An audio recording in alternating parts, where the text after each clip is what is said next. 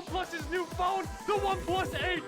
This thing feels so good. It's basically like I'm playing on smooth graphics. This looks like PC PUBG right here. Glides like butter. True 120 hertz gameplay. You're insane.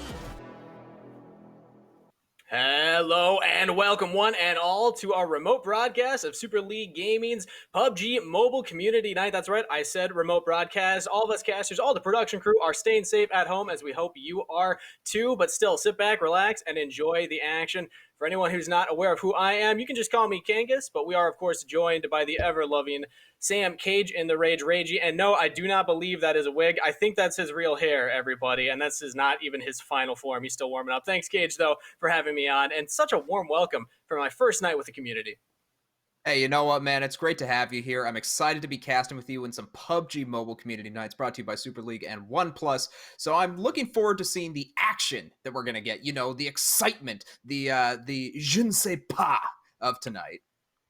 Oh, absolutely. There's going to be je ne sais pas all around the map. And while we're getting loaded into the lobbies, let's take a look at the format for tonight and how players can score their points. So there's going to be 6 rounds in total, and we will have multiple rooms during each round. We would love to see every single player play on screen, but we are only going to be able to be streaming 1 room per round, but we'll do our best as we can.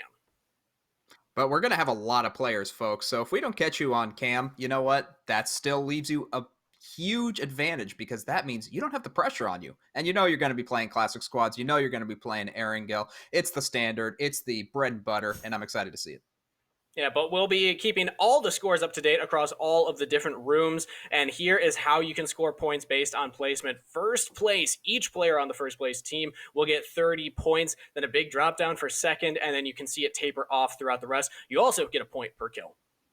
You know what? I just want to see the one team that can get first place without killing a single person. I don't know that that's possible, but I feel like it could be the case. It could happen. You're going to have to goad the second place players to frag themselves, unfortunately, there. But there's also other ways to earn points as well. Outside of just placements, you can earn your stripes through certain other categories. There's, of course, top dogs, the most points. It's going to be easiest to get that by placing first. But there's these other categories as well. Longest kill distance, most assists, the track star, and, of course, medic as well. So, Gage, so many different strategies that the players can take advantage of to get those points. I think more often than not, the strategy is going to be go in, get in a lot of fights, get a lot of takedowns, and then run around even more. That's how you're going to get all of those stripes, and that's how you can win some prizes. Yeah, but of course, that is the reason why the players are showing up. Outside of just having fun with the community, there are some amazing prizes that they can get here. A couple on screen right now. The in-game currency is incredible. I've been trying to, deck out my character as much as I can. Right now, I'm rocking a samurai suit, but I think if I won some in-game currency, I'd change to a cowboy. I feel like cowboy is more my style. I don't know about you, Cage. But of course, the big one right there, the OnePlus 8 Pro Kit and the OnePlus 8 5G phone. Some amazing prizes that you can get there. And I've actually been gaming on a OnePlus phone for the past couple of days. I did not realize how big of a step up it was actually going to be. I mean, we hear people talk about it. They say, okay, my old gaming phone, it wasn't as good as the OnePlus's, but do we really believe it? Well, I've been convinced this thing's incredible. I've been gaming on my 8 now for the past couple of days, and I've gotten a couple chicken dinners with it just today, this morning, while we were getting ready. So, Cage, I'm sold. I love OnePlus 8 already. Well, you know something, Steve? If you're sold, that's fantastic. But for you at home, if you're not sold, you should take a look at what this phone looks like. So let's just take a little look and see a very good close-up of that OnePlus phone.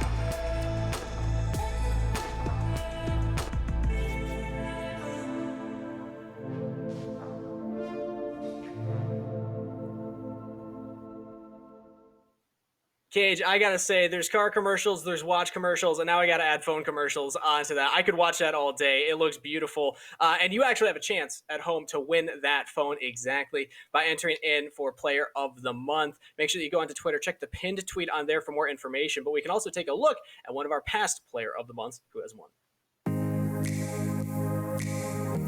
My name is Alan, and I am Vegas King. Playing PUBG now for over 15 months. It's the community night hosted by Super League Gaming and Dave Buster's. Just excited to see what happens with this. PUBG Mobile is one of those games that you can play anywhere. It's accessible to everyone. It's more unifying than any other platform I've been on in terms of gaming. One of my teammates, Zenly, we have a lot of experience working on our dynamics, working on our strategies, our tactics. I'm not about getting the solo dub.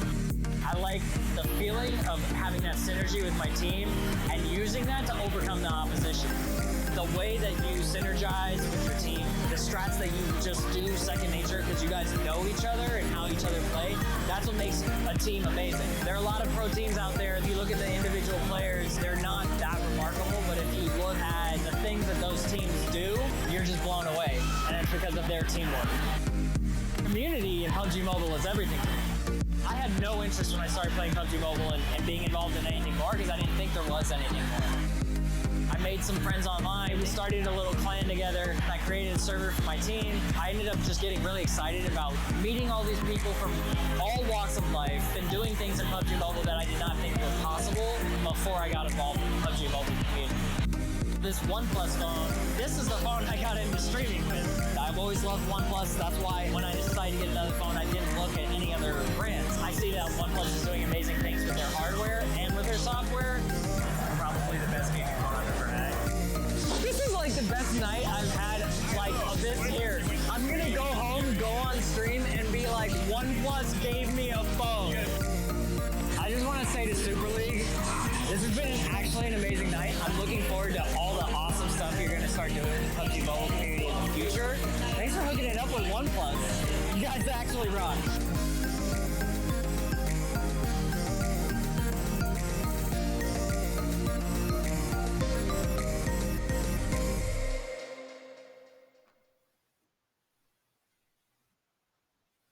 So fun to see the events in person, or rather on screen there. Being a broadcaster, we don't always get to be there for those events, but it's awesome to see the community, see the players and the effects that they have, see how they play the game.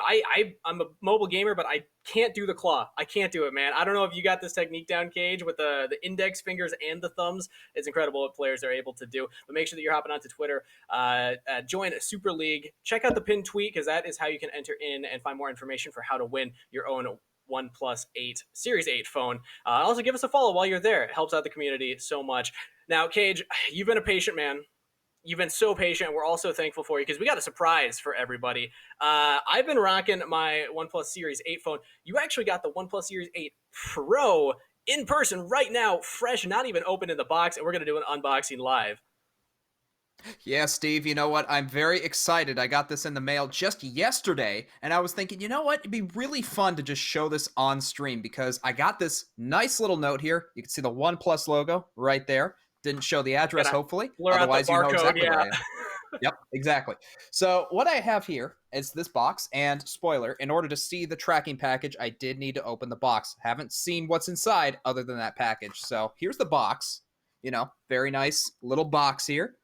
It's got open, as you can see. But let's just let's go through the contents here and see exactly. I'm curious if it'll be much different than mine. What's the difference between the Pro and the regular Series 8 unboxing? Okay, so far the same. It's a book, Steve. It's a book. It's a book of all the things that I can do with my OnePlus Series 8 Pro. I got a quad camera. I got performance, and just so you at home can see, you know, it's got everything that you're looking for in terms of performance in that book. So very excited to see exactly everything that I can do. Going further, a lot of cool into this pictures box. in the back too. If you check out some of the later pages, there's a few sick photos in there. Whoever put this book together did an incredible job. Yeah, a lot of celebrities showing off their OnePlus Series 8s. Definitely some great shots in there. I imagine you Don't get put the it face quad down on the camera. ground unless you have the case, though. I think avoid scratching the screen. Very, very smart. And then underneath that book, that little exciting book, is a box. Oh my, this is going to be something to take out, but I believe in myself. Alrighty, we're getting there, folks. Just have to do it a little to the right here. It's the most tightly packaged box inside of a box in the history of See, that's boxes. how you know it's quality, right? Is because you have these two boxes that are just like so well packed. And now we got that out Well, of you the way. did beautifully, Cage. You did beautifully. Thank you. Thank you so much. Oh, look at this. Oh, look at this. Oh, that just slides right off. Ooh, never settle. Never, How does it ever smell? settle. How does it smell, Like- Cage? You know, Christmas morning, you're 8 years old, and you go downstairs, you're looking, you're wondering what Santa's brought you, and you see a brand new phone. That's the feeling, Steve. That's the smell that I'm getting from this. Christmas cookies, milk, excitement, and pure joy is the smell. Well, you even got the decorations behind you to boot too, so you're all in the festive spirit right now. I sure am, Steve. But let's check out open the this up. product. Let's see what we actually got in here. Oh, look at that, folks. Come on. Look at that. That case is looking lovely. Love the blue. Absolutely what I was looking for. Cyan, Cage, actually. Cage, are you a bigger fan What? of black? That's a solid question because I also have the carbon bumper case. So in case it gets a little rough around the edges, you know, if I'm mountain biking and trying to play on my OnePlus phone, you know, I can always do that. And I have the Man, you bumper can play case to prove PUBG it now. Mobile anywhere these days, man. Man. And then we have the phone itself. Man, this is like plastic. This is very, very well kept. So if you're shipping from anywhere, I feel like you're going to be happy with what you got. So let's do a inventory here of how many boxes it has taken so far to get to the phone itself. There's the gray box on the outside, then the sheet, and then another box. This is box number 4, technically. All right, We are going boxes on boxes. All right, so we got that. And now this is in plastic wrap as well. So I'm going to need to figure out a way to open this. It has a little open tab on it, just so I'll put that a little closer to camera so you can see. Open. Yep. Just so you know exactly what side to I believe open the from. Strat, if you have any fingernails, yeah, you can kind of dig in there a little bit, Oh, maybe I cut see. through the groove. Okay, so it is in fact possible with my disgusting quarantine fingernails to get there. All right. Gage, you're supposed to be washing your there we hands all the time. I'm in this washing them, dude. quarantine. They didn't say All right. anything about cutting fingernails. True. All right. Plus, when you so wash we your got fingernails that. too much, they get all soft, right? Yeah. That's very, very true. So Try you not got to to make hurt sure your hands are yourself, tough. Absolutely not. But you know what? I know I'm never going Gamers, to we're get known hurt for our in tough game. hands. Absolutely. Definitely getting through that. And the plastic is off, folks. So now I said plastic. I'm still very confident that this is in fact plastic around the OnePlus 8 Pro box. So now I'm going to open that. It's so shiny. Ooh, can you put it closer to the see mic? that 8? I want to hear it. Ooh. Okay, I heard it.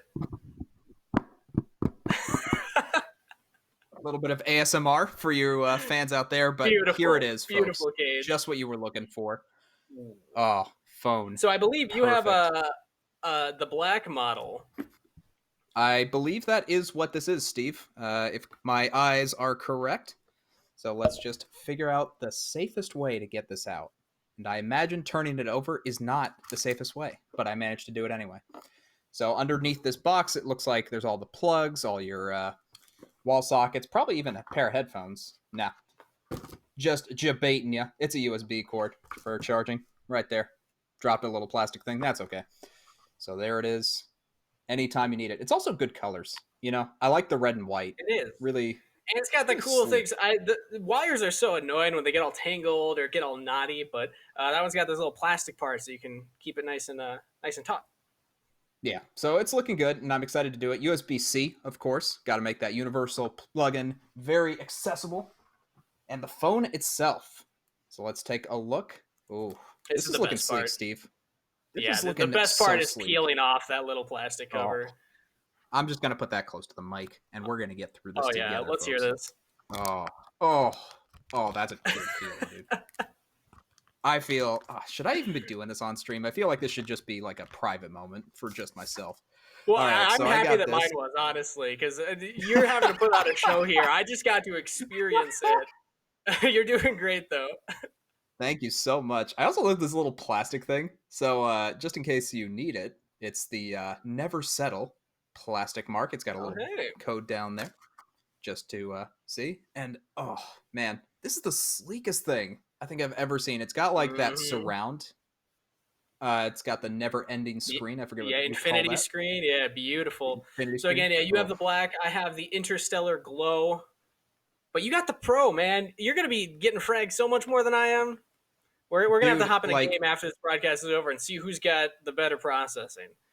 I mean, you it's got to gonna be not be you, of jelly, course, but you know, obviously. I need the Obviously. handicap because clearly there's a skill disparity between the two of us, and to make things fair, Yeah, it goes without saying. But honestly, I'm excited to see what this phone can do because you were talking about how much better it is on your OnePlus phone that you now have as opposed to your yeah. old phone, which couldn't like render properly. It's actually I didn't realize how many bushes were supposed to be in PUBG Mobile until I booted it up on this phone. It was a whole new world. It was a closest to a conventional like PC experience that I've ever experienced on a phone, and I didn't think that we were there in technology, but it seems like we're there with the OnePlus 8. Well, you know what? I feel like both of us have gotten very lucky in that we were able to get these products. But folks at home, remember, you can win one of these phones today.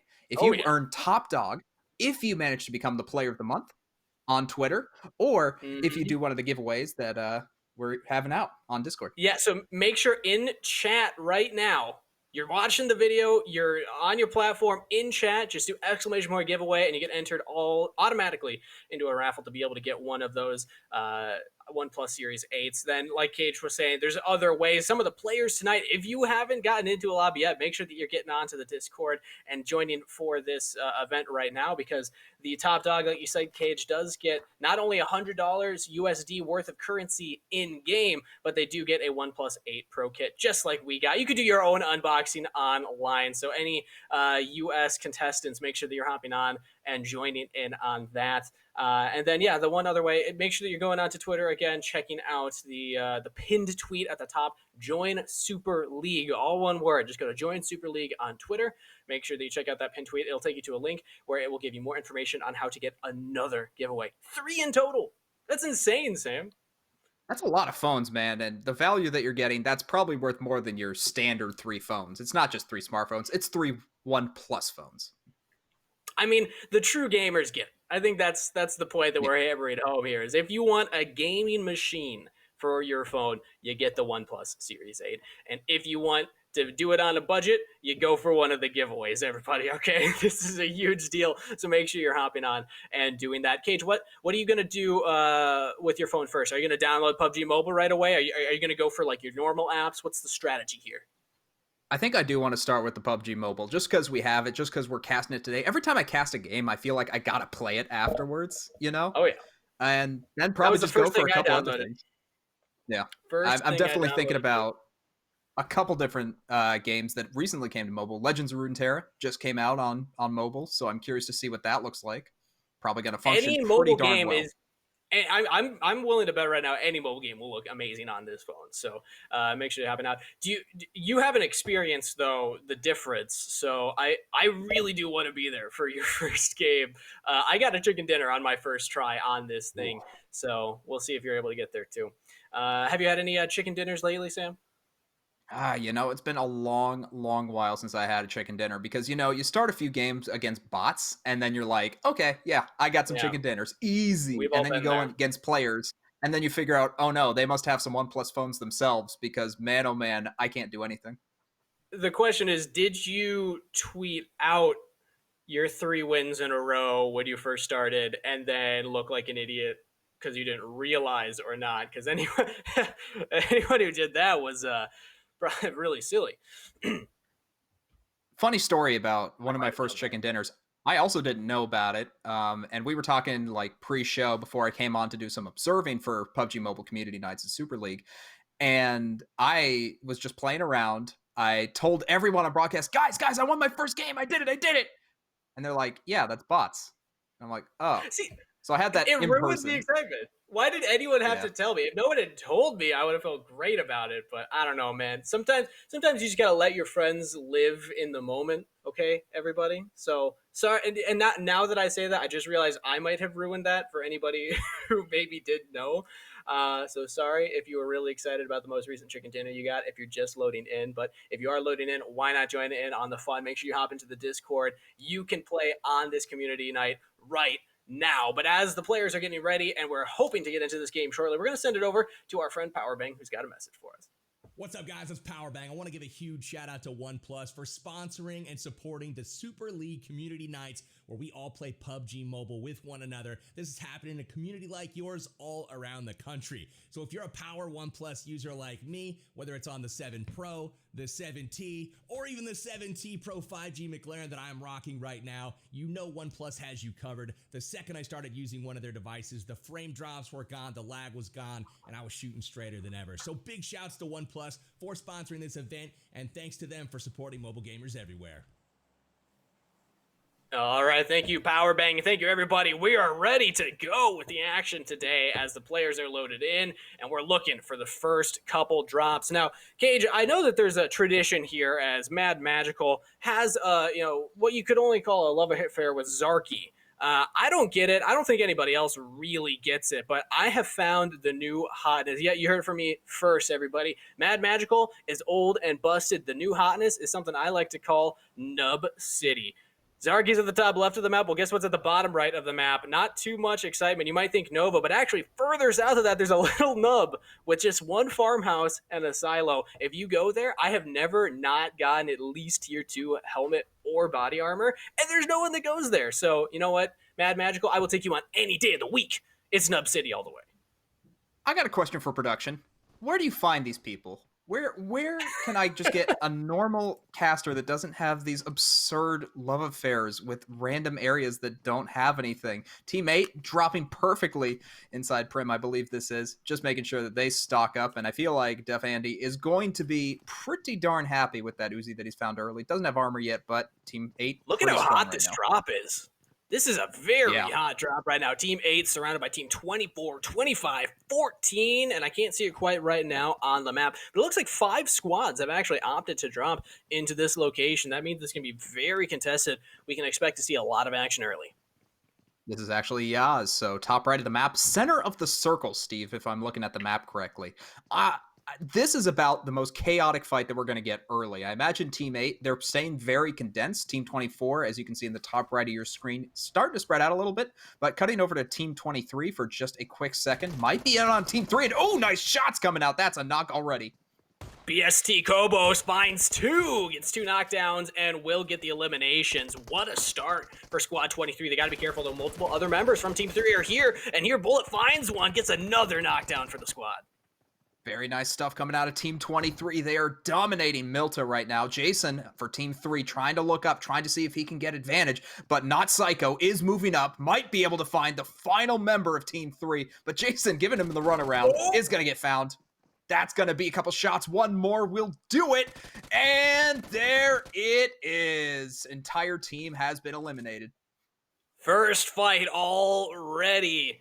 Team 3 taken out that quickly. Not the start that they wanted going into this community night, but Team 23 showing their prowess here. Because now we get a nice aerial view. And thank you, XT, for that. We see just how many people are actually crowded around here. You can see Team 23, they are still searching the house. Alush actually staying a far distance from his team. He's going to be in a lot of trouble if Team 22 decides to push right now. But looking at Team 24, I like the rooftop. I like the high ground coming out. And shots are fired on Team 25. One lands, not enough to take out Jaco. Taking these long-range pop shots, Chaika's looking for anything he can to just crack some of that armor. Currently see not rocking the best gear for himself. So we'll see if they're able to level up at all here, but Team 23 already on the top of the scoreboard for this lobby with those eliminations that they had against Team 3, and they're still looking for more as we're looking at Not Psycho here. Could use a little more armor, a little more defensive stats here.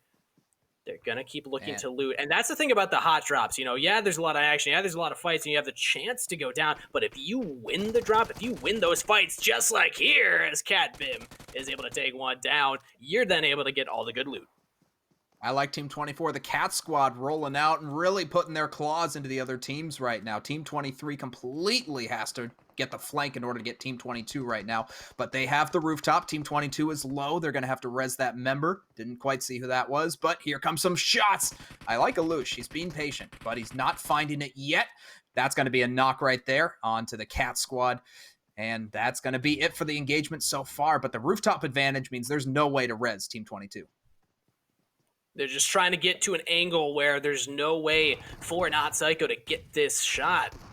And they actually have a little bit of a flank here, but as we go back over to D, if we can take a look at what's going on in Yaz, looks like Team 24, they're trying to retreat towards the north side of the city, just get away from some of that action that they saw early on. But oh, there's a knock and there's a takedown. Not Psycho is able to finish the job. And with a little bit more time, Not Psycho has contained Team 23 to that house.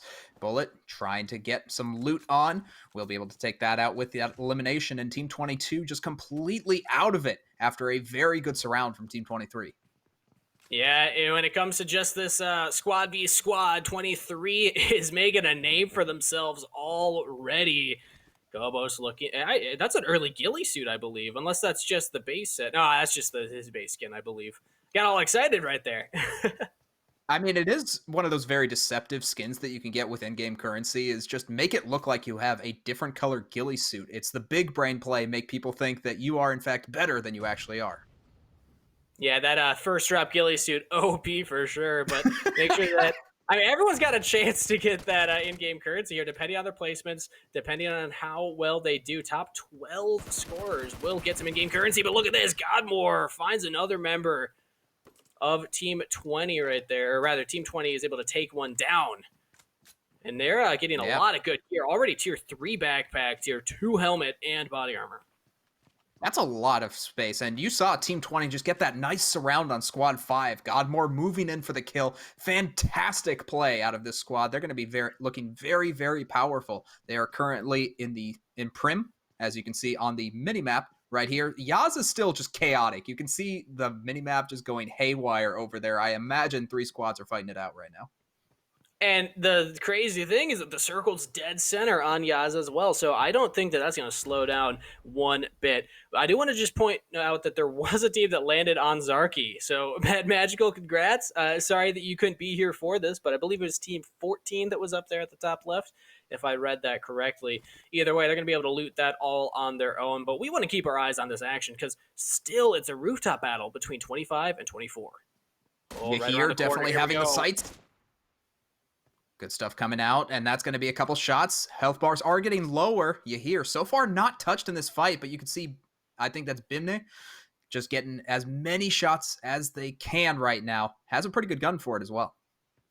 Yeah, and 25 is just popping up here, looking for these quick bursts where he can find them, but you got to be careful because Team 24, they're just watching for those headshots. If they can find them, as soon as 25 jumps over that wall, they could be taken down, but looks like they're backing off a little bit here, looking for a different angle to go for. And Bim, you're not actually getting much done here on this balcony. Yeah, I like this move instead. Go inside, maybe look through a window, because now you can actually get a shot off. This is a good corner peek, but that's not a good Bim's corner the one peek, that as goes it turns down. out. Yeah. Bad corner peek. You called it too soon. Bim falls. Maybe the rest of Cat Squad can help him back up as, ooh, you hear, took some damage, has to heal up. We see Koa peeking around that corner. Here we go. You hear's getting aggressive. Might look to go over this wall. Oh, he sees him. He knows he's there. Can't quite find that. Oh, but look at that. They have their mark. Team 25 is going forward. They want this. You hear, instead, just going to go for the res, and I think that's the right call. You know you're fighting multiple members. You know that you're going to need your whole squad up if you want to have a chance, except the flank is coming. Katoon might be able to get this, does get a couple shots, but then immediately to cover, gets the drop. One more will do it. Doesn't actually get the drop and gets dropped himself. KRM moving forward, able to get this, but here comes the flank from Squad 24. The rest of the members are here. It's 2 or 3, rather, against 1. They just need to find it. They need to get the right cover. Instead, they're just going to go for the res again. Power numbers. Oh, how many reses are we going to see in this team fight, Cage? That's so many in a row, but it looks like 24 does get the better of that fight. They got to be careful, though, because Team 8 has now walked into the area and could look to contest this. Team 24, the Cat Squad, gets the opportunity to loot all of this gear from their opponents and now can refresh for this next fight. You could say Cat Squad really nipped that in the bud. Huh? Huh? Huh? Huh? I could think of more cat puns if I wanted to, but I'm a better man than that, Cage. Are you? As we bring our attention over here to Team 8, you know what? Scratch that. We're gonna do cat puns for the rest of the night. Hey, yeah. Mm-hmm. There you go. All right. So now let's look at Team 8. They are currently looking at Cat Squad, trying to get them down. It really has become a cat and mouse game between the high ground and the low ground, as Amori does have shots, but hasn't gotten any damage yet. One more should do it, though. He has a rifle, which definitely the right gun for this situation. Yeah, you could say that this rooftop situation is the perfect location for Team 8 right now. They have an angle on the building that Team 24 is in right now. Let's see if the Cat Squad's able to defend. I don't even know if Cat Squad knows that Team 8 is over here. Team 8 definitely knows. They've been seen on their radar. Lots of bullets coming from that angle, but I don't know if they've actually fired themselves yet. So 24, they got to be careful. The longer it takes for Team 8 to show themselves, the more safe that Cat Squad's going to feel. I like this dance move coming out of Cat Squad. Katoon, definitely getting everything. Taco also showing some sweet moves. Oh, I haven't even seen that one. I think I pulled that at the club once. They kicked me out. I feel like these players must know that they're being spectated right now. They're giving us a show, everybody. But eventually they'll have to start moving. I mean, maybe not, though. They are in a fantastic position just in the dead center of where the circle is going to go. So they can just kind of reposition to different buildings. Just keep trying to get loot wherever they can as Bim does take some damage. Yep, they know that Team 8's over there now. And they actually have to revive as Kotun went down. That was unfortunate there, but that's just Team 8. They still have good positioning. They're still getting shots, and Amori hasn't let up at all. I love the patience coming out of this team. Smoke's going out, 24 trying to get inside the building. That's going to help them a lot against this other squad that has come in. Yeah, they're just taking these pot shots from long range where they can, but with that smoke, it looks like the Cat Squad was able to get to a safer position. We'll see if Bim's able to trade any back here with Team 8. Yeah, got that AK-47. Decent for some range, but it's not going to go that far. I think you need something that can get a little bit more range. Maybe a single auto fire weapon. Oh, that jump is going to hurt a little bit. You hate to see it, but still landed on his feet. That's what we like to see out of Bim. Otherwise, Katoon trying to move around, trying to get low ground advantage, and Taco still just getting the snipes. Nice shot there. Yeah, Team 24 has seen nothing but action this entire round so far, and I don't think that's going to stop anytime soon. We see that the play area is going to start restricting. Other teams are going to need to converge onto this location, and Cat needs to be ready for that. Ooh, Taco takes a really bad trade against Pablo very far away. Look at these guys, B2B, whatever squad they're a part of. They have a clear strategy and great communication right now. Just keep taking these long-range shots. And they are definitely winning these trades. Here we go. Let's see if Taco can get anything. No, again, take some damage for it. But over elsewhere on the map, we find some more action. It's looking like Squad 20 going in on Squad 11, and 11 getting the worst of this. We've seen Godmore before, able to go very aggressive early on. But speaking of aggressive, here he is healing up after a very long-fought fight. Godmore going to try to get positioning inside the Wizard Tower. Let's see if aggressive can move around and not get hit himself. They're right on the border right now. That wall is coming in closer, so Squad 11 is going to have to start walking over this direction, but Squad 20 is just going to play around this location if they can. They have a member down. There we go. Nice. The elimination comes through. Aggressive, living up to the name. It's looking like aggressive has eyes on the last member. Well, maybe he doesn't. He's just kind of looking around for the moment. Godmore has the flank, so Squad 11 still in a very bad spot. Shuo just going to grab a vehicle, get out of there with the UAZ, and that's going to be all she wrote for this fight. Last remaining member of Squad 11 might even go down here. It takes a few shots from very long range, trying to just get out of dodge. Successfully does, as now Shuo going to have a tough road ahead for the rest of this round. The only member left from their squad See how long they can last for. At least they got some good equipment, tier 2 helmet, tier 2 armor. You'll take that.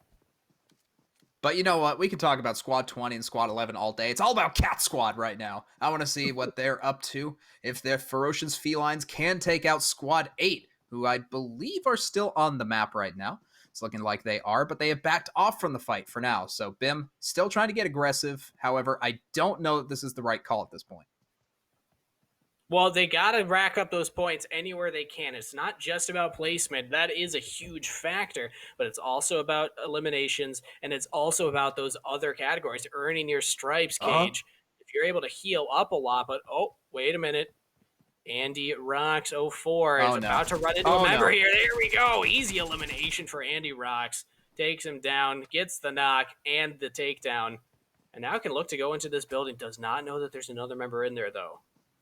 He has to suspect something because Squad 6 didn't go down immediately, so there's still at least one member somewhere, and checking the high ground, or the second story of this building, probably going to be the right call. Unfortunately, Andy Rocks, not feeling confident in himself, hears the vehicle drive by and assumes that's where the squad went.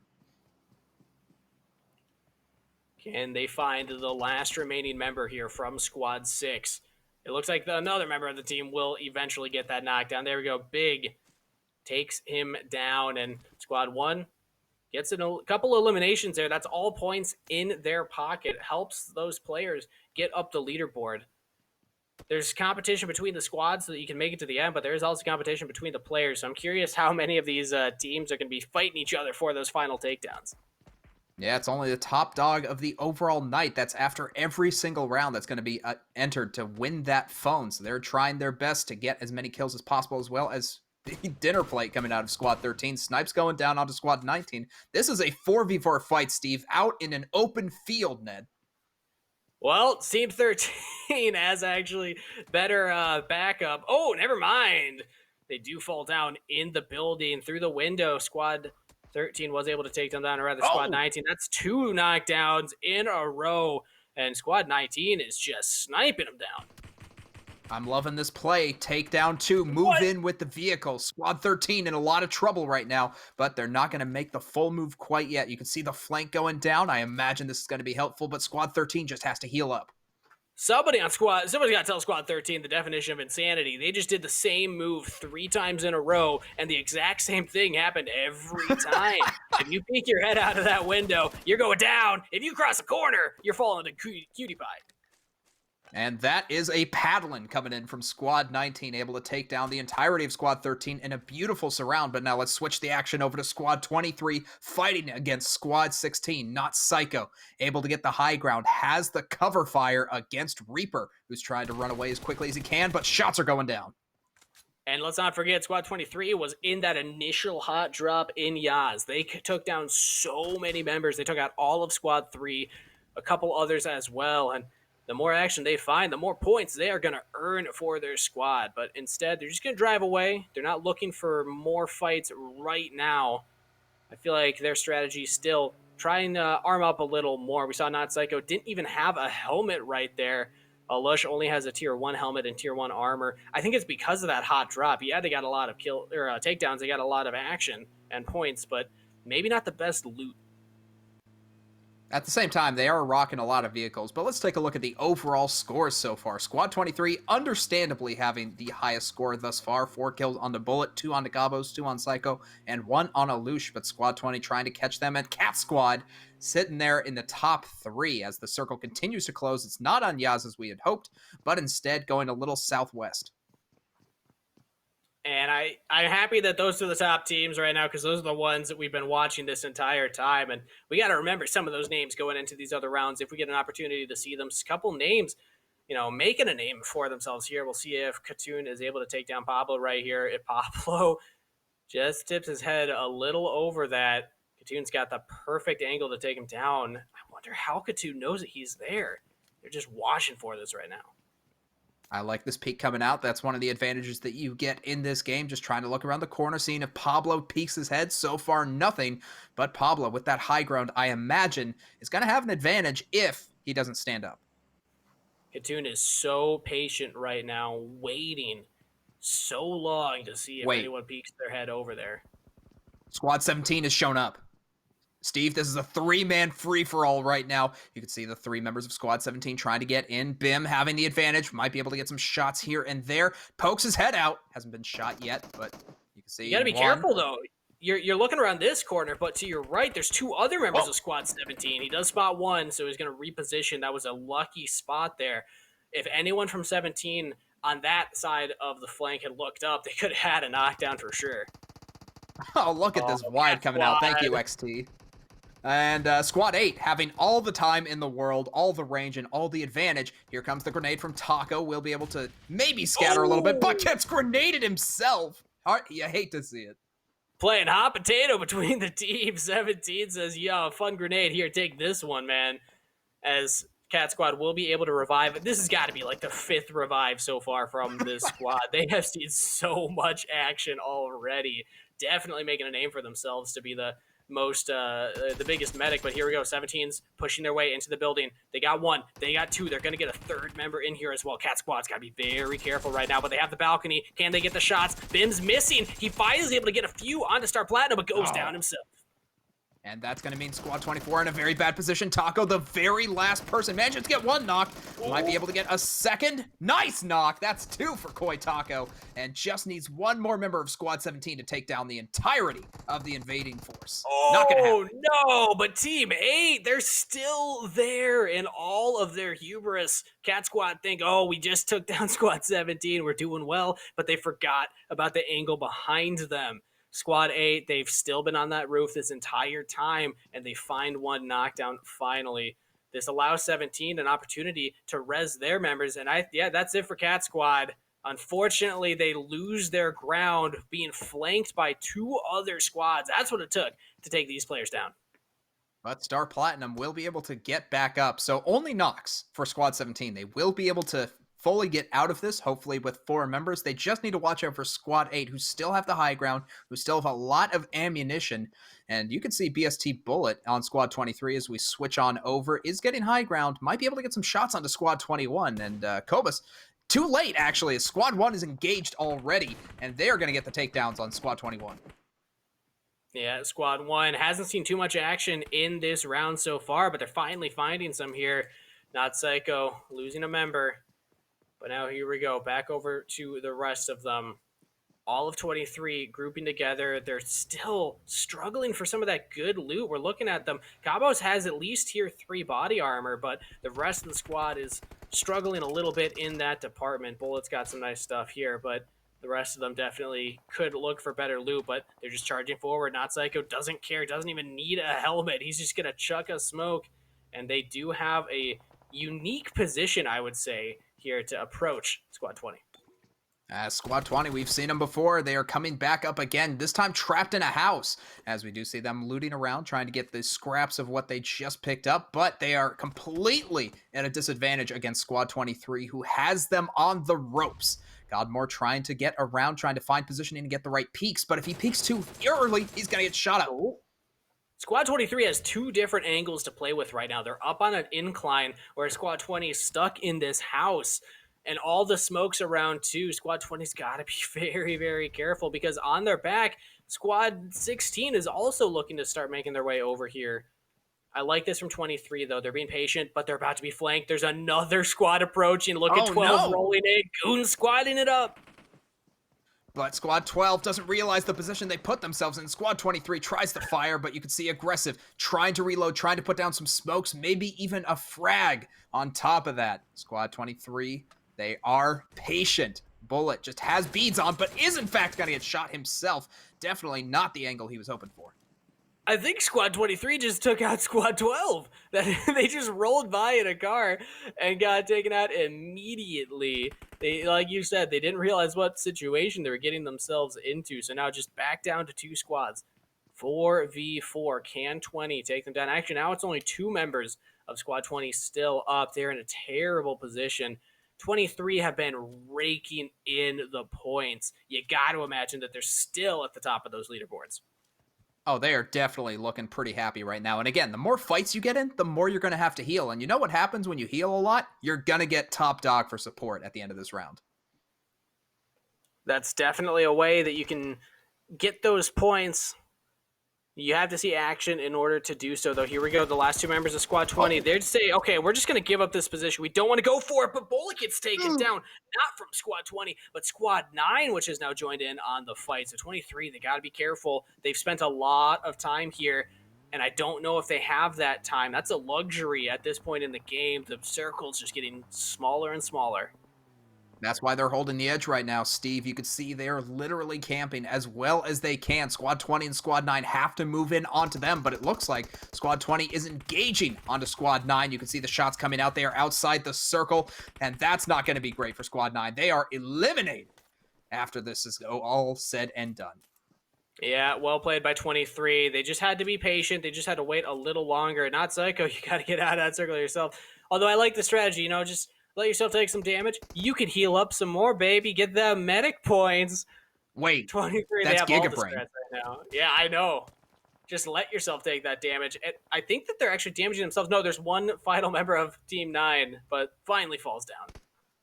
And now Squad 19 joining in onto Squad 8. We haven't seen this fight in quite a little while, but Jordan immediately gets shot down. I don't know what gun that was, but I want one of those. Goon Cutie Pie making a name for himself right now in this community night. Doing very, very well so far. And Squad 19, they're still going to be able to revive one of their members here. Squad 20 taking looks. 16 and 9 both over in the distance. Godmore doing what he can, trying to take these long-range shots. And maybe making a statement for getting the longest range kill as well. If you're able to take that down, that is huge for points.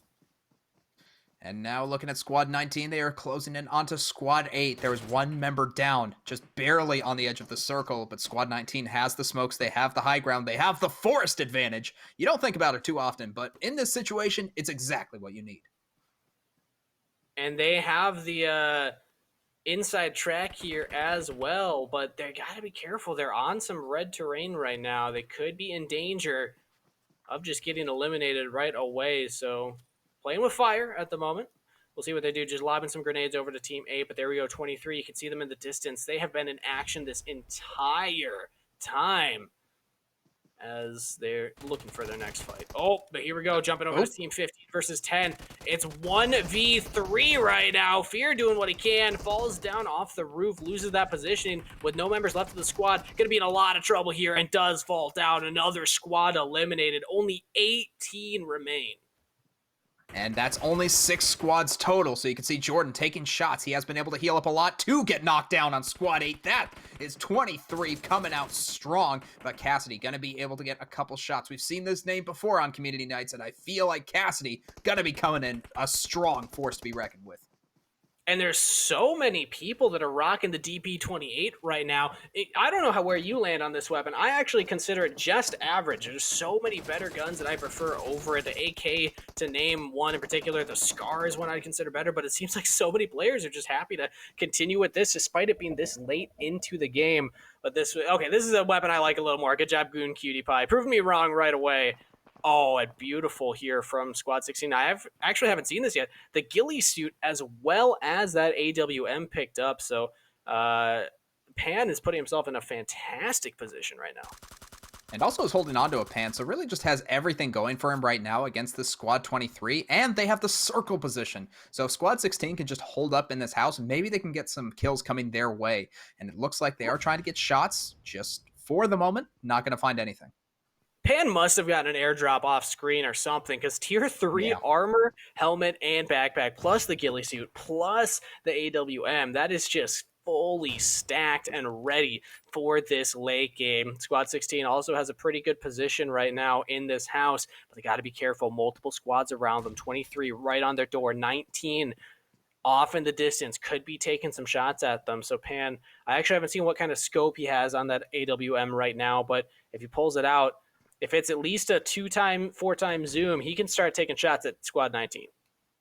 He's going to need some real accuracy, though, in order to make that work, because Squad 23 and against Squad 16, going to be a very tense standoff at the very edge of the next circle. Let's see who has the better house, because this time on House Hunters, it comes down to who's the strongest.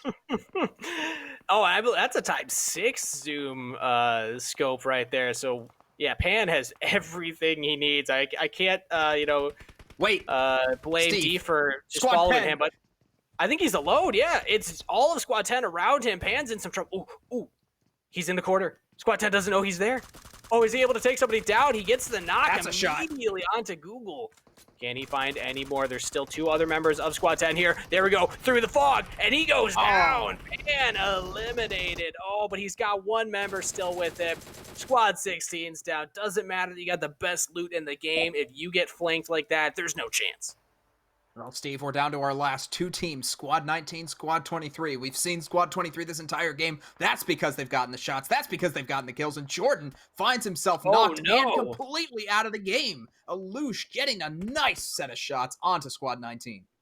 And of course, it's Squad 23 that gets it. This team has been so threatening in the final circle right now. Look at how small this is. There's 2 teams left, 7 players. This is the end game, ladies and gentlemen, and they are staring each other down. Not Psycho. He's got all of his teammates behind him. It's a 4v3. That's not a fair fight, but hey, if Squad 19 is able to get into this house, I think this is where Pan was. They might be able to get some of that amazing loot that he was packing. Yeah, we see Not Psycho still just has a tier 1 helmet. Definitely not what you want for this stage of the game, because now you need to land the shots. Now you need to be able to take a bullet or 2. Otherwise, there is no chance of winning this one out and getting that sweet, sweet chicken dinner. It's patience as the name of the game. The circle's getting smaller. The territory is getting tighter, but the action is taking a little bit of a lull right now. The teams are sizing each other up, seeing what they can do, but 23, they have the upper position. They have high ground right now, and if anything about the prequels can be taken as truth, that means that they have a huge advantage right now over 19.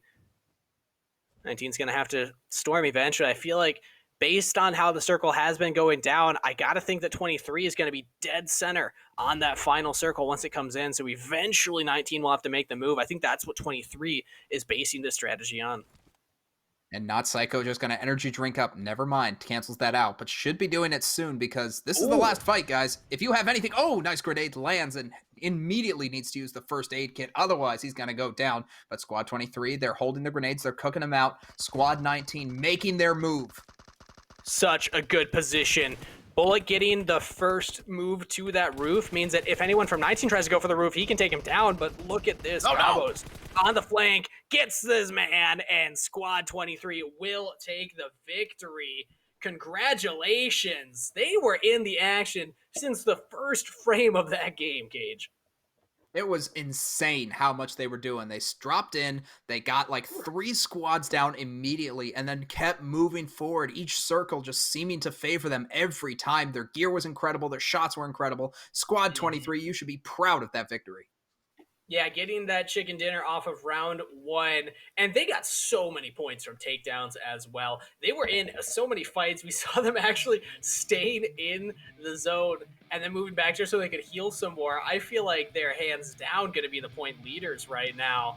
But here, yeah, let's take another look. Oh, it's Cat Squad. Rip. Hey, they got 9 lives, maybe 5 more lives for the next rounds here, but they were using all 9 of those lives with all the reses because they saw so much action early on. It was just the fact that they dropped in the hottest possible drop zone. The circle was perfect for them. Cat Squad didn't have a chance, but switching on over to Squad 19, the second place squad, able to get some nice shots onto Squad 13, completely surround them, and this movement was just incredible. Squad 16 just trying their best to hold this house, but Pan couldn't hold it out in the end. Squad 10 with the aggressive move manages to get a couple extra kills for themselves. Yeah, I'm so sad that Pan only had 1 member with him because that guy was fully stacked in that fight. But yeah, you can see some of the action that we didn't actually catch immediately. Squad 20 taking on Squad 5. And yeah, I feel like you could make an entire highlight reel of just Not Psycho running around getting frags, because he was active this entire game. And I mean, even at the beginning there, he had no helmet, no backpack. I feel like most of the game he didn't have a helmet, but was always a threat. As now there, the end of Squad 20, we can witness that as well. And Squad 1, of course, able to get a lot done in this one fight. They did get the surround eventually onto Squad 6, but ultimately they get taken down by everyone. Let's just take a look at the early stage of this game. Remember, Cat Squad able to get Squad 25 down pretty darn quick. And honestly, you could see that reflected in the scores. The top 3 squads, Squad 23, 19, and 10. Definitely got to be paying attention to the 9 kills on Bullet. Yeah. I was looking at Not Psycho that whole time. I guess I was looking at the wrong member of Squad 23. Look at that. 39 points. Absolutely insane. Putting himself so far ahead of everyone else. And no surprise there. Top dog.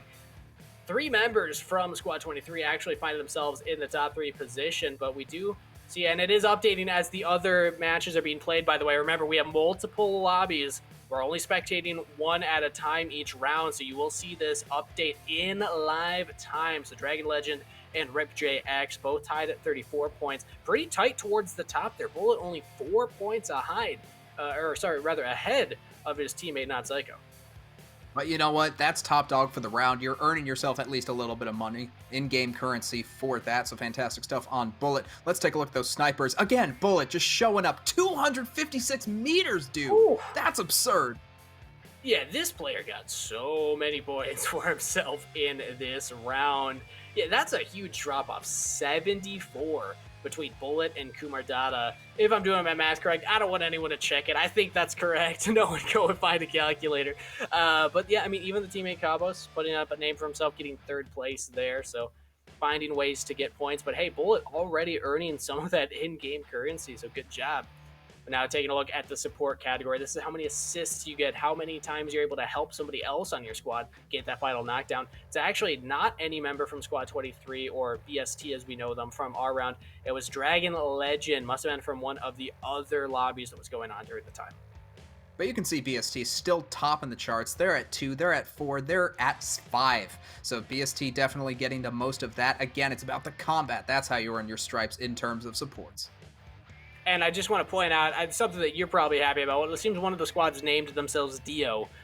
So whatever that's Fantastic. worth for the Cage. I know you're a big fan of JoJo, so I just had to drop one of those before you made a reference. But let's take a look at the Track Stars category. This is an interesting stripe to earn because it's probably one of the easiest to just go for right off the bat. If you know I want to get Track Star, you can make an effort to get it. And Nathan Drake absolutely owning this category right now, a full 300 meters ahead of Hitman in 2nd place, and then even a bigger drop off to 3rd. 8,452 meters, Steve. Do you know how far you have to run in order to get that? You basically have to hit the ground from plane drop and go from one side of the map to the other in order to get that sort of distance. Yeah, potentially one of the strategies for Nathan Drake. If you're just trying to get some of that in-game currency, you could go for that. But also, as a medic, Nathan Drake got 2nd in that category, but now 1st in the medic category. Heals so much over Hitman right there. Well done, Nathan Drake. Really topping the charts here as Hitman's just struggling to catch him. It's pretty darn close, but unfortunately, it's just tough to get that healing done if you're not in a ton of fights. But taking a look at all those charts, you could see that it is very, very competitive at the top. And with more rounds to come, I'm so excited to see what these other players can do in the rest of the night.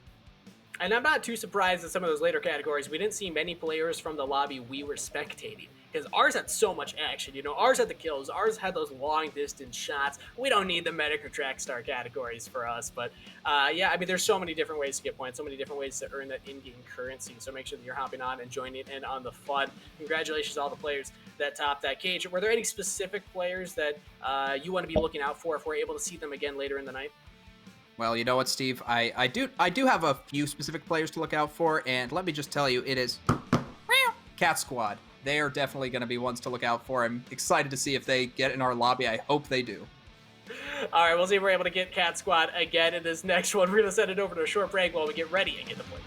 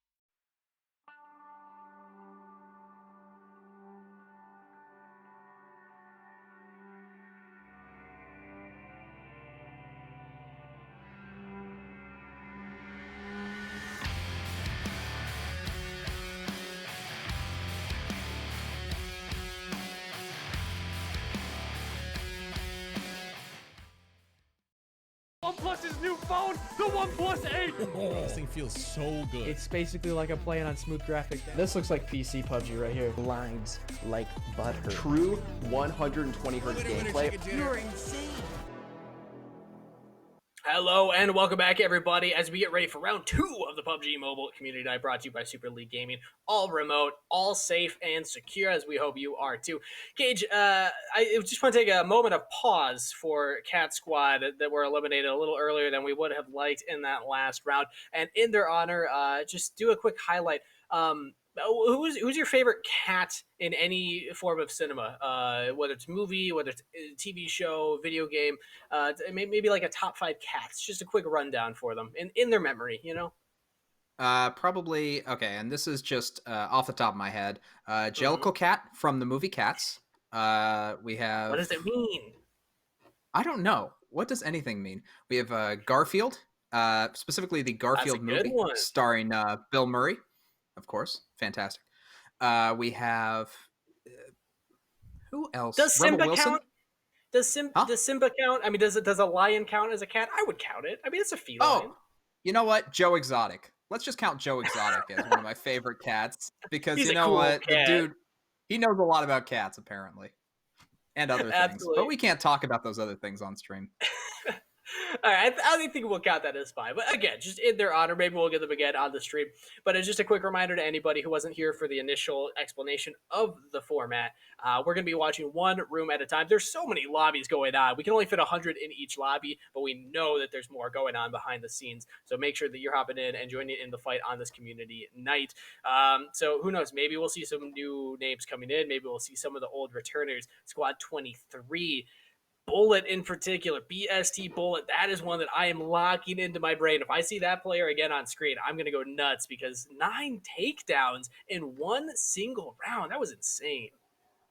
That was definitely like incredible to see. He also got the longest range kill. So honestly, I imagine his performance, if it keeps up, he's looking at top dog for the entire night. And you know what you get if you get top dog? It's that sweet 1+8 Pro kit that everyone, I'm sure, is vying for. Oh, we just saw you unbox yours. It was a religious experience for me getting mine open too. Oh yeah, look at that. But also don't forget, Cage, if you get top dog for the whole night, you also win 100 USD of in-game currency for PUBG Mobile. You can get a lot of cool stuff with that. So yeah, Bullet definitely putting his name towards the top of that list. Is there anything in particular catching your eye from that little leaflet you're looking at, Cage? I got mine. I feel jealous right now. That you don't have your book? Do you not have a book, Steve? It's not where I thought I left it. We're gonna get to that later. But for now, we'll do highlights from your book, Cage. Anything in particular you want to show off? You know, I'm looking for the exact page, but I was skimming through it during the break, and I found that there was a pet feature for your camera, so that if your pet is moving around a lot, like I know I got an excited dog at my parents' house, like if I'm trying to take a picture of him, it's always blurry. But I feel like with a OnePlus 8, I'm going to get those quality pictures that I'm looking for. We should tell the producer that because he's always yelling at me to stop moving so much. Look at that. Okay. See, we just need that technology for this show, and we'll be good. We'll be Gucci. I like it. It's definitely the thing that I've been looking for a long time, because especially movement in an unpredictable creature such as my dog, you, is just so difficult. And honestly, the technology is here now. What can I say, man? A man's got to swivel. Okay, if you got a chair that can swivel, I think it's everyone's right to do so. But thinking about this next round, or well, rather thinking about last round and just summarizing that, let's think about what the highlights were from that. Right off the bat, I mean, obviously, Yaz was a huge drop. We saw 6 different squads drop there. And that just gave us so much action in the early game. And it was actually one of those squads, Squad 23, that dropped in that hot zone that made it all the way to the end. So if you're one of these top squads coming in, you maybe saw the stream, but you're playing in a different lobby. And then immediately you notice, oh, I think I'm actually in the same lobby as those guys, as the BST squad. What do you think your strategy is going to be? Are you going to try and go to Yaz, assuming that they're going there again? Or do you want to avoid them and fight them in the late game? What's the best play here? Fight them early, fight them late. You really do have to consider where the plane flight is, because what we saw last time was a southeast to northwest flight, but it was very, very shallow. It was basically a north-south if you look at it, and because Yash was just on the path, and that was the best thing on the path that wasn't Pachinki, that's where we're going to see drops. I imagine we're going to keep seeing Pachinki. We're going to keep seeing people drop in these incredibly loot-filled zones. The dense locations, but we're going to get all those questions answered as we're ready to go right now into game. So let's head on over to the lobby so we can see exactly where these players decide to drop. We got Cat Squad, baby. Look at that right off the bat. Thank you, XT, for highlighting that for us. There we go. Cat Squad dropping in. It's looking like, I believe that's a southeast, or no, that's a south-north flight. So curious to see whether or not we're going to see Yasha's one of those big drop points again. South north. I never realized that direction. They're just going straight up, I guess. Yeah, pretty much. South to north. Military base has, according to this little map that I'm looking at on my right, military base is pretty popular. It's looking like Pachinki and Raz, also pretty popular. So I imagine there's going to be quite a bit of fighting in the middle of the map, as you would expect, as the squads are still dropping in. No one going to Zarki yet, but that's to be expected, Steve. It's not exactly in the flight path. Maybe there's some Mad Magical fans out there that will show him what he wants if he goes and checks out the VOD. But Cat Squad just going right here into the same location, right back to Yaz. They had some success here last time, but let's see if they're able to last a little bit longer. These are the names we love already. Bim had some trouble trading snipe shots against those other squads in the last round, so I'm curious what kind of weapon Pim's going to get here. I want to see this player maybe on something a little closer range. Get an SMG, get a shotgun, and just try to run towards people. Get a little more aggressive, maybe. I mean, that's always the right call when you see a lot of missed shots. But at the same time, maybe it was just an off game. Maybe Bim's actually a god-tier sniper when playing those solo queue matches. Otherwise, maybe it's just an off day. Maybe your fingers were greasy, eating a little too much Cheetos. Maybe you're not playing on a OnePlus phone with liquid cooling. Otherwise, I don't know. Could be a lot of things.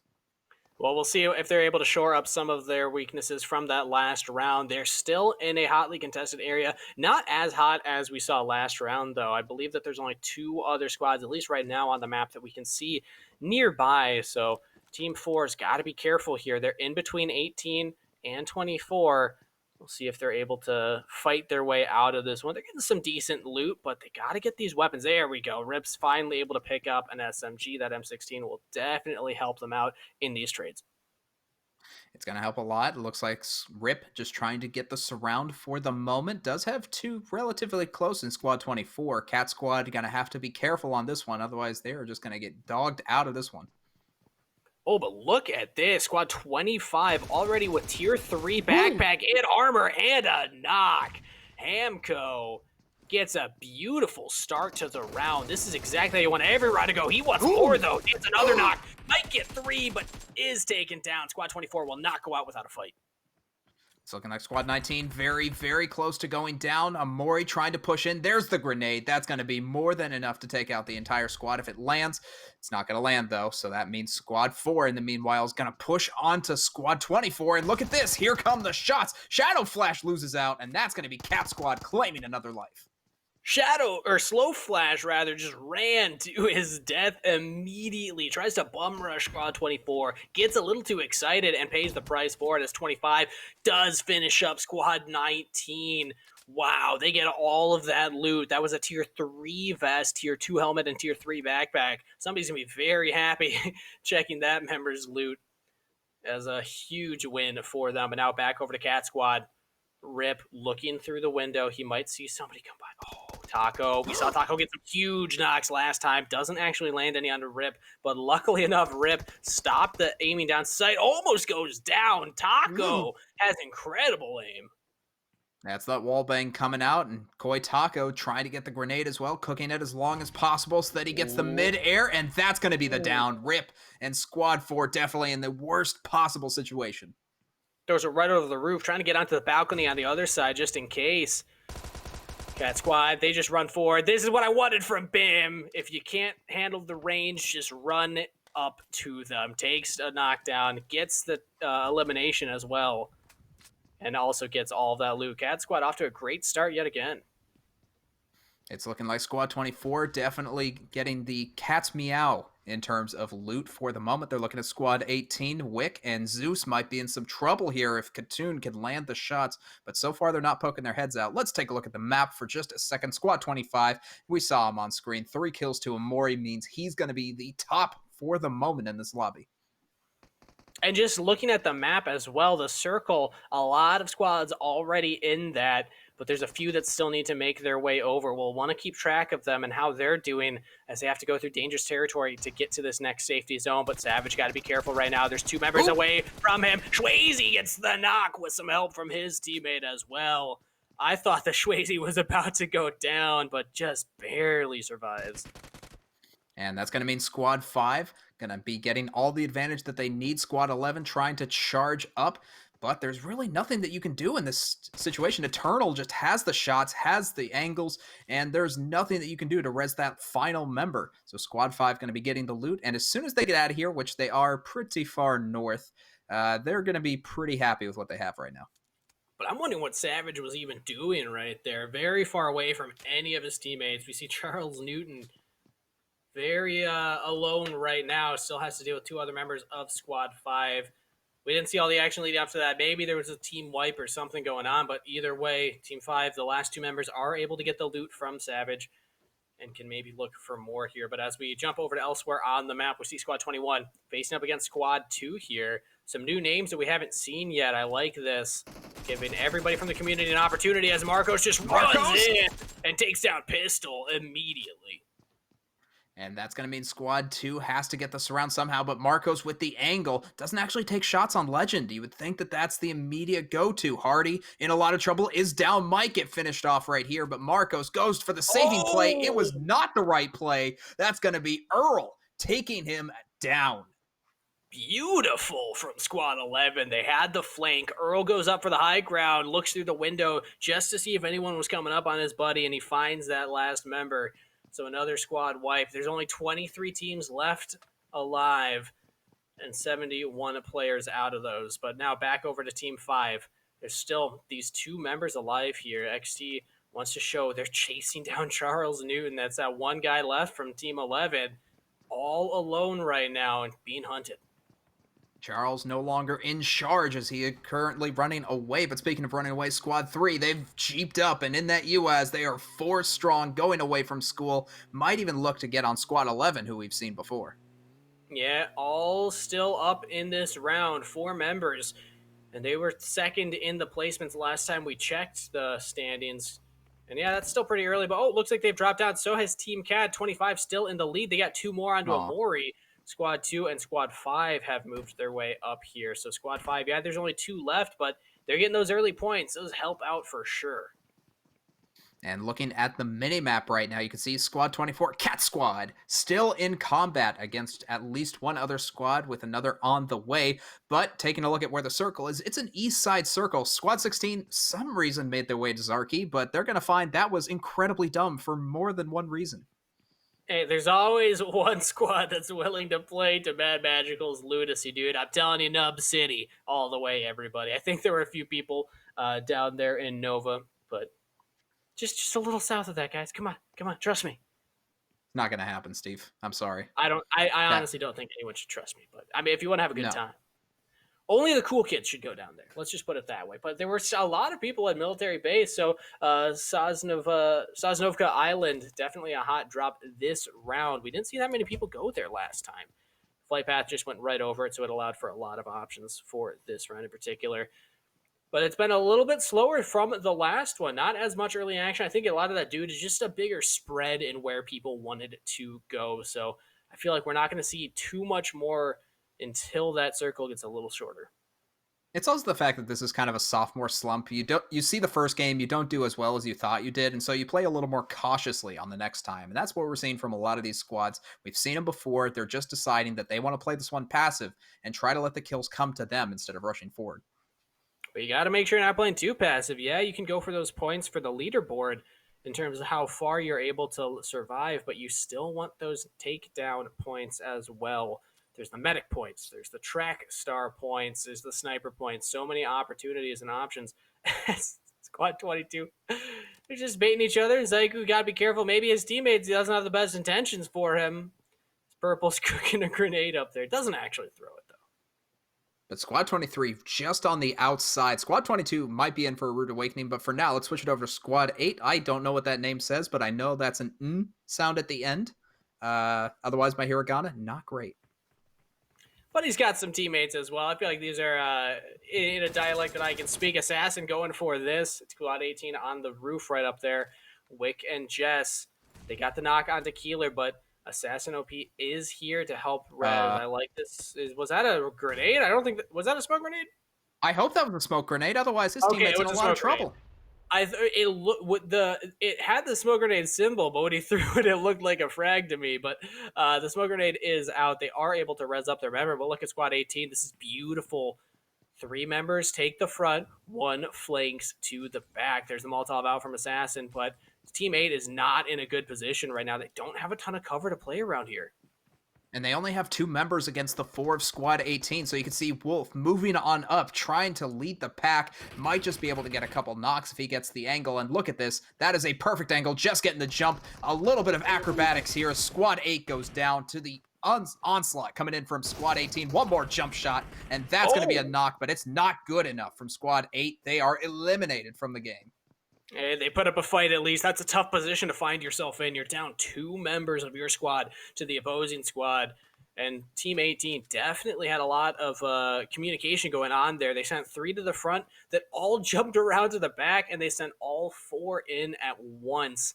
Not much you can do if you're Team 8 right there, but 18 are able to get the takedowns. They're able to get those points and can now loot up and heal up with some great weapons. I'm loving this M14 and the tier 3 helmet as well from Zeus. So Zeus is ready to party. He is definitely looking strong in this one. So if he manages to get enough ammunition and health packs, he's looking at a pretty good spot as he is on the top right of the circle for the moment. But I'm hoping this squad, for Squad 18's sakes, that the circle moves in that direction. Otherwise, I don't know if they want to charge in quite that much, as Squad 22 not charging at all. I think they're still in the same exact building. They absolutely are still prone, but look at 15. Like sharks in the water just circling around this building. They haven't gone in and checked it out yet, but you have to imagine they will. And they're not being stealthy, so 22 knows that they're surrounded, or at least should know that they're surrounded, and could look for something. But look at this hype beast trying to get Charles Newton. He was being hunted by Team 5 this whole time, but it might be Team 3 that gets the knockdown. Charles Newton still up, still running, but Hyped Beast should just be able to take this. He knows that he's there. Taking these pop shots from super long range, doesn't actually get the knock. It's all good, though, because the squad is down. He also knows that there's a second squad coming and a package drop. That's going to be pretty nice for him. He has all 2 gear for the moment. In Squad 3, they are starting to look pretty darn strong, but Squad 9 also looking very strong. There's a knock already from Falio. And let's see if he can get the second one, because there are 2 in the building. He's jumping on over, doesn't manage to make the awning, but that's okay. Will manage to make it inside the building, sees that there's a second person, manages to get a few more shots, but it's not enough yet. Oh, one more knock will do, and that's a 2-piece for Falio. Yeah, there's still 1 member of Team 3, or rather 2 members, but they're not close enough to actually get in here and get any reses. So Squad 9 doing a really good job playing aggressive, playing forward, and not giving Team 3 any chance to recoup from their losses. So yeah, we see Hyped Beast. He has to run all the way back here. Team 3's got to be kicking themselves. They had such a good position in these buildings. Then they went out to go for that airdrop. They're not even going to get the airdrop, and now they're going to lose multiple members. That's another knockdown. He's going to go down permanently as Falio gets that.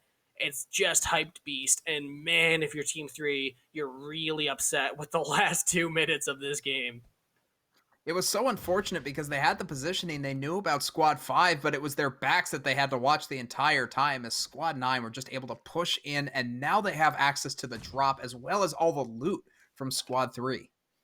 And Falio is ready to party. He's got really good armor, really good weapons. I love the AK personally, but it's got to be careful. Oh, this is over to Team 25 now, actually, as action is happening elsewhere along the map. 25 versus 17. Couple names we still haven't seen yet tonight. I love the opportunity to get everybody some screen time, but we'll see how much screen time that's going to be, as already a knock. Hamco did go down. The rest of Team 25 are in the area, though. They're trying to re-res him, trying to get him back up. But look at this. Spotted through the window, but Amori's got to be careful. Is taken down. At 25, they're the leaders right now. Amori had 5 takedowns already, but there we go. The team is carrying him this time as Death gets another kill there and will get the res on Amori. And with that, he's going to be finding himself in a relatively difficult position just because they did lose 2 members. They only have 2 left alive. But now let's take a look at Squad 14. Currently, they have 3 members alive versus Squad 16 and the 4 members. But it's all about that high ground advantage. And especially if you have Gamer Light on the scene, you know it's going to be a party. Yeah, he's not looking for knocks right now. He's just doing scouting, seeing if anyone comes in, and he's about to witness Raven Mist walk around. Oh, actually, I think they might have been over that hill, as Raven Mist did not come into view right there, so it could take a little bit longer. But now 23 and 15, very, very close to each other, fighting on this hilltop. All these hills, it's so hard to actually know what the correct decision is, know where you want to navigate. But it's so hard for the observers right now. There's action happening everywhere. Actually showing us this as Skizzy does fall down, get knocked here. But there we go. Portillo Jorge on the flank gets a knockdown for himself, and they should be able to res their teammate. Team 15 does win the hilltop fight. Woohoo! Portillo Jorge definitely putting out the moves right there, able to get the surround and the knocks, definitely helping out the team. They only have 3 members remaining, but they do have a lot of loot to go through, so at the very least, they do get compensation for it. They just have to watch out for Squad 23 on their backs. And 1 member of Squad 22, it looks like, was there too. Oh, might have just gone down or moved over. Oh, he's just kind of slingshotting a little bit. Around. Oh, he's on the buggy. That's why he's going so quickly, but will fall down, and 15 says, thanks for the free points, buddy. We'll take these happily. Well, you know, I think the reason we see so many players going for the lazy Sunday drives is because gas prices are so low right now, Steve. And I feel like because of that confidence, you feel like you can roll around by yourself and feel very safe from things. Unfortunately, in PUBG Mobile, you got to worry about bullets too. Yeah, reminder, everybody, go fill up your gas tanks if you haven't already. It's like $2.50.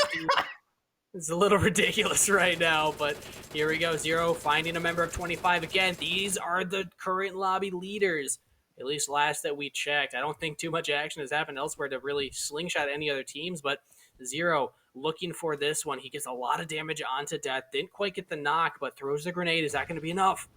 Oh, not quite. It's looking like just barely not enough. They're trying to shoot out the buggy just to make sure it explodes, and there's no getaway possible for Squad 25.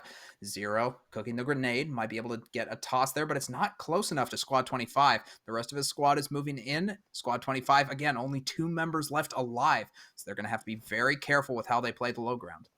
But Team 20 can play the patient game here right now. They have the inside track of the territory, and in 2 minutes' time, the play area will restrict. So 25 is going to have to move into their territory. If Team 20 can just post up on this hill, make sure that they have the high ground and the cover, it's going to be really hard for Team 25 to actually get past them. And Team 25 will get a couple shots off. Not enough to really take them down. Oh, actually does get the knock. Excuse me for saying that. Squad 25 now might feel confident enough to charge the hill, but Zero is at least providing scouting information to his team, and that might just be the difference maker for Squad 20. And man, 25 is so impressive. They're running right up this hill. You got to be very quick here, Vapor. I think we just jumped over to the leaderboards. Wouldn't be surprised to see this get updated as we speak in real time. Yeah, there we go. Amori does get the knock on to Vapor. I don't think Vapor got his teammate up in time. Squad 25 is just running rampant through this round right now. They're looking for another one. Amori does get another knock. Death's up there too. They just 2v4'd Squad 20. That's silly. I mean, one of the members of Squad 20 is somewhere off in Neverland, but even still, Squad 25 with 2 members, they had the low ground, they charged the hill, and they were rewarded with it. That's just silly, considering how aggressive this game usually goes. They're the point leaders with 2 members alive, and you got to imagine they're pushing their way all the way to the end here. Yeah, Amori with 8. Death with 3. Wow. Unfortunate for Hamco and Binu. I mean, they're going to get those points for participating, but the other members of the squad will definitely be the ones raking it in. But we're just taking a look at the zoom out here to see we're going right in for the next circle. I like where this is going, right onto Milta. Everyone's going to have to converge on this. It's a pretty hot loot zone on its own. I don't know if anyone actually landed there originally, but We'll see where the teams start to fight again.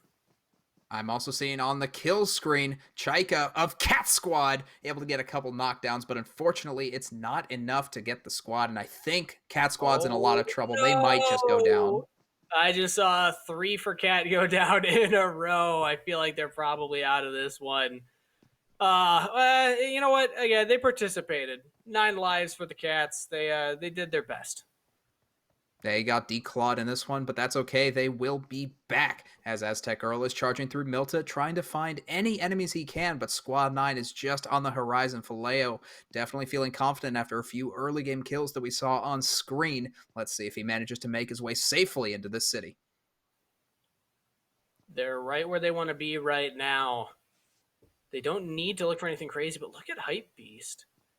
He's over at that house, but he's got a teammate right underneath Squad 16. They gotta be careful. Squad 7's in the neighborhood as well. We might just see a 3-squad fight here. But 16, they got 3 members up on this top floor. They're just peeking over. They're ready for anyone to approach them. And it's looking like Hype Beast being the hunter himself, despite being 1/3 of their numbers. I like this aggressive positioning. I like the confidence more than anything else, but I don't know that that's going to be enough to take down an entire squad by yourself. He's charging in. He's going for the house. Squad 15 might just have the time for it. He goes into a room and makes sure that he has cover. Hyped Beast living up to the name, getting hyphy here. Throwing up the Molotov cocktail onto the stairs. I think he expected somebody to come over and check who had run into the building, but they actually don't. So Molotov wasted, but if they didn't know he was there before, they do now. Hyped Beast, gotta be careful, gotta be patient here. You don't want to get too aggressive. You're the last member on your squad. And with that, Faleo going to be charging in. Squad 9 we've seen a little bit of. They lost 1 member early on, but Squad 14 finds themselves in a lot of trouble. They're on the 2nd floor. They've been grenaded. Faleo might just move in for the kills. They got 1 knock. He is back up, but those are some really low health bars. Look at this. That's 1. That's 2. The double. Can he get the triple? 3. Runs into the room, but Faleo goes down. Good defense from Squad 14, but it's not going to last. The final frag in from Nenops' grenade. And that's going to mean Squad 9 comes out ahead once again. They are inside the circle. They have 3 boxes to loot. And as soon as they get Faleo up, I feel like they're going to be in a pretty darn good position as we are almost at the top 10 teams of this lobby, Steve. 13 remain, 29 players left alive here, and you're right about the loot. 9 is desperate for it. We see Nenops with only tier 1 armor right now. Yeah, you got that nice backpack, but they could definitely use some better equipment as we're getting into the final few teams here. As now we zoom into Squad 16. They left the top floor of that building, but they still haven't taken down Hyped Beast. Just the one-man squad. Can Hype Beast make it all the way? Honestly, he might. I think 16's leaving. They see that the play area's shortening in 15 seconds, and they're really close to the border, so they just want to get out. Well, you don't know how many you're against, and even if you know you're only against 1, you don't know where he is. And that may very well be a stronger weapon in and of itself than raw numbers alone. As Titanium Scarl, now switching over to Team 23, against the full Dacia, is in fact just going to let him go by and not try to take shots. Boo! Come on, Titanium Scar. Take some shots as they go by, at least. I guess he's playing the long game. Has that AK, has that Uzi, and now going to be hopping into the Jeep looking for the follow.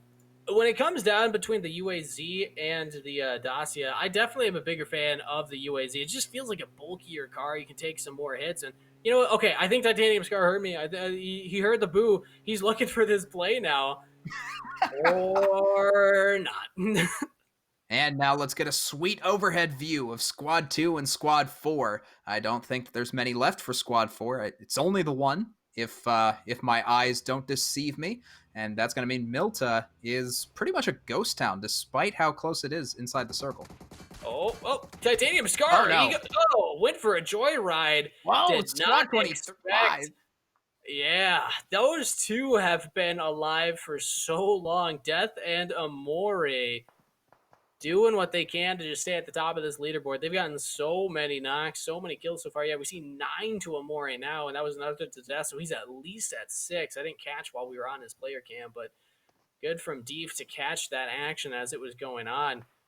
The circle's getting smaller. There's still a decent amount of teams. So look at how small this is. We're, I believe, on the 5th circle. Still 12 teams left.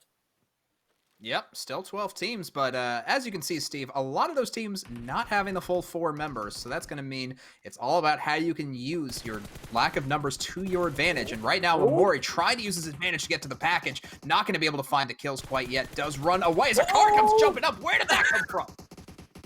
The aerial shot as Death protects his teammate. Amori was in some trouble there, but they do actually survive. Oh, wow. Team 25 on these outskirts, this little incline, this little hill. They've been making the most of it, using it as cover, dipping in and out of these fights, using this care package essentially as bait, just letting people walk into them and taking these knocks. As now we see Team 16 in some trouble here. They're taking damage from Team 6. And Hyped Beast is still there, still on his own. Just doing what he can, man. We're thriving. We're surviving out here. What a silly, silly play coming in from Hypebeast, but he's staying in there. We're out here. Team 6 also saying we're out of here, as Squad 7, Squad 20, and Squad 25 all pretty close to each other. But I have to worry about Squad 20 just being in the water like that. Not great for your survival chances. Bold move for sure. I don't think anyone was actually shooting at him right there, but here we go. We are seeing some more knocks come through, 3 in a row, actually. We didn't get to witness that action, but I think it was coming over there near Squad 25. Another airdrop to be picked up, and Squad 6 is actually alone. They have the house to hide behind, the cover to play with, but it's gonna be difficult. Yeah, Squad 5 or 25 have so many points. What? That's just crazy. And they're still fighting. You can see Amori right there. Does have the I believe that is trying to snipe down Squad 7, who's rolling up in, I believe that's vehicle. Yep, Dacia. But the shot lands, does manage to get a lot of damage. There's the knock. There's the second knock, and Amori goes down himself. Death's got to be careful. You cannot go down right now. You need to res Amori or take the fight. But look at 20. Whoever's on Squad 20 right now is just gooning it up in the water. No one's spotted him yet. Might be able to make it through to the end here. That car is toast. They can't get out with it, so Death's just going to run on foot, maybe try and get out of this tough situation. 25 liked it before, but now they're in trouble. Death goes down. Oh, no. Actually dies. It's just Amori left. And he's going to have to cover for the rest of his team, but the one-man army cannot be stopped. Squad 7 trying to move in, but they get shot for it. That's a knock. There's already a low health bar and another knock for Squad 7. They are not in a good way. I don't think Amori expects the angle from the water, though. He actually takes out a full squad on his own. Amori is insane, but look at this. Squad 20 coming up from behind. Amori has no idea that there was somebody in that water. I think this might be the upset, everybody. Oh, Squad 20, I can't wait to see this. Can you take out the #1 player in the game? It's going to be a lot of shots. It's not a knock quite yet. A couple shots go out, and Amori actually takes him out. What was that from Amori? Whoever was on Squad 20 just shot a little too soon. They didn't actually get the full knockdown. They didn't line up their shot, and they let Amori know that they were there. They waited so patiently in that water for so long, but Amori is just too good. But now here we go, Team 18 against Team 6. Oh, beautiful shooting from Zeus. Takes down multiple members with that explosion. And that's going to mean this is your final 4 teams, ladies and gentlemen. Squad 18, definitely the numbers advantage onto Squad 12 and 25, but the one-man army of 25 cannot be stopped by mere numbers.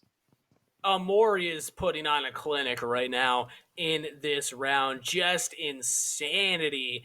We were looking at BST in the last round. Well, now B2B is the squad to be on the lookout for. This 25 is doing their best to stay alive. Only 4 teams remain. 7 players remain out of those 4 teams. Those numbers are insane. Even if 25, 12, and 18 teamed up, they would still be at a disadvantage. It would definitely be a huge problem to go after Amori, but it's all about the circle positioning. And right now, Amori finds himself just outside. He has to crest the hill in order to get back in, and he definitely doesn't want to be in that position. Yeah, I think it's time for Amori to give up this ground. Everybody knows you're out there. The circle's going to push you up the hill eventually, so you might as well reposition now. Just try and get to a house so you can fight with a little bit better cover at this point in time. We see him making that decision right now as, Jess might get flanked by Amori here. Is not looking around that corner, but there is still some terrain between Amori and Jess, so Amori, he's got to know that they're up there, though. Yeah, look at this cover he can play around. Amori is in a fantastic position right now.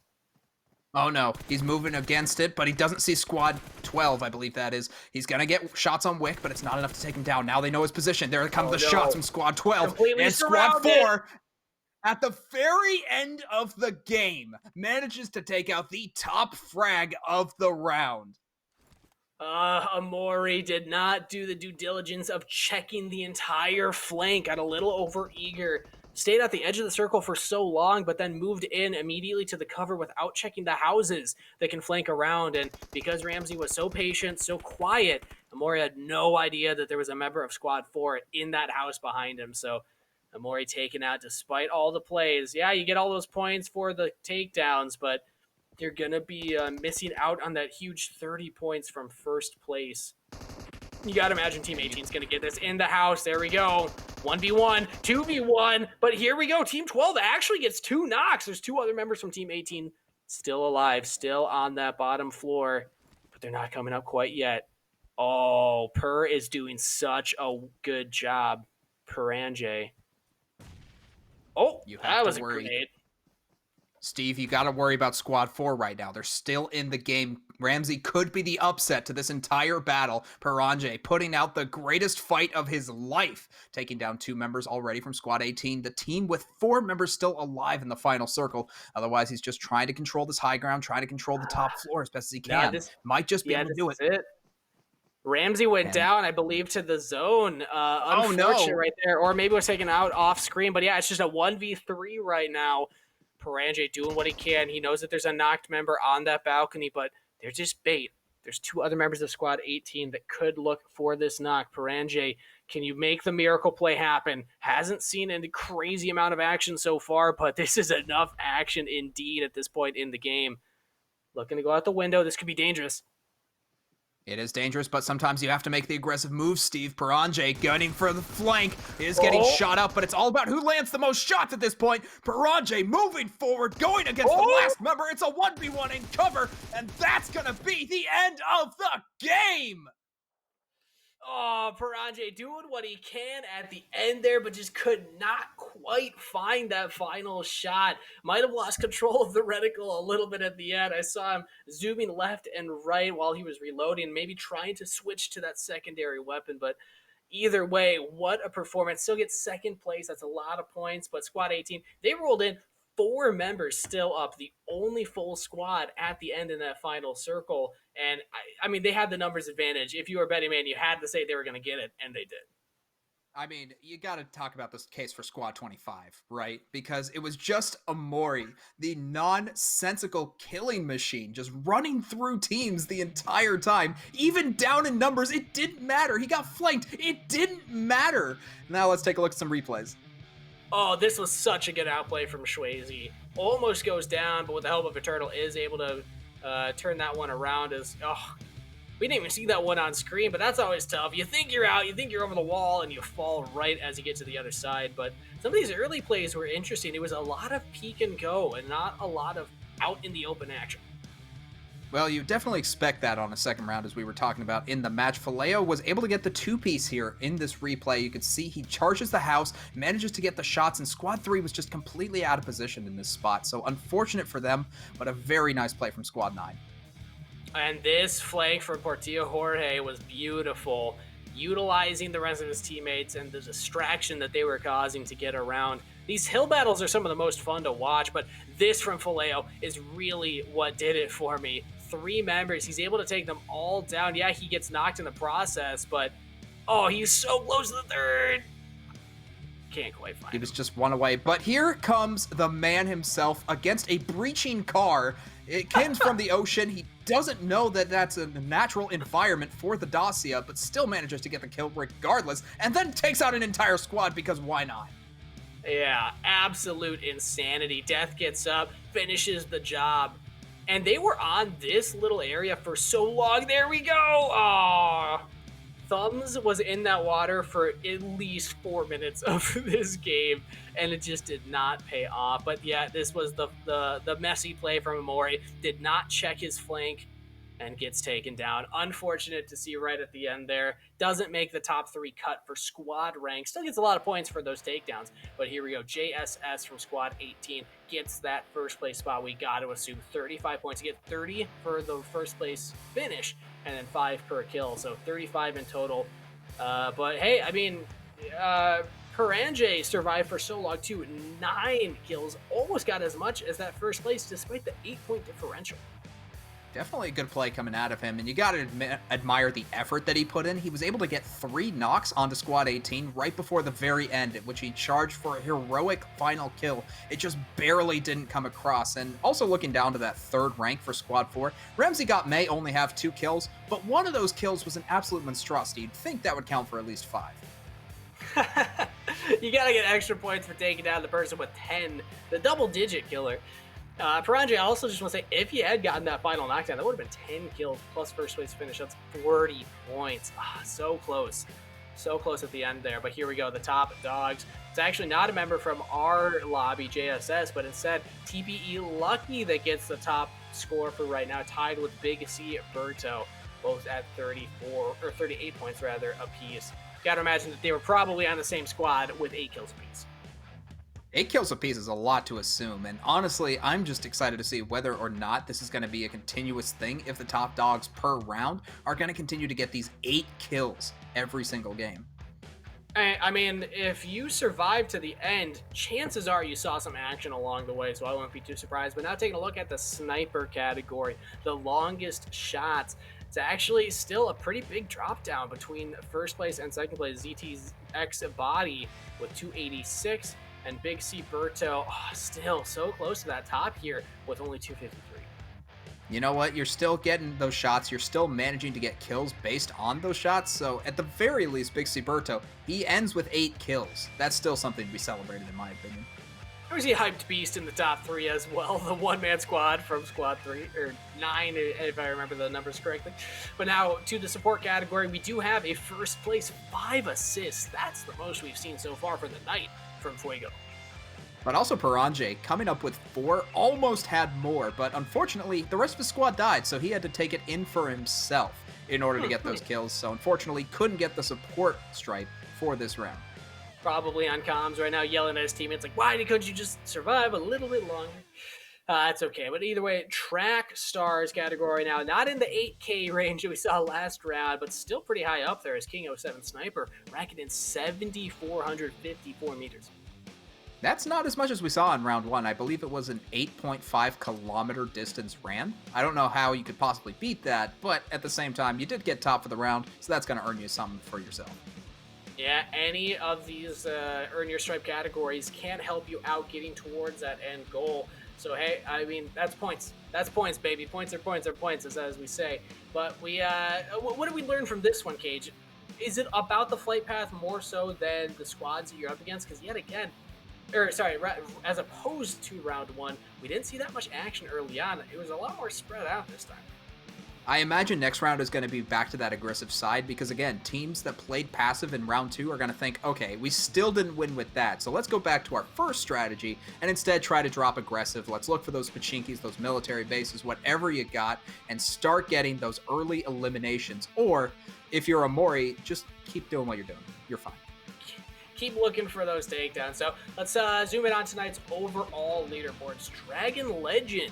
Don't know if you have a chance to see this player, but 65 points. That's got to be a winner. We're at chicken dinner twice in a row, or at least a second place finish in one of them with a lot of takedowns.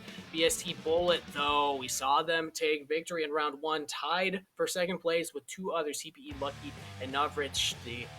So pretty tight between second place, but Dragon Legend making a huge statement in the first 2 rounds.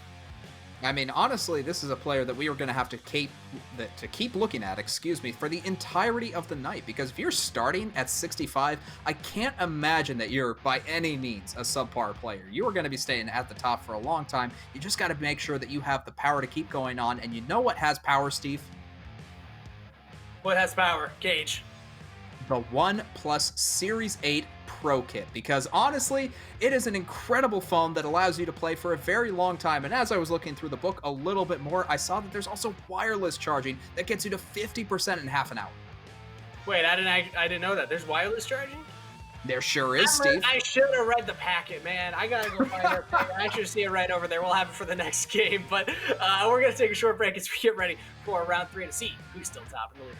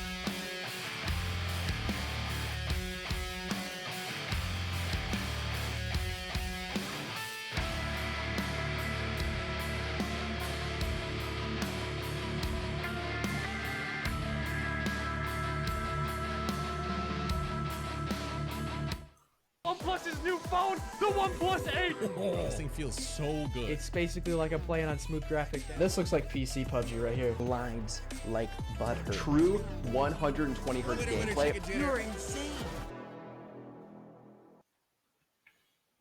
Oh, sorry, I didn't notice you there. I'm just reading about my new OnePlus Series 8 haptic vibrations and face unlock features in this handy dandy booklet. CKH, I got one too, I told you. But thanks everybody for joining us as we get ready for round 3 of Super League Gaming's PUBG Mobile Community Night. We've seen some crazy winner chicken dinners and some names that are quickly hopping up to the top of the community list as names you got to look out for. In particular, Squad 25, they were denied that victory at the end as Amori unfortunately got hit in the back. I thought they were going to take it all the way. I mean, honestly, always expect Ramsey to hit you from the back because honestly, there's just nothing you can do. I mean, you can get the 10 kills, you can get the 12 kills, but if you don't hit Ramsey, he's just going to take you out before you know what's happening. Yeah, unfortunate, but we did see a change from that first round. Everyone spread out more. There wasn't as much crazy fighting over the early game loot, which led for a slower game, a little more paced game. But, Cage, you had the prediction that we might see a return to form for game number 1. You know, everyone got the jitters out of the way. They had their good games. They had their bad games. And I would love to see some more early action. Last time we saw that immediately in Nas, or it wasn't Nas, I believe it was Yas. It was Yaz. Yaz, Nas, close enough. But the 6 squad fights at Yaz early on, I mean, that's what I want to see from these games. The earlier you're able to get those points, the more comfortable you'll be going into the late game. Whereas I feel like in this last round, we saw a few teams that just played safe, played passive, and then realized as they got towards the end, look, we got to rack up some points somehow here, because even if we get a good placement, we're not going to get that many takedown points. I mean, honestly, the placement still has a lot of point value in terms of the top dog and earning your stripes, but you do need to be looking for aggressive plays. And I feel like regardless of what point in the game you look for those aggressive plays, whether it's the early game, whether it's the mid game, as long as you're being consistent every single round, then that's how you're going to rack up those points and really start to earn the upper echelons of top dog. Yeah, and we had a moment of silence for Team Cat after the first round. They were in the second round. Unfortunately, we're taken out as well. But this time I want to give a moment of silence. I'm forgetting the player's name, but whoever had the tier 3 helmet, armor, and the ghillie suit, and the Alm at like 2 minutes. Sorry that you got bum rushed in that building and had no teammates left. Bummer. Happens to everyone, man. You know, sometimes you just need to play around your team more than playing for your own individual gain. And I think teamwork is ultimately what makes the top dog work. I think that's the saying. Something like that, sure. Something like that. I wonder what happened to that album. I didn't see it at the end, actually. You know, it's probably somewhere. I assume Amori ate it in order to gain its power. Just consumed the source like a spear bomb Goku. Yeah, it makes sense, I suppose. I can see that happening. But yeah, some of those plays from the last time, there's quickly, I'm learning about PUBG Mobile as I go along. Because full disclosure, I've been playing this game, but I'm not to this scale as the Amoris, as to the bullets out there, the dragon out there. In first place with 65 points.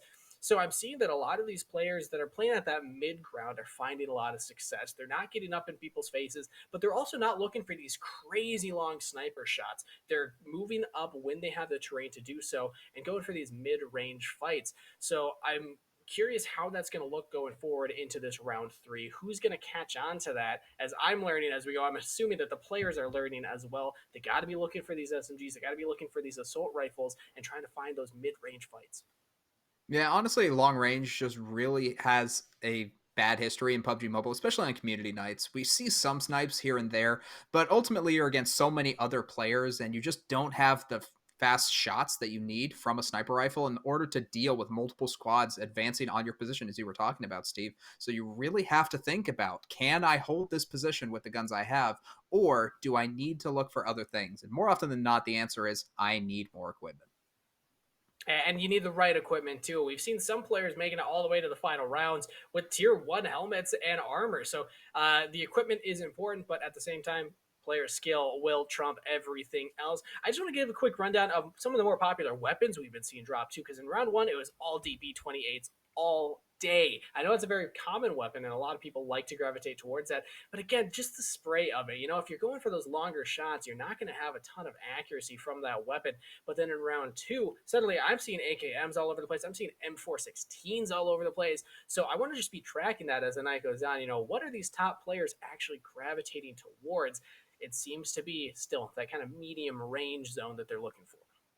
Yeah, more often than not, you're going to see the assault rifles being king in virtually every situation. You just have so much versatility with that weapon, especially the AKM. I feel like, yes, the accuracy is going to be a little off. Yes, you're going to have a lot of recoil, but the power coming out of this weapon is just so high that you can't ignore it if someone comes in with an AKM. And you can't get as many of the cool attachments that everybody likes to get on that weapon either, but still, just like you said, the raw stats are why it's one of my favorites. It's either the AKM or the SCAR, and I know that the SCAR some people don't like it as much. They kind of rate it in a tier below that, but I think in terms of the assault rifles, those are my two go-to. We haven't seen a Groza yet, have we? I don't think I've seen No, I don't think it's person with that weapon. It's because it's a drop weapon, and we've only seen basically sniper rifles dropping from those crates. So unfortunately, it's just a luck of the draw, Steve. And so far, no one's gotten that lucky. And we actually haven't even seen. I don't think we saw an airdrop picked up in that last round. We saw a couple fall down, but they were pretty much all used as bait, right? We did see some pickups. So you talked about the person with the ghillie suit and the tier 3 stuff. True. I believe that was from a drop. So it happens. It just happens off screen. And ultimately, that gear gets used up in the fight. So unfortunately, it never makes it to the final circle. Yeah, well, maybe we'll see 3v3 alms with everybody all ghillie suited up in the final circle this next round. I like to see the final fights with the coolest loot, just stack yourself up all the way. From that last round, I mean, Amori, of course, is one of the top ones, but Squad 18, I'm blanking on their clan tag that they have, but I believe that all 4 were in the same clan. Hopefully I remember some of their names as we get into the next round, if they're in there, because they had a lot of action that I saw in the early game. We didn't see them for a while after that. I think they were the one that were around Hyped Beast for so long, that one man there. But they made it to the end as 4 and almost got team wipes. How often do you see that in a game, Cage, where it's just 1v4 and the one actually almost wins it? Well, Steve, it really depends on what sort of games that you're looking at, because sometimes there is a skill discrepancy, and especially on community nights, sometimes you see the one player that's just popping off, that's getting these 3-4 pieces every single time they engage a fight, and that's when you start to see it. But generally in my games, Steve, I'm lucky to see a shot land more than anything else. Well, now that you got the OnePlus Series 8 Pro, I feel like you're going to hit a few more shots. I'm telling you, Oh, definitely. We're going to have to hop in after this one. Where are we dropping in the game after this? Because as soon as this ends, we're hopping into one. You absolutely know that it's going to be a monster mamma jamma coming in to Squad 3. But where are we dropping? And Are we dropping Nub City? Are you letting me lead us there? I'm telling you, man, you're giving me a look. You're giving me a look, and you're not hearing me out. Look, nobody goes there. It's secluded. It's isolated. And most importantly, it's the furthest point on the map away from Zarky. So you can't upset Magical more. The points that you've said more in this in this position.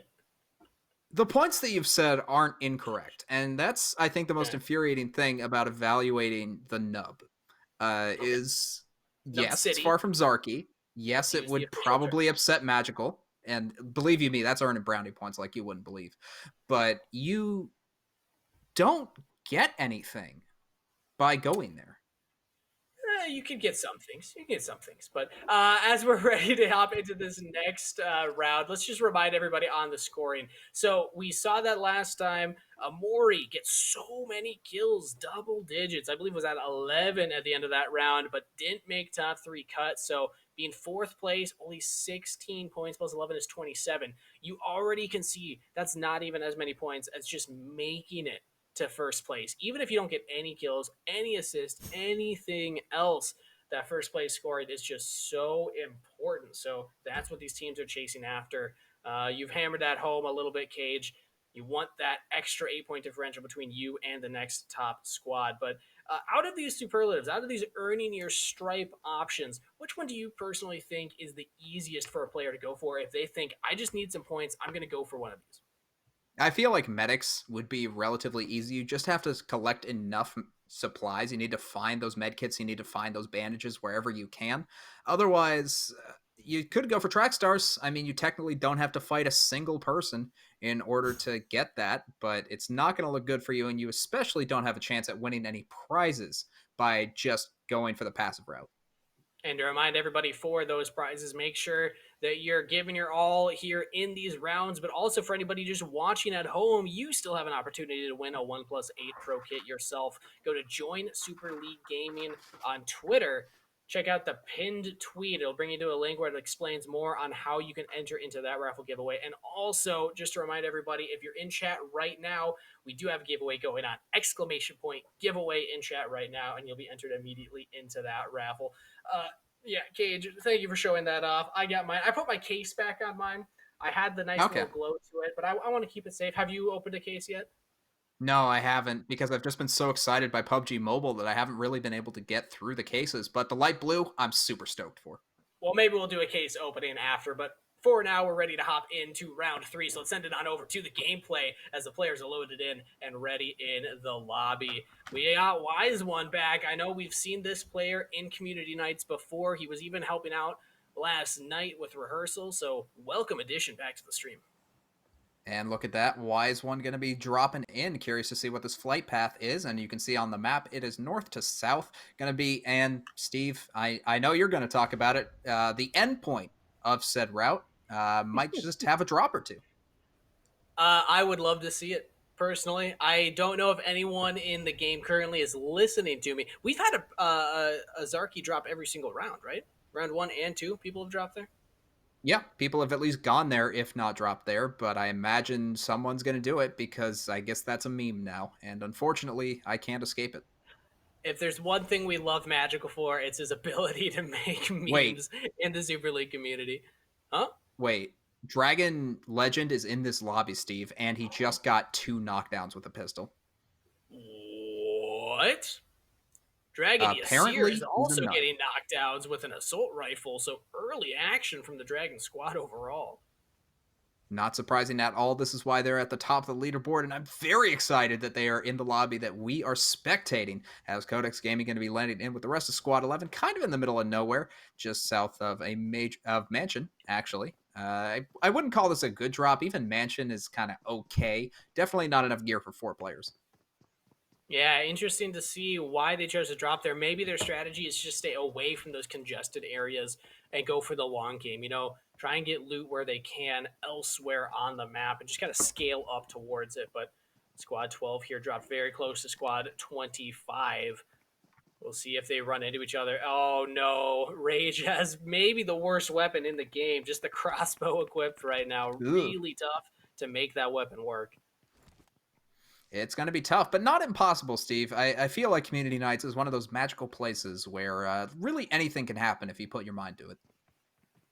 As long as you have the commitment. But Darian Seja actually already has a tier 3 backpack. What a advantageous drop for him early on. You definitely want the armor too, but he's going to be able to pick up so much loot, even carry loot for his team if need be. Now we're zooming in onto a more densely populated location here as Squad 11, 23, and 20 have found each other all close by.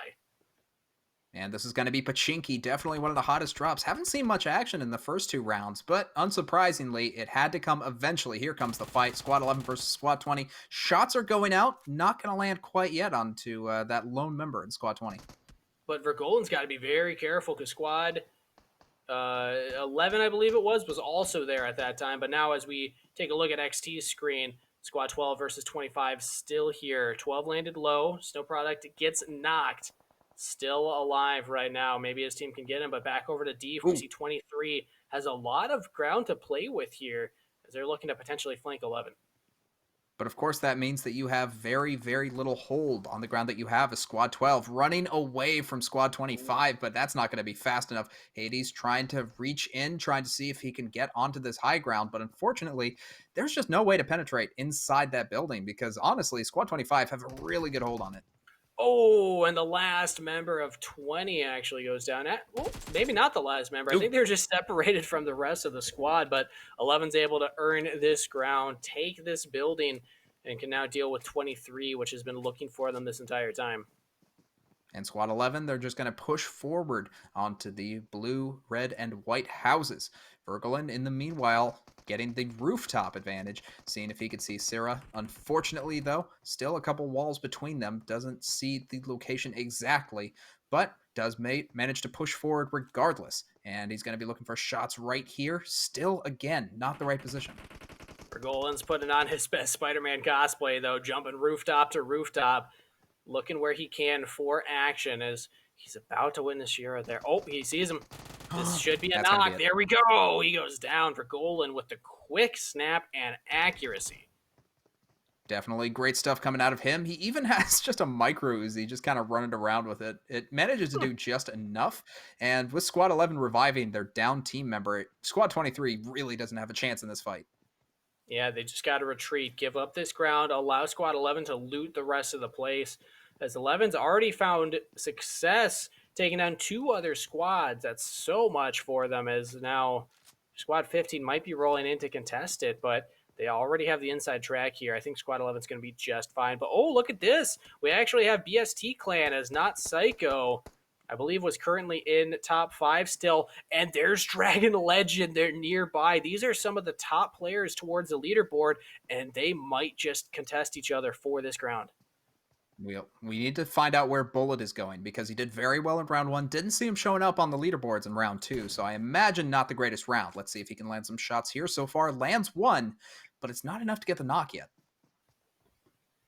Bullet was topping charts in round 1 in multiple categories. Had the longest snipe, most kills as well. So I'm happy that we're able to spot them.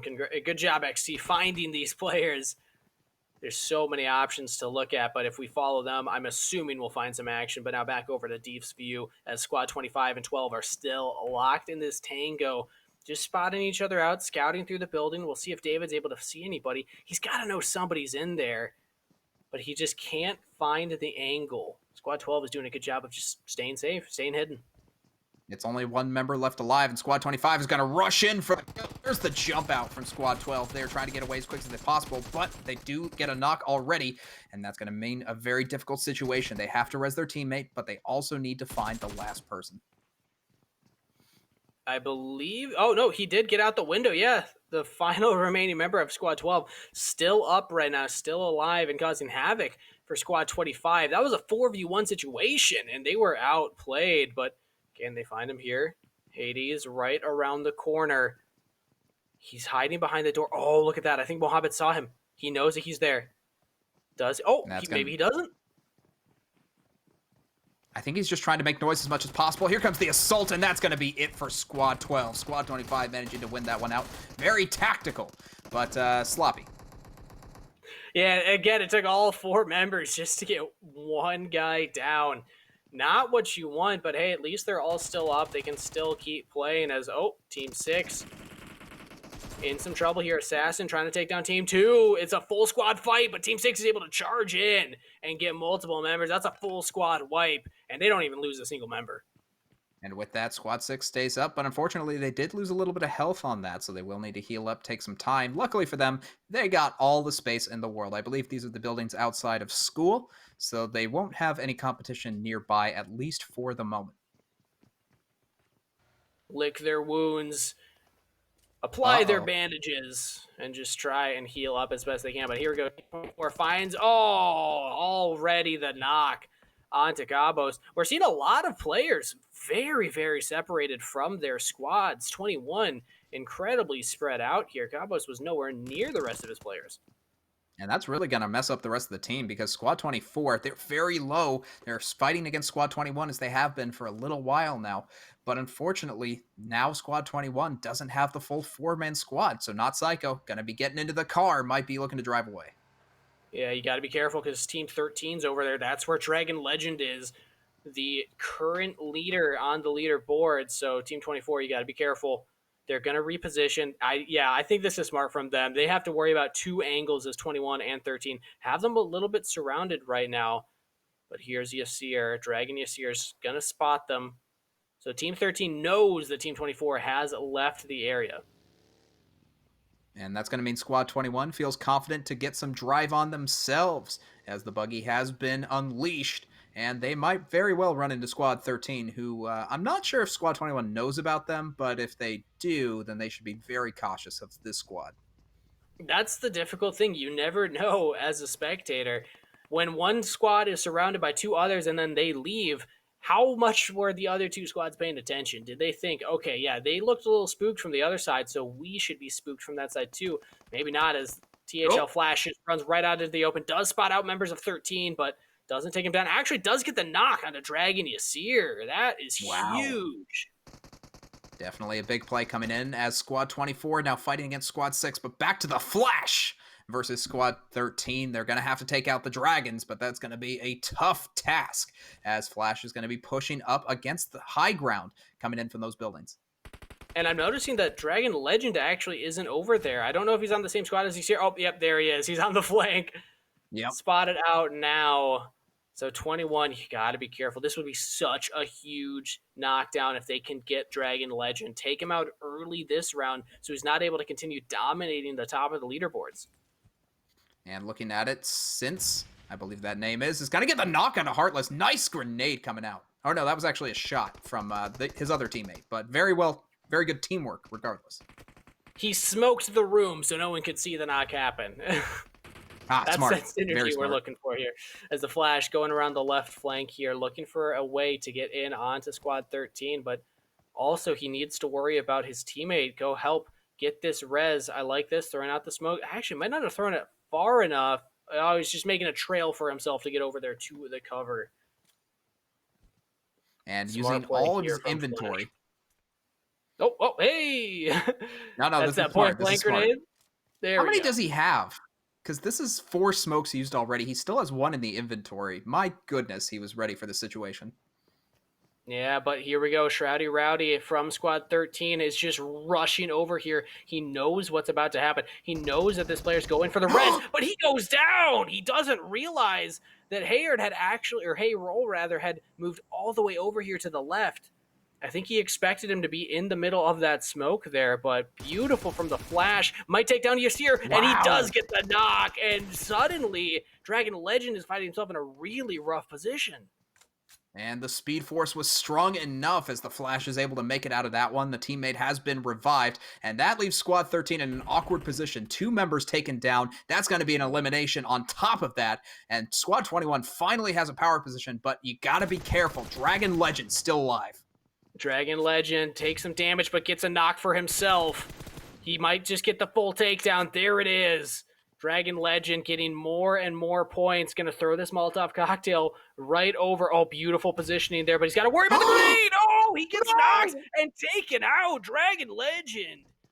Not even top 15 teams for round 3. That is huge for scoring implications as the Flash is able to take that.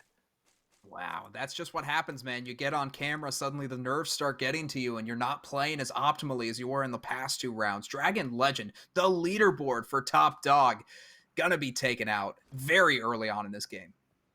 And you think about it, he was 8 points above the next highest player, and I believe that player is also in this game, also still alive as long as Team 17 was able to get far enough away. Bullet, we're blanking on the name right now, but the 2 of those members were at least in the top 10, so they could be making a run for that top spot here, depending on their placement.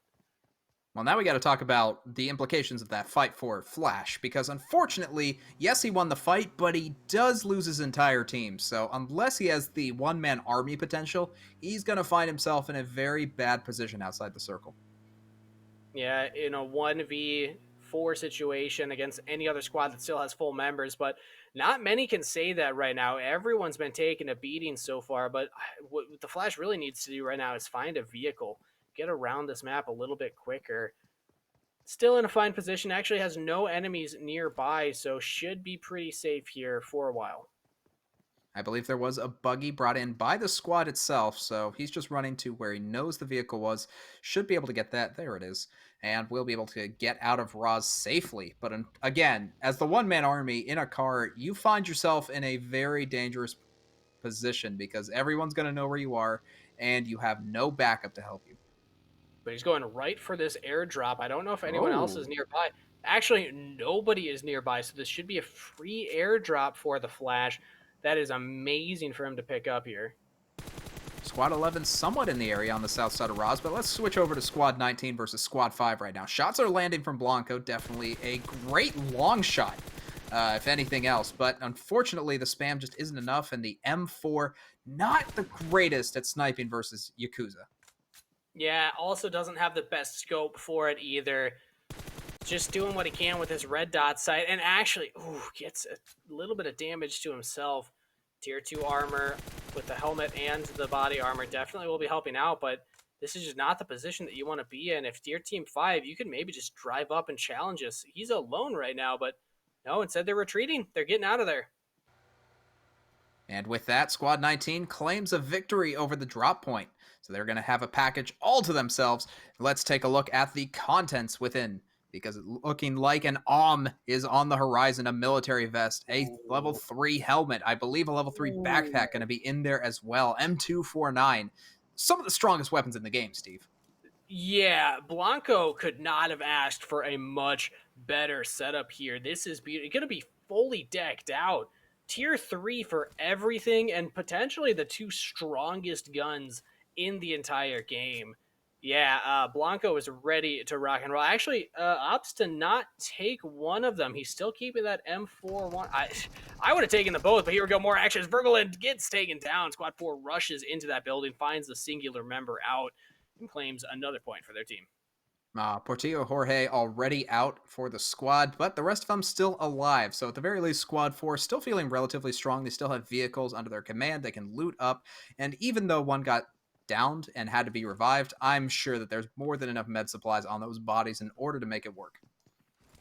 Team 4, they get the loot, they get the action and the points as well, and they're also very far away from anybody. We've actually seen a lot of action early on. It's just been more spread out than in that round 1. It's not all in one city, not a bunch of teams fighting each other at once. It's maybe just squad v squad, or maybe 3 squads in the action, but already we're down to 13 teams and only 30 alive. The zone is about to squeeze in a little bit more here, as members will need to get closer and closer, approaching towards that end. Yeah, and we see from the map there, everyone's in here, but not a lot of teams have all their members. Actually, I don't think a single squad has all 4.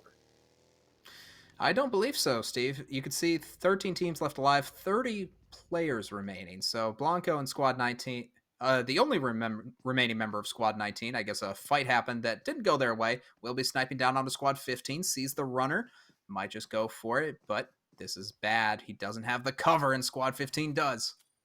But you know that you have all of that armor, as Blanco going to be trying to lob some grenades. What's he going to go for? Is he going for the smoke? Is he going to try to go stealthy, or is he... Oh, he's cooking it. He's going for it. There's the peek. He throws it. Can he get the knock? It's not actually going to land there, but here comes one back from Squad 15. Oh, it's a grenade. Battle hot potato. I love to see it. Just like on the playground. Who's going to get the final hit, though? Here we go. Blanco rushes forward. He should hear these footsteps. He knows that there's somebody right over there, and he's waiting.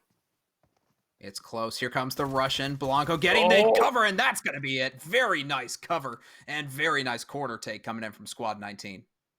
Beautiful patience from Blanco. Had the stats to probably just tank that anyway, but doesn't need to. Just walks around the corner and gets the better of his opponent. Now in the top 12 teams, going to be earning some points here. Top 15 get points individually, and every placement now is more and more for Blanco. This is amazing for the singular player. But I mean, that's the story all around. This is a rare example as we go to Squad 5 of actually 3 members being up. It seems like the majority of people, including the Flash, are all down to 1. It's pretty tense over here, but Squad 5, one of the few high number squads remaining, has 3, does spot out Squad 21, and might even take shots at this buggy. but unfortunately moving the opposite direction. So going to be a difficult shot. Baba Yaga decides not to take it. I think if you're the Flash, you're going to play the long game at this point. You don't want to go for fights. You don't want to look, especially at other squads. Maybe if you find somebody alone, you can try for it. But at this point, you just want those scoring points. But the Flash also with tier 3 for everything right now. Feeling amazing. Just lacking some of those weapons potentially, but even has the equipments that he would want. So the Flash making a name for himself here. Not only took down the top dog, but also surviving all the way up to the top 12 teams here. So more points in the bag. And once again has the M4 as well, a pretty strong weapon. But let's take a look at the overall standings. Flash, 8 kills, man. What even is 8 kills? He's all alone by himself, but at the same time, you got a lot of kills. So at the very least, you have done something this game. This might be the Amori Award for round 3. But hopefully he does a little better. Just don't let somebody sneak up behind you from the water, or hey, I mean, at least the circle is no longer on the ocean, right? So no one can sneak up on you from there.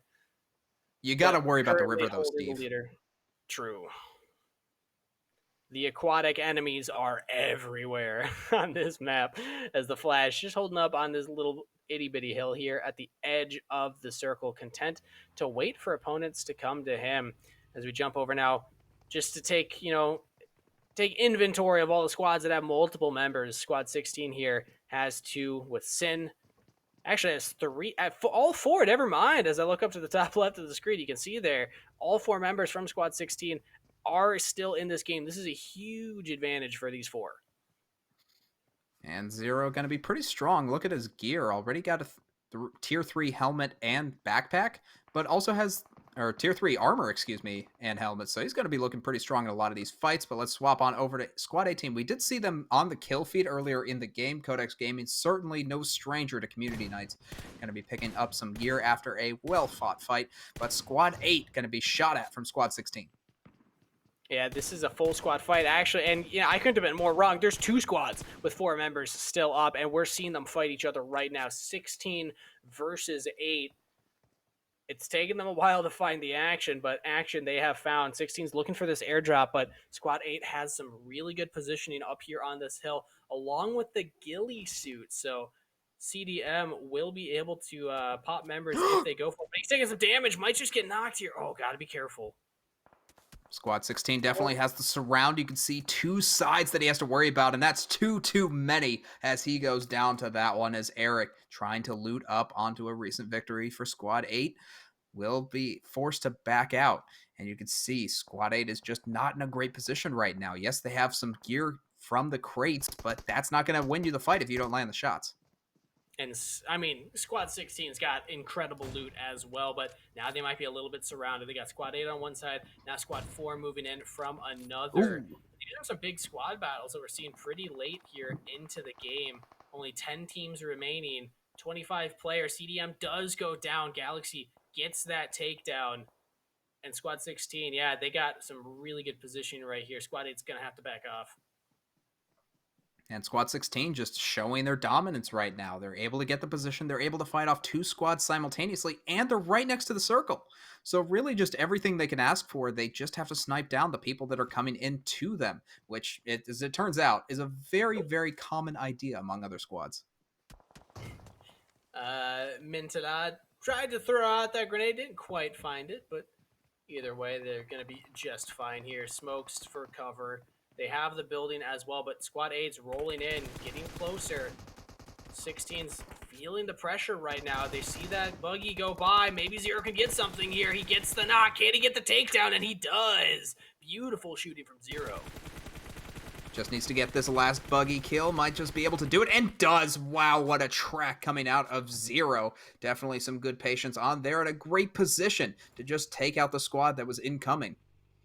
And that is huge implications for the points at the end of the day. Not only are they top 8 in team scoring, but they also have multiple knocks on Zero here. Keep in mind, once you're in the top 8, there's a 3-point drop between places as opposed to a 1-point drop lower and then a 2-point drop. So the higher you place now, the more points you're going to get. And Team 16 still has all 4 members left. They have multiple points from these kills. They're in a really good spot.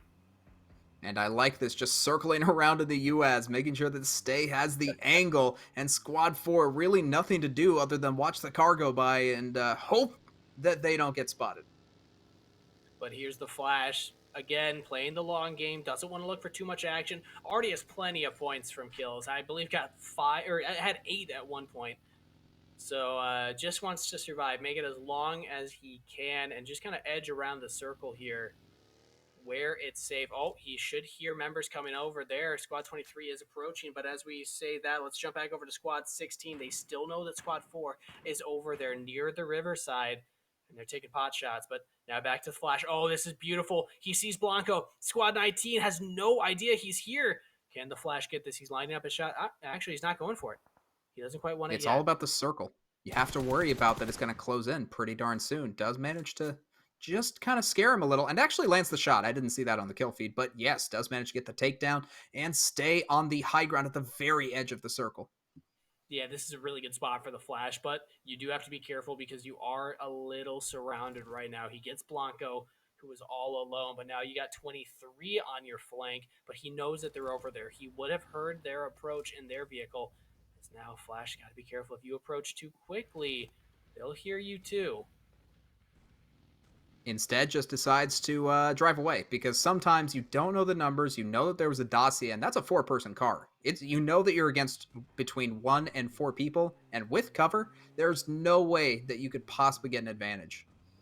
And now we're down to the bottom, or rather the top 6 teams. So the Flash is going to get a lot of points here, even if he survives a few more. But very, very careful, very, very scary here. Team 16 still has all 4 members. They are definitely favorites going into this late game. It seems like most of the stragglers have been picked off at this point, and the remaining members do have squads with them. We see 4 from 16, 3 from Team 3. As Galaxy's got to be careful. There's multiple members of Team 3 around him. He's taking some damage. Will they get the knock? They haven't found it yet. Galaxy is able to run away, but he's in a lot of danger right now. That's 4 members of Team 3 over there. Throws the Molotov cocktail, just trying to buy space for himself. But where's the backup? Where's the team? Others from Team 16 finally joining in on the fight. Can they find this? Oh, no. He lost his position.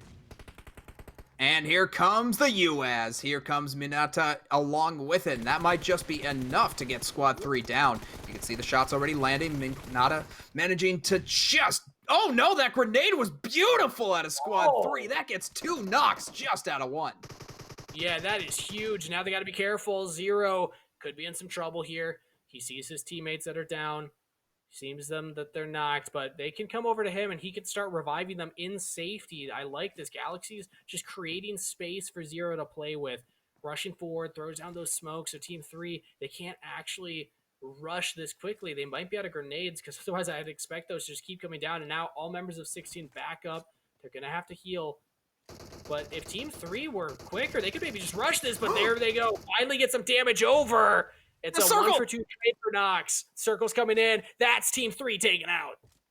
Oh man, Squad 16 just scored the luckiest circle timing of all time. Mintara, the only member left alive, manages to just barely keep space for himself and now can heal up the rest of his team. So Squad 16, they're going to be looking darn good in the top 3. And they also have the circle right next to them. This could not have been better for Squad 16. The circle is on their side. They're just struggling for a little bit of cover right now. Maybe they can use some of these trees, but the rock that they're currently on is not actually facing the correct way. But we're down to the top 3 teams right now, Cage. 7 still alive. 4 of them are from Squad 16. So they're taking over 50% of the current members right now. Steve, you're throwing out a lot of numbers to me right now, and the only one that matters is the top 1 right now in terms of teams, and it's looking like Squad 16 looking to be that top right now. They're trying to push into Squad 18, Codex Gaming, all alone by himself as Squad 23 on the other side closing in. This is not a great situation if you are a Codex Gaming fan. Means the Flash was taken down at some point. I don't see him up anymore, so just taking the points that he can at this point in time. You can feel good knowing that you took down the top dog from before, but there we go, 23 just driving through the field. Go for a little joyride here.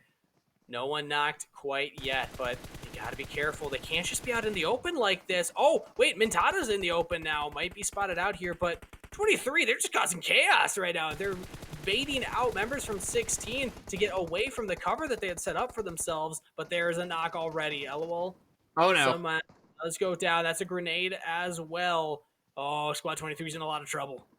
Oh, the car blew up, Steve. And when the car blows up, that's the worst situation you can be in. There's no other cover. They know where you are. Here comes some more grenades, and I feel like Zero's going to get this one. Sumanth just got up and immediately goes down again, as now Codex Gaming is in trouble. The last man for his own squad.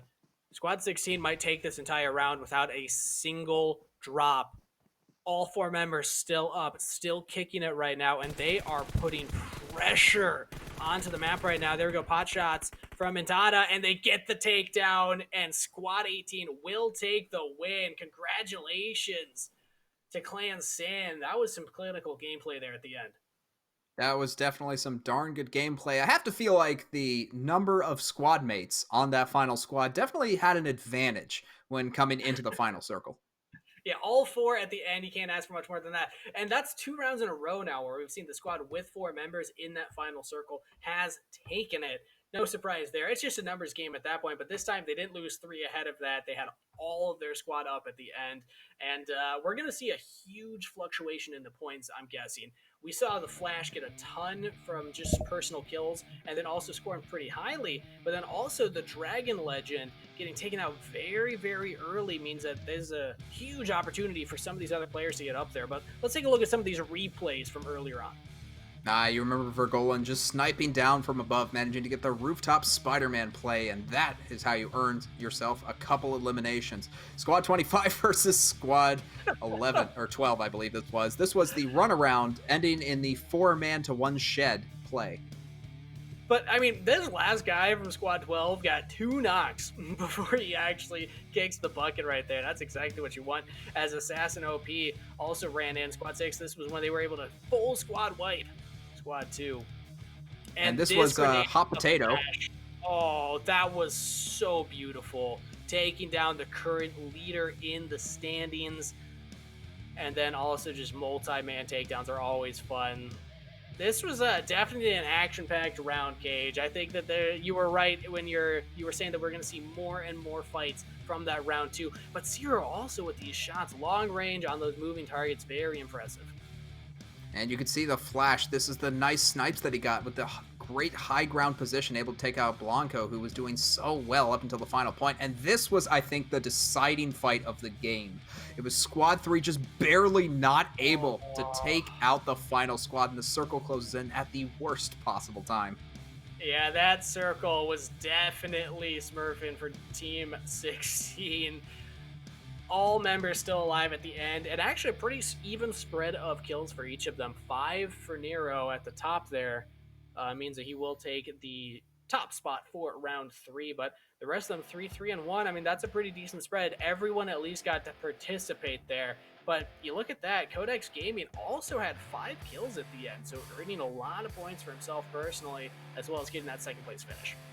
Honestly, I'm just a little disappointed we didn't see a double-digit kill finish in the top 3, because I feel like the last 2 rounds, definitely crazy. You definitely had the best players coming out in the final rounds of the game. Well, unfortunately, the Flash was not in the top 3 here, so we're not able to see what he ended with in terms of the kill count. But was at 8 at one point, so potentially hit double digits off screen if we weren't able to catch that. But it's not all about individual performance. It's not all about your takedowns. The most important thing is the placement position at the end. So congrats to Squad 16. They did such a good job of just lasting out as long as they could, with a little help from the map, of course. But end of the day, they'll take that victory. They'll take those points, and this puts them in a much better position as we're looking towards the overall leaderboards. We'll have updates for that as we go. But I mean, Dragon Legend was so far ahead at the top there. Dying so early in this round means that there's no chance that he's still top, right? I think that it's pretty unlikely, just because there is such a sharp drop-off, as you're talking about, with regards to your placement, that even if you get those double-digit kills, it's barely enough to cross that 20-plus threshold. As you can see from the top dogs, you don't even see anyone from our lobby in the top 5. Interesting to note there. Yeah, from round 3, these are the top dogs. 37 tied for 3 members. I Dirty Caveman, 6 Sizzy, and I Drowsy. And very, very tightly contested as well. 36 points for the next 3 below. 35, 34, 30. It just tapers down. It tapers down pretty darn hard, and quite honestly, I Dirty Caveman and 6A and the other person that was in the top 3, very, very good to get 7 kills on your team that also scored a first place finish. Yeah, 7. It's not the double digits. We actually haven't seen a double digit finisher in the top spot on stream. I'd love to see that at some point, Cade. I know you already mentioned that, but I'm just doubling down on that. If anybody knows they're being streamed, it just feels like popping off, go for it, man. No one's going to stop you there. But in terms of those names, I didn't actually recognize any of those top 3 that were tied with 37 points that were in the top 10 of the overall standing. So this may have been a newer squad coming up and actually scoring pretty highly. Or it could just be my memory failing me here. But either way, I would not be surprised at all to see a shift in the overall night top dog position. There was an 8-point differential between Dragon Legend and that second place spot. But, I mean, you scored very, very little. Maybe a few from the kills that you got, but didn't get any points from the team finish position, as you have to get 15 or above to score any there. Means that it's going to be really tough to hold on to top spot. But, I mean, even in that loss, we saw why Dragon Legend should be feared. That whole team looked scary in that fight. They were definitely a force to be reckoned with. It was unfortunate that the Flash just kind of came in, landed a couple of good grenades, and ended the careers of the Dragon Squad. It's like watching Flashpoint all over again, man. It's just it's unfair at the end what the Flash is able to do with those superpowers. But let's take a look at the overall night leaderboards. Yeah, Dragon Legend drops all the way down to 7th place. As now Tiggy takes the top spot overall with 86. That's a huge difference there. 14 points between that player and TBE Lucky. That is really good for Tiggy. If you're able to hold that spot, just keep placing highly in the next 3 rounds. I mean, you're going to be walking home with a huge prize. It's going to be looking pretty darn good for Tiggy for the moment, but of course, we're only halfway done, Steve. We still have many rounds to play, and you have to be consistent in those rounds. Otherwise, you're not going to stand a chance, and you're going to pull a real Dragon Legend on that one. Is that a thing now? Are we just calling it a Dragon Legend when you get taken out too early? I think it's fair. We'll see how he does in round number 4. But to remind everybody, that top spot at the end of the night will be walking away from the U.S. as well. You have to be in the U.S. in order to win that one. But the OnePlus Series 8 giveaway, plus the 100 USD worth of in-game currency. Yeah, there's the phone right there. I got one too. The in-game currency is also one. What would you buy if you had $100 of in-game currency, Gage? Oh, man, I honestly don't know. There used to be this prize where you could get an in-game OnePlus parachute, and that looked pretty sweet. Unfortunately, I don't think that's available anymore, so I don't know if anything else is even worth it. I'm still saying I'd go for that cowboy hat. I don't know how much it was worth, probably not 100, but it would be in my inventory at some point. But we're going to send it over to a short break as we get ready for round 4, so don't go anywhere.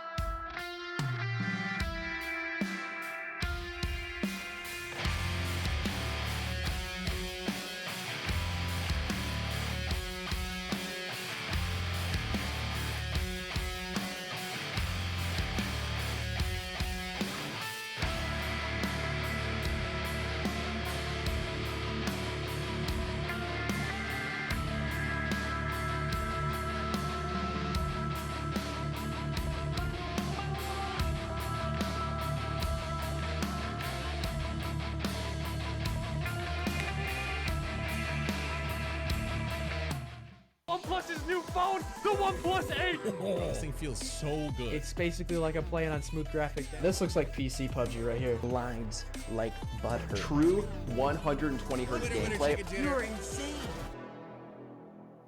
Hello and welcome back, everyone, as we get ready for round 4 of Super League Gaming's PUBG Mobile Community Night. We've seen a kind of a return to the action here in that round 3. Round 1, if I had to compare it to Dragon Ball Z seasons, definitely season 1, all action all the time, maybe even like one of the tournament arcs. Round 2 was maybe like the Boo arc. You know, it took a little too long to charge up and power up for all those fights, but then round 3, right back to a tournament of power, baby. So I'm hoping that we keep that going for round 4 and onward. Cage, any surprise facts as we hop over to Top Dogs and take another look at who's at the top right now? Any surprises that you're seeing here? You know, I've been expecting something that happened a little bit in round 2, but hasn't happened since, and that's the airborne vehicles. We saw it breaching at the very end of round 2, just someone going up in a car and then immediately dying. I was kind of hoping for like a flip or something like that, you know, just a very nice motorcycle play that doesn't go the way, and then we have a nice highlight. Yeah, that was one of the highlights that we showed in that round 2. We haven't seen a flip or anything like that from those the motorcycles or anything. Pretty rough to see. Maybe we'll see it in this next one. But what is the hardest one to flip? Because that's what I want to see. I want to see a challenge for these players. I mean, look, it could very well happen. It just depends on who wants to do it. As we take a look at tonight's leaders overall, once again, Tiggy just at the very top, 86 points. That is some phenomenal performance out of this player. Absolutely, and a huge drop between that first player and the second player, and of course the fall from grace for Dragon Legend. Also fall from grace from first round. We saw the BST squad, not a single member of them represented here in the overall leaderboard. So we'll keep updating this as we go. We're only halfway through the entire night, so there's a lot of opportunity for some of these other players to make their way up. But I definitely want to keep tracking some of these key names. Dragon Legend, Tiki, definitely at the top of my list. But I also got to remember some of these other ones. TP, Lucky, Garu, Ro now, just to make sure when we see them in game, are they getting knocked out early? Are they lasting all the way till the end? Because this next round 4, I mean, we're crossing that halfway point. So now it's going to mean so much more. If you can hold your spot at the top, even if you lose in round 5, if you did well in round 4, you did well all the way up, there's a chance you can hold that spot. So the later the night goes, the more comfortable those top-ranked players can feel. But we are ready and loaded in now to round number 4. We'll see if any familiar faces come up onto this round. I imagine so. And Cutie Pie, we didn't talk about this too much, but Cutie Pie and Cassidy on the Goon Squad are always in the top 2, or we're in the top 12, I should say, of the leaderboard for Top Dog. So I imagine we're going to keep seeing them. I imagine they're going to be important. But as we look at this playing flight, we have to think about, why are people dropping in Zarky? That's the only thing that you're wondering right now. I guess I didn't take account to see if anyone dropped in there in the last round. We'll have to check the tapes and see, but at least 3 out of 4. Magic will be happy about that. But here, Goon Squad is going to be dropping nearby another squad. So 19, 20, and also 22 near that bridge. We could see an early squad fight here in this hot drop zone. In South George, you always have to be careful about the things that could happen. As you see, Squad 19 already getting an Uzi for Cutie Pie. I imagine this will be pretty important, as Squad 20 is very, very close. But the question is, do the other members of Squad 19 have weapons yet? I mean, the first team to get the weapons will always be at advantage. But if you're a team that hasn't gotten the weapons, you got to just be ready to run away. I mean, sometimes it sucks, but in those early positions, you got to give up ground if you're not ready to fight. But so far, it seems like both of them are able to find their weapons. So if they do see each other, I'm expecting some blood. I assume there will be. I mean, there always will be blood in the first drop. As you can see, Squad 20 already taking shots onto Squad 22. So I imagine Squad 19 could play spoiler here, but Squad 22 under a lot of fire, as you can see under the wide. That's going to be Dark Squad, going to be in a lot of trouble, as Squad 20 proving to be very dangerous.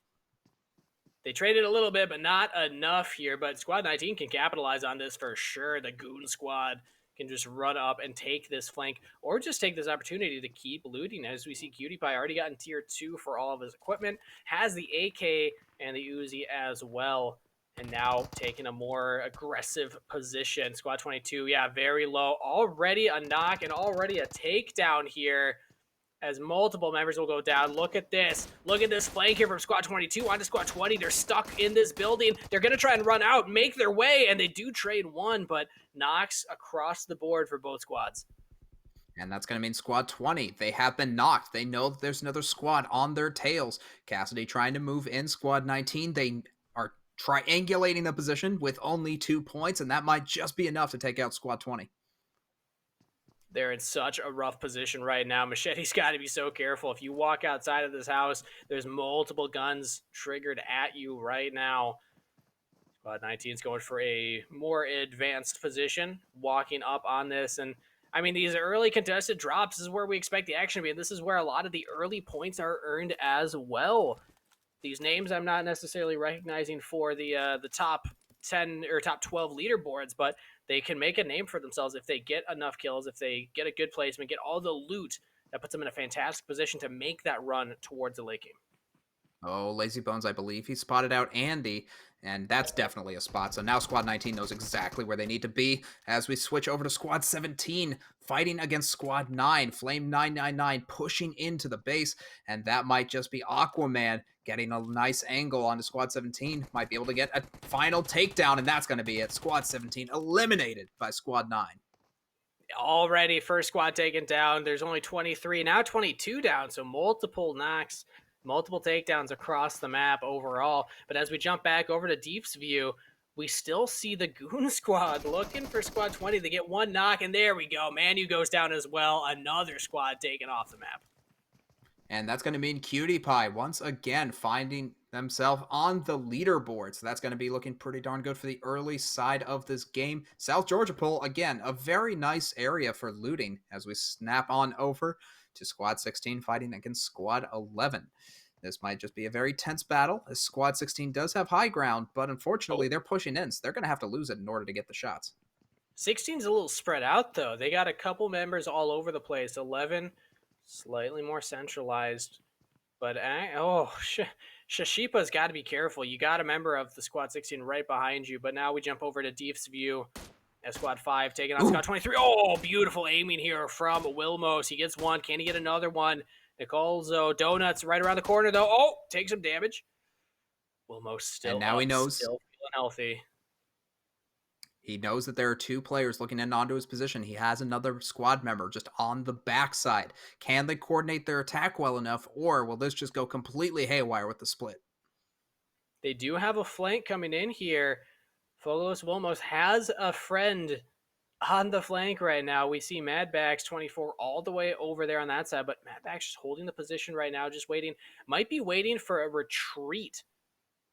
But at this point in time, we'll jump back over to XT's view as seems 16 actually had a knock on their end. Shashipa has to be rezzed. Now in a really rough spot. Yeah, I don't think you wanted to run that way, buddy. It runs back around the other side instead.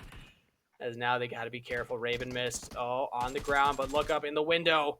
There's Ghost. Kintoshi spots him out, keeping his teammate alive, and now come the frags. If they can get a knock here, this would be huge for Squad 16. And now Squad 16 needs to think about how they want to approach this building. Do they just go in from the front? Do they start chucking grenades? Or do they just leave their member to die, as it seems one person is left upstairs, and that's going to be a complete takedown. Squad 16 has to rethink their options, as Yobama 99 from our test run yesterday going to be running into Squad 12. Yo, this player has done some dirty things that I remember. What a guy. Oh, no. Never mind. You hype him up, and he just doesn't deliver. I think we actually did that same thing earlier, but well done, Danger, getting that knockdown. And also keeps his team up and alive. But, Squad 16, is that a squad wipe? They were all taken out. That's it. Squad 11 managing to win that one out. It looked dire for them as they only held one building, but with that determination, they were able to keep 2 alive and wipe out the remaining squad that was on them. So that means Squad 11 in a much better position than they were 30 seconds ago.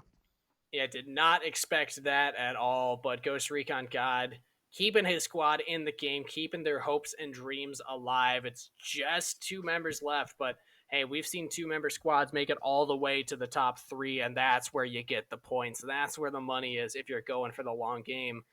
And they also don't have much threat elsewhere around right now. It was a fairly contested drop right away, but hey, if you come out on top, you get to loot everybody else. Feels pretty good for them, but it's now Squad 10 coming up on Squad 4. Nice grenade going to be chucked in. Squad 4 now knows they're in danger. Pure Fear trying to move in, but how do you get to that second level without getting hit yourself? Squad 4, though, they've already taken damage. Maybe that's the advantage that Squad 10 was looking for. Yeah, Cybershot took a lot of chunk from that grenade, even jumped off the balcony onto the ground, took some fall damage there too, I believe. So Fear, that was a very value grenade. Didn't get any knocks, but I mean, you soften them up a little bit. Now you give your team an opportunity to go in there as well. No one's actually gone into the building yet. One member from Team 4 has actually come out. Neurotic, he's in the open, but I don't know if that's where you want to be. Yeah, there we go. Pure Bot is able to get that one. Now Arbiter as well. Oh, Team 4 is in so much trouble. 1 goes down, 2 goes down. That's a third. Only 1 left. Big boy, can he do it? Bot's running in. They can just take all these eliminations. The knocks don't even matter. They're dead now. Just Big boy, and even he falls. That's an entire squad wipe. Squad 10 definitely getting the aggressive advantage position, and that was all from that one grenade on the top side. They just completely scattered Squad 4. They were unable to find good positions afterwards and got run down by the Squad 10 onslaught from the Pures. And now again, Pure Squad gets the loot. They get the advantageous position on the map, and I mean, tier 2 armor for everybody. I believe somebody also I saw had a tier 3 helmet, so really good positioning right now for Pure as they look to get into the top 15. We're already at top 17. This has been a fairly bloody early game here in round 4, and again, top 15 teams all get some sort of points for their scoring. Pure definitely putting themselves in a good position for that. All 4 members alive. And with that, Squad 10 needs to think about how do they get inside the circle, because if I'm looking at the overall map right now, they seem to be just a little bit northeast of where they want to be. And honestly, they're really far from the center of the circle. So if they want to really charge in for these later rounds, they're going to need to do something pretty quick. Got to make a move. Find some kind of vehicle to get over there, too. And just want to quick point out, none of these members are in the top 12 right now. So making statements for themselves, trying to get in, punch into that top 12 category. 63 points is currently the gatekeeper from Goon Cassidy. Every placement will help with that. But let's zoom out here for round 4 right now. We see Squad 12 in the lead right now. That's a lot of kills for you here already early on. That's a stupid amount of kills, and I imagine Squad 12 is going to be a force to be reckoned with, assuming they still have all 4 members. Unfortunately, if they lost one, that's going to be a pretty big dampener on what they want to do later on in this game. But again, none of those members in those top 3 teams are in the top 12 current overall nightly leaderboards. Interesting to note there, but we're seeing live updates as we go. Aquaman with 3 takedowns. That's respectable for Squad 9. And for Squad 10, for the moment, they're just still... They have a vehicle now, so they have more time than they did before. They're just trying to look out, see if anyone's in the area. Spoiler alert, there is not. So now we switch over to Squad 6. What are they up to? What are they doing? Do they have any friends? No. Unlucky. I mean, you got some people. They still got the full squad. I think Squad 6 feel them just fine right now. They're just spread out. You know, they got all this real estate. It's free real estate, baby. They can go anywhere they want. There's no one here to threaten them. They should all be walking out of here with tier 3 loot by the end. I just noticed that they are, in fact, in Pachinki, and there is no other squad in Pachinki, Steve. So this is free reign, and pretty much exactly what Squad 6 was looking for and hoping. Maybe they were looking for kills, but honestly, I think they'll take the gear more than happily. Oh, wait a minute. I just noticed that Squad 6's clan tag is 6. How were they able to plan that? What? That's just... Was that luck, or was that some kind of shenanigans going on? I think we feel like we need an investigation from the officials on this one. Yeah, this might very well be some collusion going on within the lobbies. So until we solve that, we're going to look at Squad 12 for the moment. Raw's going to be a bit of a fighting ground as Squad 12 and Squad 24 are very close to each other. But I believe there's only 1 member left alive for Squad 24, so not the best situation. All right, hear me out. Squad 6, got squad 6, or clan 6 got squad 6. R2D2 got squad 12. So 2 obviously is 2. R2D2 Keep going. You got R this. is the 16th letter in the Yes. alphabet. D is the 4th. 16 minus 4 is 12. It's a conspiracy, man. I'm telling you, it's nuts. I actually have no idea if R is the 16th letter. I just kind of guessed that. If anyone can confirm or deny, just let me know.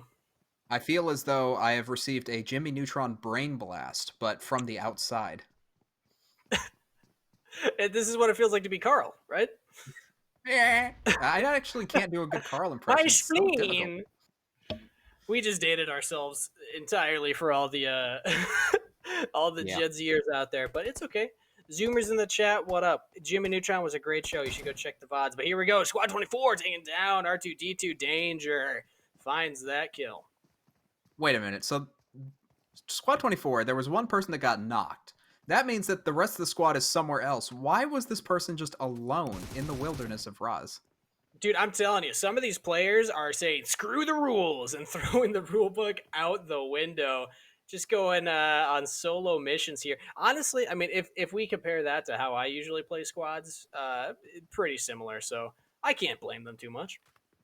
Yeah, but let's take a look at the overall standings once again. Squad 12, you here got another kill. What is the squad doing, and how do we... Oh, wait, we just watched them. That's why. You got to get those kills when you can, and honestly, the singular members make it a lot easier than most other situations.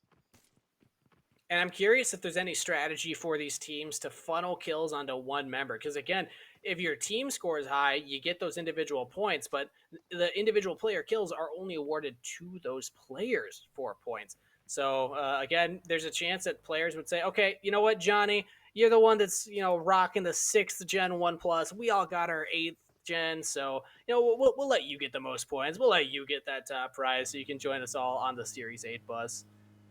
Potential strategy. Could very well be the case, as the Goon Squad riding out with multiple USs. That is the ultimate flex in this game, is when you get all 4 members in different 4-person vehicles, because that's how you know that you've made it.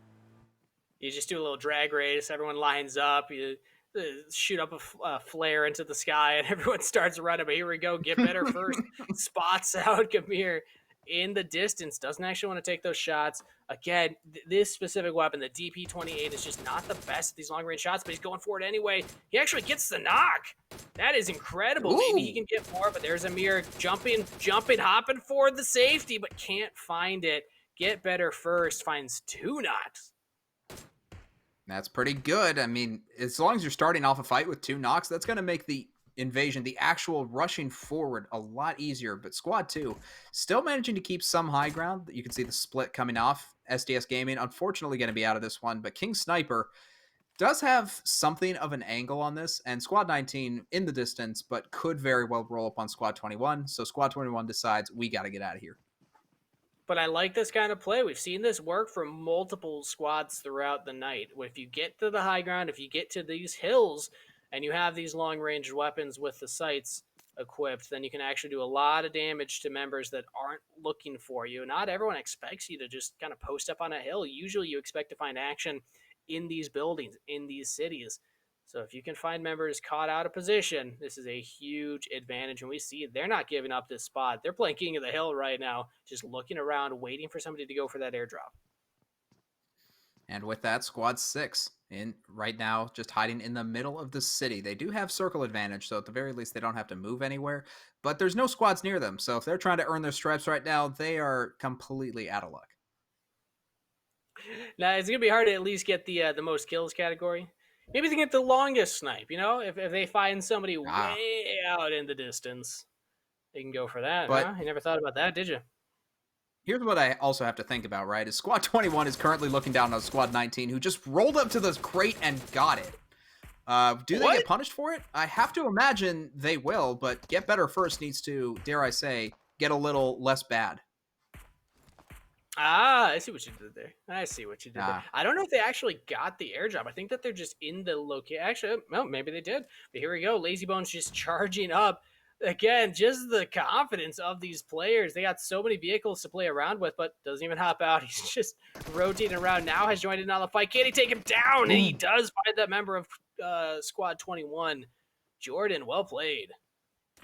And Squad 21, they thought they had the advantage. They did have the advantage. They had the sights. They had the players. But Squad 19 just kind of outplayed them by rolling up with their multiple vehicles and superior firepower.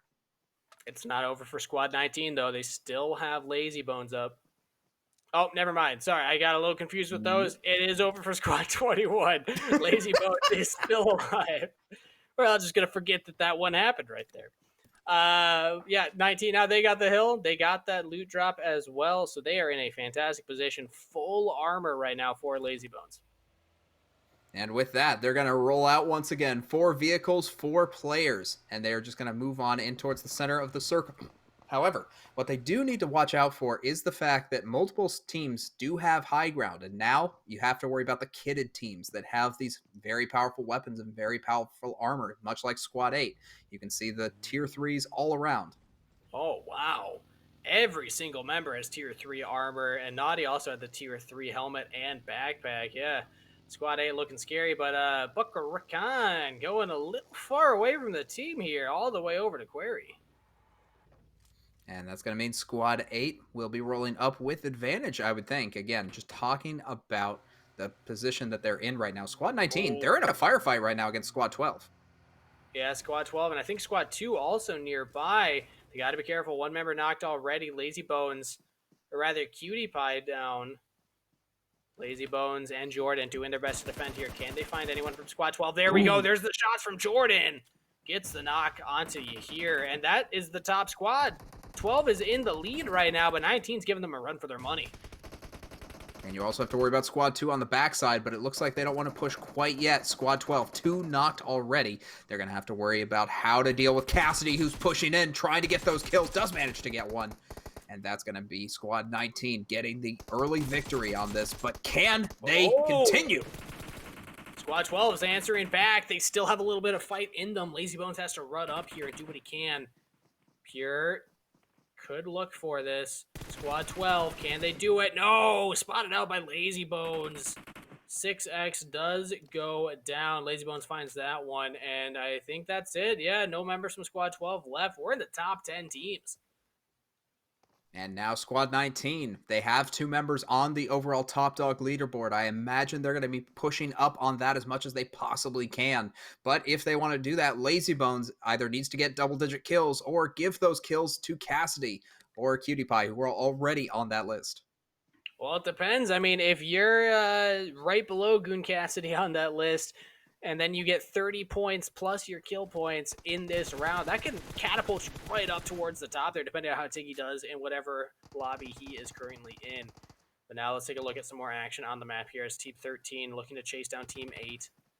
Multiple members. Again, Team 8's the one. They're fully loaded up, but they're fully spread out as well. And here we go. Pabs fully loaded up as well. It seems like everybody in this game's got full armor. It's looking that way, especially when you look at the top squads right now. Squad 19 currently firing onto Squad 24, who, I don't know what's up with this squad. We saw one of them get taken out earlier by Squad 19, so I have to imagine that they are trying an unconventional strategy that doesn't seem to be working out. It's the revenge move, the John Wick, as we call it, you know? You killed my dog. You must all die now. I think not that I condone allowing your pets to play PUBG Mobile with you. I don't think that's a good way to score high points in PUBG Mobile Community Night with Super League. But here we go. Kiddo, 88, looking for these pop shots against Squad 10. Doesn't actually find anyone there, but he knows that there's a drop. He knows that that's tantalizing. He actually should be able to see one of those members up there, Panny, but doesn't actually take the shot against him. And once again, just using a gun that probably isn't suited for this. This is the dinner plate, I believe, coming out once again. Why does every single person just have this gun? It's not very useful. You should get rid of it. I mean, it's a popular drop, and it also looks really cool. So I think that a lot of people gravitate towards it for that. But I just feel like there's so many better weapons for these exact situations. You can hit people if they're in a field, but if they have any kind of cover, it's really hard to sneak those bullets in there. But oh no, look at this. Pabs is actually able to get the long flank on to Squad 13. They got 2 members over here. But the question is, can they spot this out before it happens? It's looking like PUBG just very focused on the vehicle in the distance, but it's the close enemies that you have to worry about. And there come the shots. There's a knock already. Yeah, the flank comes in. Pobbs does go down. Kiddo 88's got to be careful here. There's 2 members, Naughty and... I didn't quite catch that name there as the camera rotated. Oh, never mind. No. Kiddo. Sorry, buddy. You're going down. Back to detention for you, buddy. But now we got to talk about them Jordans. Going to be sniping up on Squad 10. That's going to be a knock already. The Pure Squad going to be purely outclassed in this one, as there's a kill already confirmed. And now Bot has to think about his next move. And he doesn't have time to think because he's already getting shot at. That AWM putting in work for Jordan right now. Still has the full squad up, but doesn't need any of their help to take these knocks. Time after time. He knows that Squad 10 is still over there, but I believe Pure Clan has taken a beating here. They've lost members now, and there we go. Another knock on the Bot. It's looking very grim for Squad 10 as Squad 19 continues to assert their dominance with long range. And honestly, it looks like only one person is firing at them just from how well he's been doing. But Jordan proving himself to be a valuable member of this team. Lazy Bones is able to get the final takedown on that knocked member. But yeah, Squad 19 looked like they're in a fantastic position to take this. There's only 4 teams remaining and 9 members alive, 4 of which are on Squad 19. They are primed and ready to go for this chicken dinner. Just got to put the final nails in the coffin here of the remaining members. And yeah, again, just fully loaded up right now. Got all the armor, got the ghillie suits, got the weapons as well. Squad 23 over on the other end of this hill. We'll see if the Goon Squad's able to find them. I believe this is the final valley that we will see Squad 23 and Squad 19 fighting. And you can see on the other side, Squad 10, the barely remaining Pure Squad, trying their best to survive. But unfortunately, with only one member, I just don't see it happening versus Squad 19. And this is huge for Squad 19. Goon, Cutie Pie, Goon Cassidy, both are currently in the top 12 leaderboards for the night. So they're already going to guarantee, essentially, that they stay in that top 12. Might even be making a run for higher up, depending on how the games go for the other top members right now. And they are feeling it here. The snipe war between Nitsua and Lazy Bones. Lazy Bones can't quite find the knock, though. Can we talk about Squad 10? What is Pure Squad doing right next to Squad 19? I think that it's just one member. It's not even the Pure clan tag anymore. It's just Bigfoot, if I believe. Hey, if this is the strategy he's employing, this is the strategy that's going to work for him. Still alive, still in the top 4 right now. It's looking pretty grim for Squad 10. Okay, here comes the drive around. Cassidy might just run him over by accident. Definitely spotted him out, right? Yeah, there we go. They see it. Yeah, Squad 10's going to go down. Only 3 teams remaining. 8, 10, and 19. Or rather, 8, 23, and 19. And we'll see who's able to take it. Still, now it's a 4v4. But the other 2 teams don't realize that. They only have 2 members apiece, so Squad 19, yet again, this is the 3rd round in a row that we've seen a squad of 4 make it into the top 3. It's definitely happened before, and honestly, as I said before, this is the best possible situation. And since Squad 19 has proven themselves to be very efficient at getting these takedowns, I imagine they're going to be in a great position to take down Squad 8, who's on the low ground, and Squad 23, who, although is behind them, I don't think can get a good position on this.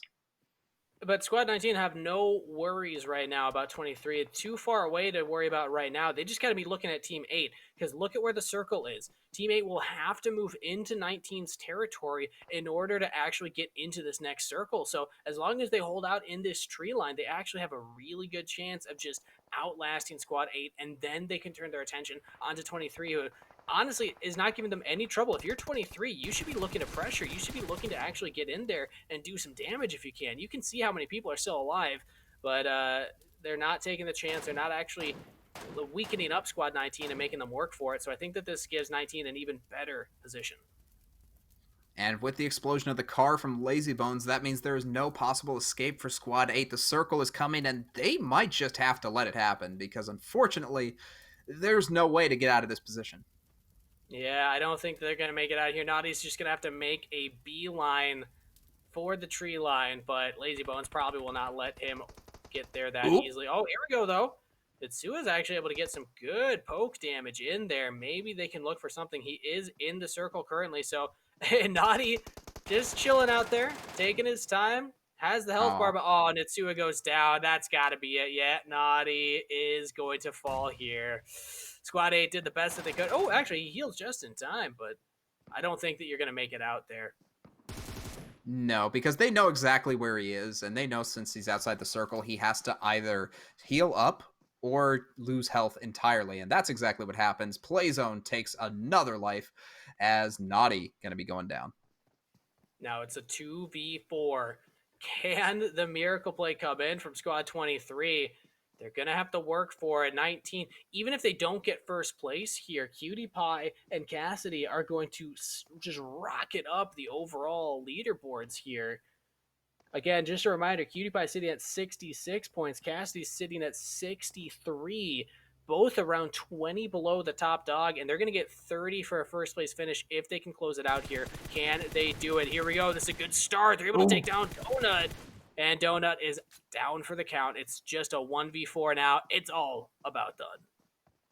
And here comes the car just to celebrate the victory. Might be going up the cliff. I definitely like this play coming out. And Squad 23, there is nothing you can do about this.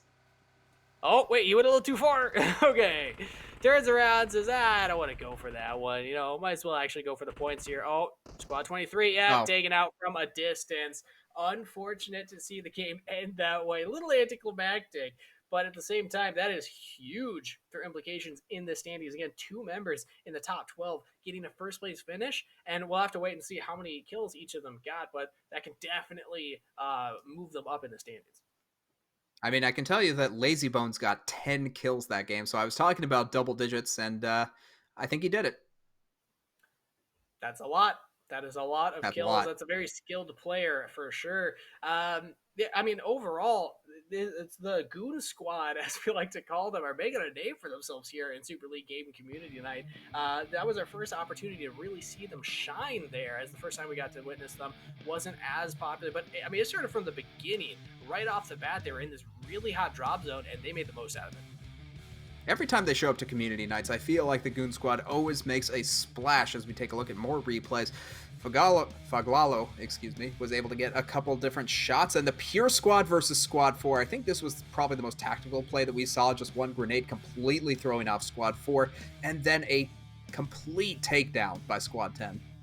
Yeah, the M16 into the Tommy gun, such versatility from Bot here. He's got the range, and he's also got the ability to run in, and I like to see that kind of play. But R2-D2 danger.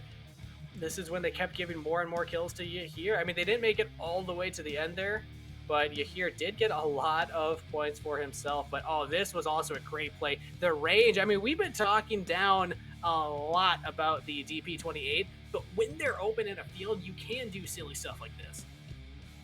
It's one of those situations that's optimal for the gun. Unfortunately, this is probably the only play that was this situation. The rest of the plays were kind of subpar and really made me question what everyone was doing. But speaking of what are you doing, Squad 12 rolling up on Squad 19, you don't just do that. Squad 19, way too strong for that. Yeah, well, it was actually Squad 19 that rolled up on Squad 12. That was a crazy thing. They challenged the position, just rushed the hill, and were able to take it down. And, I mean, that just shows how strong this Squad 19 was, the Goon Squad, with their multiple vehicles, their multiple airdrops that they were able to collect throughout the entire game. And their hold of their position at the very end was a thing of beauty. You know, juggling, being surrounded by 2 different teams, all you have is a little bit of trees for cover, but they just took it one at a time. It's okay, if the team behind us isn't bothering us, just don't bother them. We'll just hang back and just kind of let them do their thing while we take out the members that are about to be taken down from the circle. And then here's the final shots there of those last kills. But yeah, no surprise there. Goon Cutie Pie and Goon Cassidy actually getting the least points for each of for their teams, but still doing well in the standings. We have our first 40-point game, ladies and gentlemen. That's Lazy Bones coming out on top. Definitely some great long-range shots coming in. I'm excited to see what the stats look like and if the long-range snipes came in from this lobby. Yeah, I mean, I asked for that right before we got into this game. Can't we get a 40-score game on stream? And look at that, Lazy Bones definitely heard me and delivered in spades. That's a lot of points for the whole team, though. I mean, we've seen teams get 35 at the highest, but that their third place member had 35. And just, I mean, looking at the rest, yeah, 40 points definitely puts Lazy Bones in the top here. iDrowsy in a different lobby getting 39, pretty close, and then iFlex as well. Even Jordan just keeping up there. But the big names I'm looking for is Cutie Pie and Cassidy with top 6 finishes each. There it is. Put up here, and even the snipers, Cutie Pie, really close, but Lazy Bones still takes that one too. I mean, honestly, Lazy Bones just had an and was able to get the long range the entirety of the game with his high ground, so great job on that. Yeah, Goon Cutie Pie. I mean, 2 members from the same team up there. I think it's no surprise based on their position at the end. I'm sure that one of those was one of the last kills. But the support there also, Goon Cassidy getting a lot of points for himself in this category as well. 6 assists. That's a lot. Oh, there's the Flash also at the top 3 right there. And now Trackstars. Donut Choppas actually was in the lobby, was the 2nd or 3rd place team. I believe the 2nd place team. And managed to get almost 7K. And 4 knocks in that round, so it was a very good round for that player. But now looking over to Medics, Ray's Austin, not in our lobby, got that one. Wow. Actually, looks like nobody from our lobby except for Lazy Bones in the top 5. But look at the differential. It's 736, Steve, to 397. That's a lot of healing. I'm very confused how that's even possible. I feel like you're just kind of chilling in the circle right at the edge. Maybe, I don't know, but congratulations, Austin. You figured out how to get insane points. Do you think it's possible to crash 1,000? It is one of those things that, medically it's possible. Someone could potentially get damaged through the equivalent of 10 health bars and then heal all of those up. The likelihood, very, very low. You gotta be looking for that if it's gonna happen, right? I feel like you gotta be trying at that point. But even at 736, you gotta be trying right there too. Again, it's the Trackstars and the Medics are the ones where I feel like if you want to go for specifically that alone and nothing else, you probably have a good chance of getting it, but that's not going to put you a lot of points in the overall standings, and that's what we're looking for. I'm so excited to see how tonight's overall leaderboards have updated once we get to that, because again, I mean, we saw a drop from round 2 to round 3, a huge drop as Dragon Legend went from that first place spot all the way down to 7th place, only got 1 point. The 66 and then the 67 between those rounds. So we know that even if you're at the top, you can still have a bad round. And considering 2 members in the top 12 just got first place in this lobby, I think that there's going to be a huge shift in the points. And again, it's about that 40-point spread. So the fact that Lazy Bones was able to get that, probably going to propel him to the top at least 20, probably the top 12. And I imagine that if this performance keeps up, might even be trying to crest that top 1.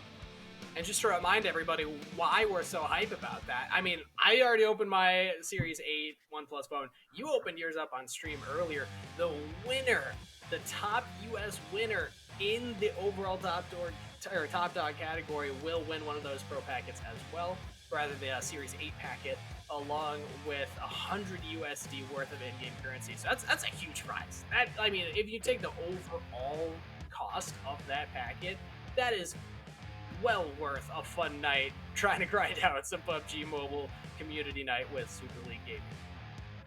It's definitely not the worst way to spend a night, Steve, because I'm having a lot of fun right now. I don't know about you, but we've seen some crazy stuff, and I enjoy hanging out with my friend Steve because we can't do it in real life anymore.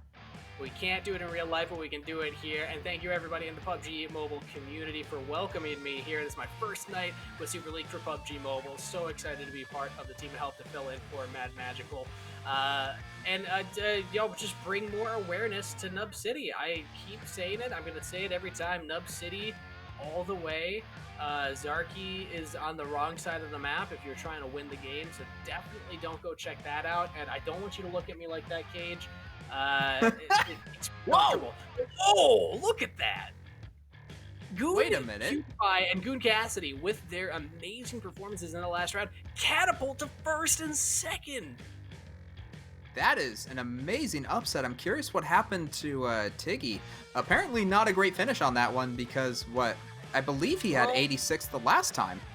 keep in mind these stats will update as the rounds end.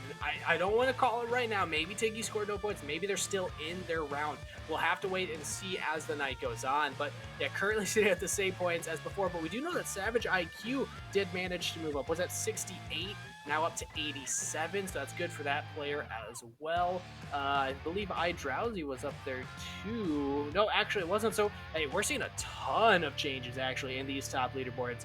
TPE Lucky though, oh, that's a good finish. 72 up to 91, so got 19 points in that last finish. Was second place, still third place. I mean, there's a lot of names vying for that top spot now, but you can see it's getting closer and closer as the night goes on. There's less of these huge swings, but there's more, it's a tighter race towards the top. It is definitely going to be a fierce competition, but as we've crested the halfway point, Steve, I have to worry about these other players that are trying to get to the top 12. Can they find a way in the last 2 rounds to actually get on that leaderboard? Yeah, Dragon Legend unfortunately dropping down from the top 12 too. I mean, that was one of the players that I was a little worried for. I mean, round 3, we saw that fight with the Flash. I was like, oh no, the Flash is ready to Dragon Legend. This guy's insane. But then actually able to outplay that. Dragon Legend now falling down a little bit further. Not too late for them to make those points back. There's still 2 rounds to go. But we've mentioned this before. The later the rounds go, the harder it's going to be to really catapult yourself up towards the top. Because if you're 40 points down below that first place person and they still make a top 12 finish, it's going to be really hard to make those points count. But we're going to see if anyone's able to challenge the Goon Squad at the top as we send it over to a short break before we get ready for round 5. Don't go anywhere.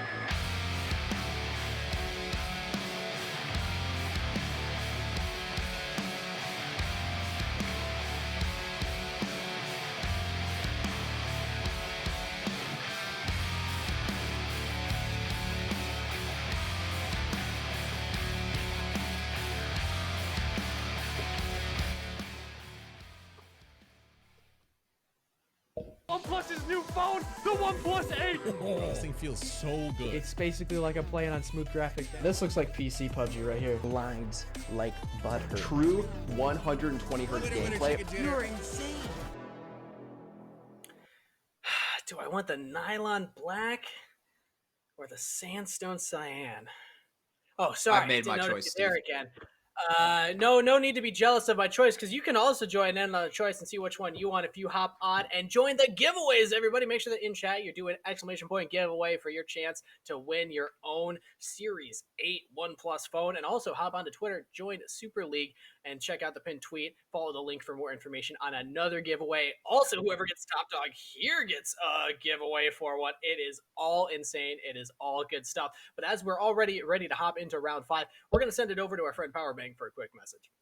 What's up, guys? It's Powerbang. I want to give a huge shout out to OnePlus for sponsoring and supporting the Super League Community Nights, where we all play PUBG Mobile with one another. This is happening in a community like yours all around the country. So if you're a Power OnePlus user like me, whether it's on the 7 Pro, the 7T, or even the 7T Pro 5G McLaren that I'm rocking right now, you know OnePlus has you covered. The second I started using one of their devices, the frame drops were gone, the lag was gone, and I was shooting straighter than ever. So big shouts to OnePlus for sponsoring this event, and thanks to them for supporting mobile gamers everywhere.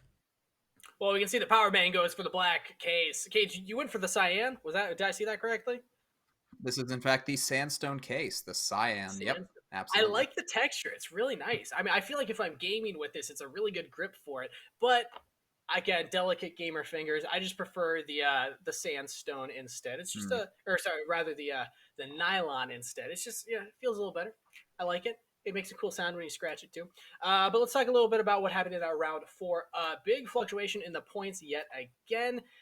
It's insane just how much one round can actually affect the standings in there. But we're actually ready to hop over into the game. So we're just going to go right into round 5 and see if those standings change any more throughout this round. Right off the bat, I'm noticing we got Jedi in this one. I know that we've spotted him before. So I love to see repeat names. Definitely a great thing to see. Jedi, very, very strong in the Force, but may not necessarily be able to finish on top if the lobby is stacked at all. I have to worry about the Goon Squad being in, or perhaps even the Dragon Squad if they had a couple off games and might be looking for some revenge. Yeah, TPE Lucky is another player that I believe we have spotted earlier on in the night, but just keeping up with his story so far, currently sitting in 3rd place, right behind the Goon Squad, Cutie Pie, and Cassidy. But we're seeing a southwest to northeast flight pattern here for the plane. So, sorry, Magical. I don't know if anyone's going to Pachinki, or sorry, Zarky. I don't know if anyone's going to Nub City either. But we do know that there's a lot of hot drops still right through that middle. Pachinki's going to be big. I feel like Yaz is going to be big, like we saw in that round 1. So, hoping for some early action here. Yeah, could very well be the case. We already see some very close squads, Squad 20 and Squad 8. But you can see Squad 20, Dudeson, getting a shotgun very early on, which he's going to need in order to fight a very close range. Yeah, but you got to be close range to use that one. So I want to see Dudeson actually buy some space for the team. If you know that Squad 8 is right over there, you as Dudeson can say, okay, I'm going to let my team get some time to actually get some longer range gear while I run up, just kind of create a perimeter for us to play with. Instead, seems to just be going back to the loot. They don't want to fight right now. Ooh, I don't know if the Uzi's the best for this. Oh, he's making the most out of it, though. Ooh. Almost goes down. Sun Min takes a really rough trade there. Uh-oh. Are you going to... Okay, no falling damage from 2nd floor. Never mind. Not quite yet, but as you said, the Uzi, definitely not the right pickup for that situation. They were on the rooftops. You have the low ground. You have very little team. You don't have your team around you. What could you possibly do in that situation other than take a lot of health? The answer should be to retreat at this point in time, but I don't know if he's going to make it no. out of there. But look at Squad 23 already taking some trouble here from Squad 5. Ademelog. Oh boy, he's just getting played with right now. Brand, there we go. Finally takes him down in first-person shooter mode. Interesting to note. Definitely a flex there coming in. Knows that he's on camera and decided, hey, I got to make this special. So Squad 5 going to be continuing their assault onto Squad 23 with another takedown. And I got to say, this is a lot of drops for Severny so far north on the map. Yeah, interesting to note. 3 squads drop over here. I don't think that Popular has been spotted, but as I say that, he takes some damage from squad 7 over there. Jess, Bone Fairy, David, all 3 of those. We've seen them before, but look at this. Fernand is backing up his teammate, getting some long-range shots. I love this skin here for the AK. It's so colorful. Just the opposite of what you expect from an AK, but you got to be careful still. You could get flanked here. Team 5, they're just looting. They're just going to continue running around trying to grab the weapons they need.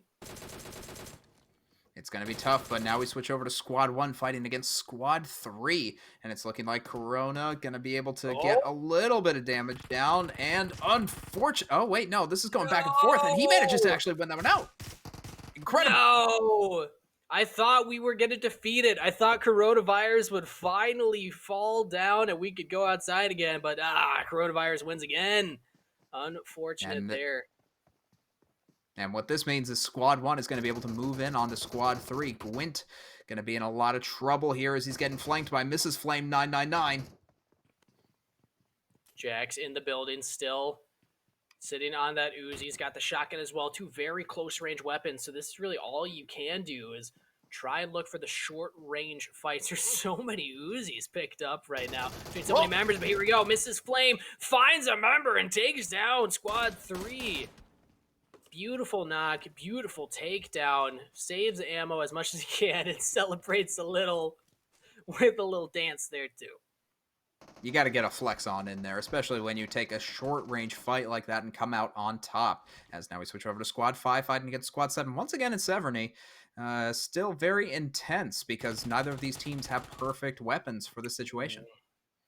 But Brandon is able to capitalize on these close-range fights where the Uzi does shine. Oh, no! Character does go down. That means Fernand's got to be very careful. That was his teammate right next to him. He knows that as soon as you leave this little area, you're probably going to be taken down too. Well, you know, it was probably because there was something in the air that night as Fernando finds himself in a very difficult situation. Jess looking down as well. So this is going to be Squad 5 trying to get a flank, but unfortunately, they can't really do that against the high ground and the perimeter vision coming out of Squad 7. Yeah, the stars were bright indeed for Fernando. I didn't think I'd get an ABBA reference. Cage, you're really dating us right now to all the viewers. I'm sure no one else picked up on that one. Maybe some of the producers did, but well played. Well played, sir. As the doctor, the doctor is really in a rough spot right now. Very low on health. Now Cybershot 83 taking some damage too. Squad 24 all in a really bad way. I believe that's the H Doctor coming in, but now let's switch over to Dudson, who we saw in the very beginning of this game, still in a fight against Squad 8. I thought this would have been done by now, but unfortunately, both these squads just seem to be very, very persistent. But these Uzis, man, they are doing work as Jasud Min is able to take that one down. Yeah, this is surprising to say the least. Team 20, I didn't think that they had the best start. They ran away. I expected them to just leave that hot drop zone and say enough is enough, but they turn back around and they get their loot for it too. Beautiful play from them, even tricking me out.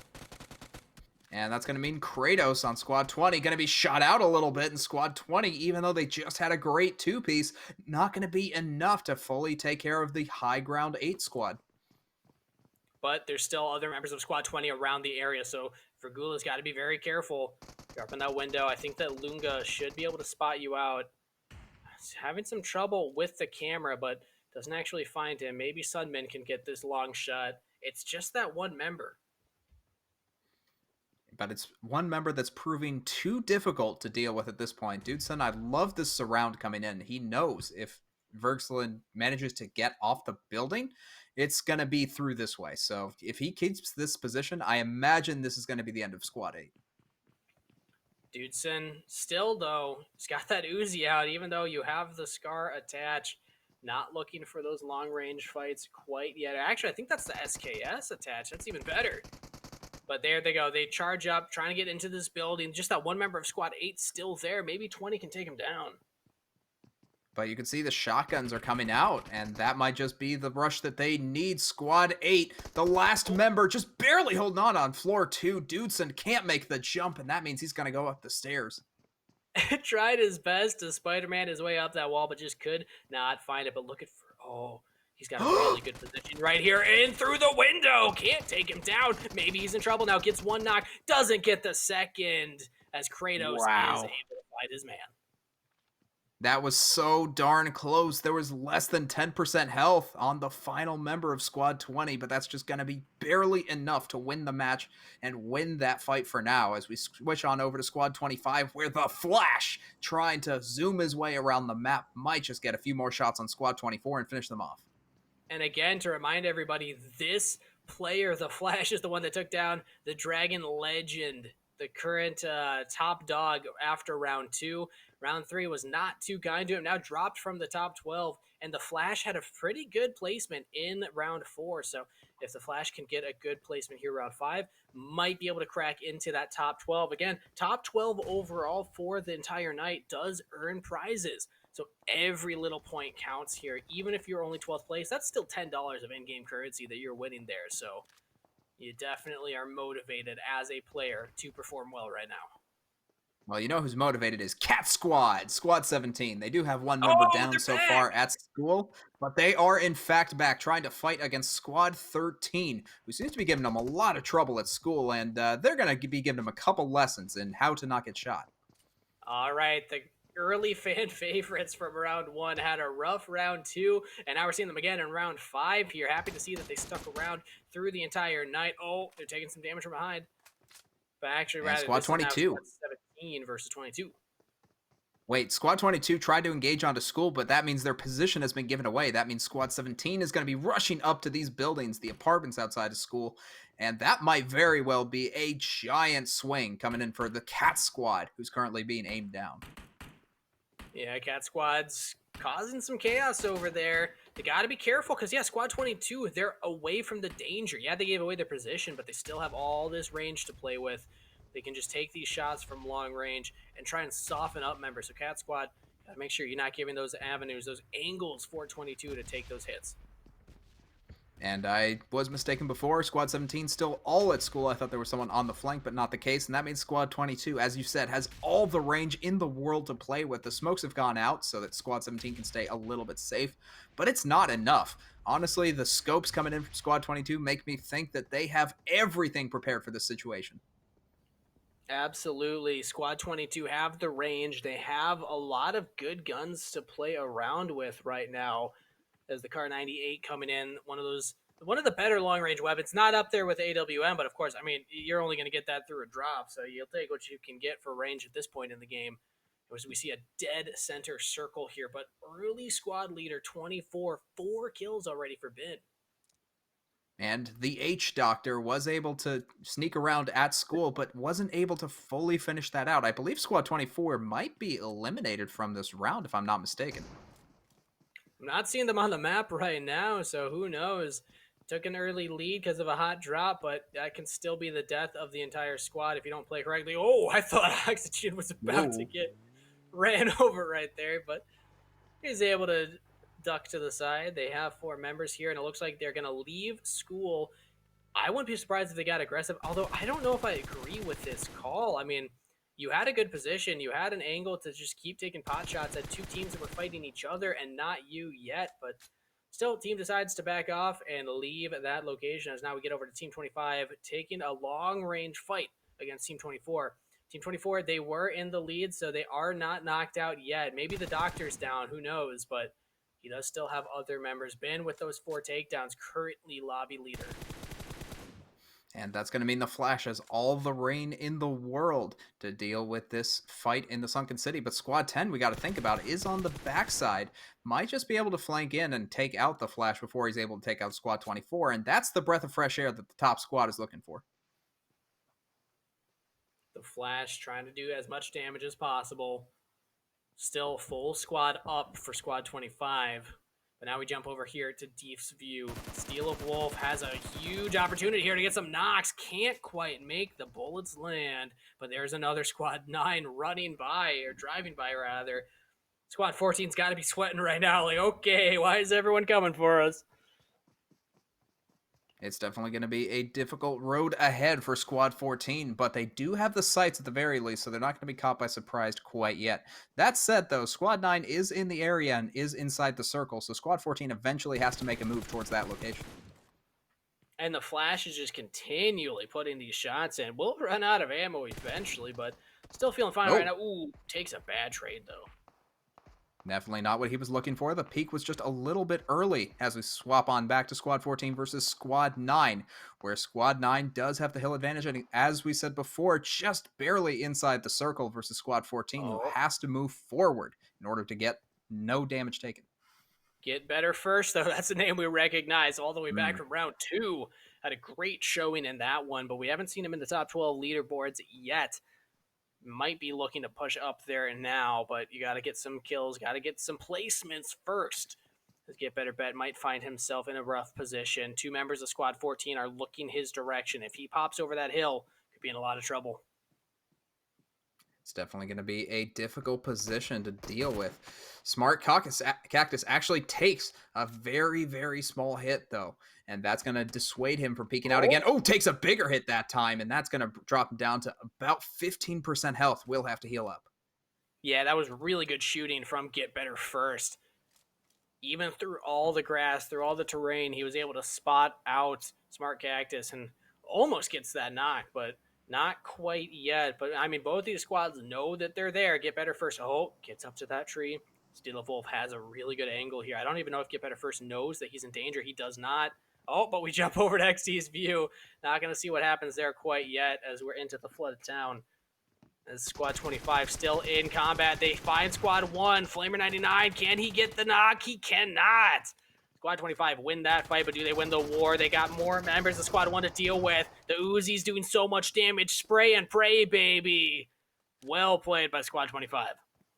And that means the Flash will be able to advance even faster as he stays in the flooded town, which is in the circle, luckily, so they do not have to move from that spot quite yet. They do have to deal with Squad 24 eventually, but let's pop on back over to Squad 14. They do have a knock onto Squad 9. They just need one more. The smokes are out. Just start firing blindly, Steel of Wolf. What are you doing?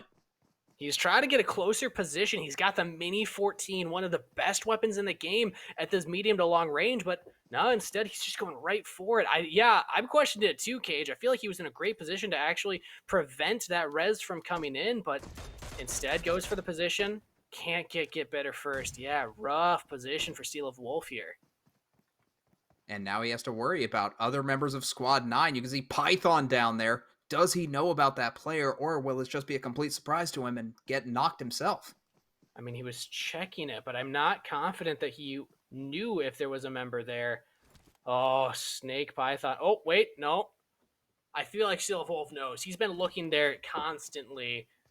So they either think somebody's there or they think somebody was there and left, but either way, they're still keeping a cautious eye in that direction. And that means Squad 14 can move into the circle. Squad 9 did have to give up positioning for that, but let's swap on over to the Deef Cam to see what Python's looking at. And it turns out it's the entirety of Squad 14. He's just trying to spot them out. He's playing recon for his team. If you notice, they went in a different direction in a vehicle. I think they're trying to bait out Squad 14 to say, oh, no, we're not there anymore. You're safe. Or rather, Squad 6. And you don't have to worry about us. But at the same time, I mean, you're at the edge of the circle. You're going to have to move in eventually, and you will be all alone now. And Steel of Wolf trying to move in, making the aggressive play onto Python. That's going to be a kill. Steel of Python, what was that? You had the positioning the entire time. All you had to do was press that fire button.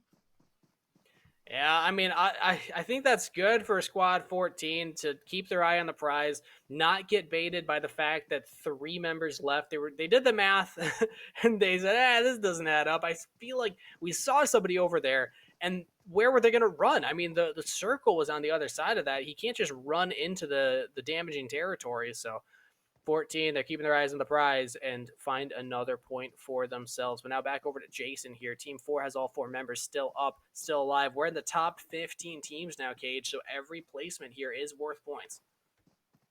You do have to play a little bit harder now that you know you're against the other top squads. And Squad 4, in the meanwhile, just moves into Pachinki, just outside of it, I should say. And the next circle does seem to be favoring that position. So if they can stay in that little house, or maybe just around the house as they currently are, they're going to be in a good way as the circle starts to close in and teams start moving in towards them. They have an opportunity to loot, although it looks like some of Pachinki's already been looted. I wouldn't be too surprised. It's a popular first drop. But here we go. Team 11 finds themselves in some trouble as Team 18. Look at there. Taco. We haven't seen him in a while, but does a good job. Actually, that's a different Taco than we saw before. This is Taco. Doesn't actually find the takedown, but here, can Squad 11 get the revive? There we go. Looks like they will. And that's going to mean Squad 11 is going to be able to push out a little bit onto Squad 18, who just drive away. Team Rocket blasts off again, and there's no way to catch it unless Toxic manages to land a couple shots. He does not. So that means they have control of this relatively unimportant area outside the circle. Well, they get the drop, though. That's a big one for them. If they can get to this airdrop and find whatever loot's in there, they're in a great position. As we see, Toxic has that tier 3 loot, but I don't know if the rest of his team is rocking it.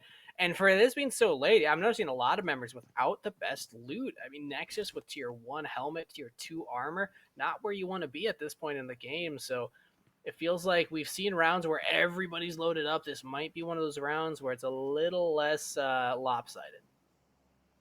And that's going to mean that a lot of these fights have to come to lower ranges, or they have less accurate guns at long ranges. So at the very least, might be drawn out or might be very quick. That's the thing about these short range games. You have to really think about what you want to do and how risky you want to play. Airdrop coming down in a fairly central location here. Multiple squads could look to go and contest that. Those are the juicy ones that I like to see, you know, right out in the open. Multiple squads nearby. So hard to actually claim those for your own team. As yeah, Portillo, Jorge, seeing this player earlier on in the night, just playing it safe, playing it with the squad, but 12's about to get flanked here. They don't realize it, but they could be in some danger. They could be in some danger, but at the same time, it looks like the area is clear for now. But speaking of danger, we got to move over to Squad 17, the Cat Squad, fighting against They're Squad still 7. in it, baby. Bim is on fire. That's usually not the world's greatest position to be in, but that doesn't necessarily mean that you are out of it. Look at Cat Squad while he's on fire. Unfortunate, but here we go. There's the charge edge. EST disaster goes down.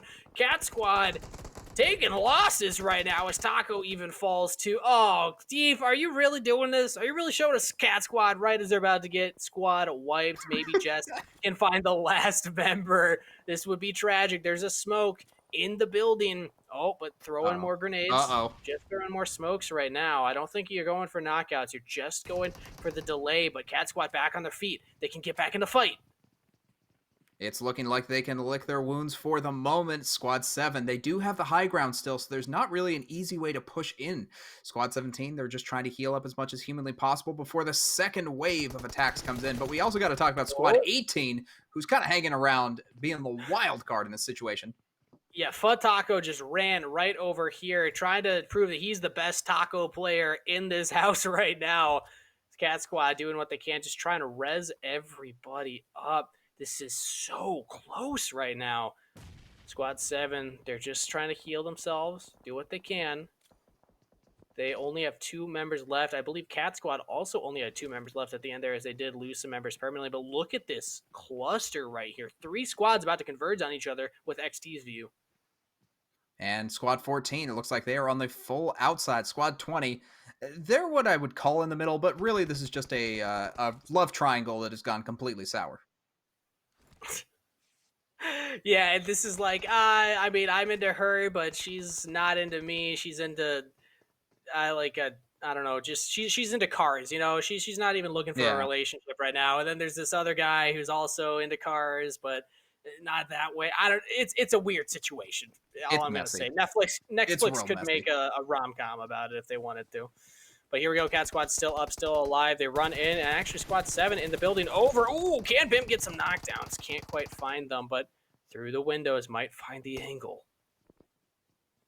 I don't see any grenades in the inventory, so Bim definitely having a hard time trying to get into this building and deal with the two squads that are currently in combat. As on the Oh, other side, no. oh no, there's a knockdown onto Cutton, and that's going to be the end of that member of Cat Squad. Still one remaining, but let's take a look at the love triangle once again. It's looking like Raza has just proposed, but it has been rejected. Squad 14 going to be looking for a way in back in with some flowers, but unfortunately, it's just not going to work as they are allergic to that breed of flower.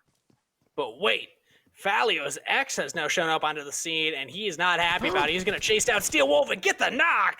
Beautiful play out of Falio. Beautiful aim as well. Not content with the knock. It was a messy breakup. Falio wants to take him out of the picture permanently. And that's going to mean that you are clear to move on to the next relationship with Dudeson on Squad 20. Squad 14 also in the area. It looks like a bit of a standoffish situation. The first date has not gone well, so here comes the backup squad. The bros are in, but they're only going to make more of a mess of this whole situation. It's a sausage party now in the movie.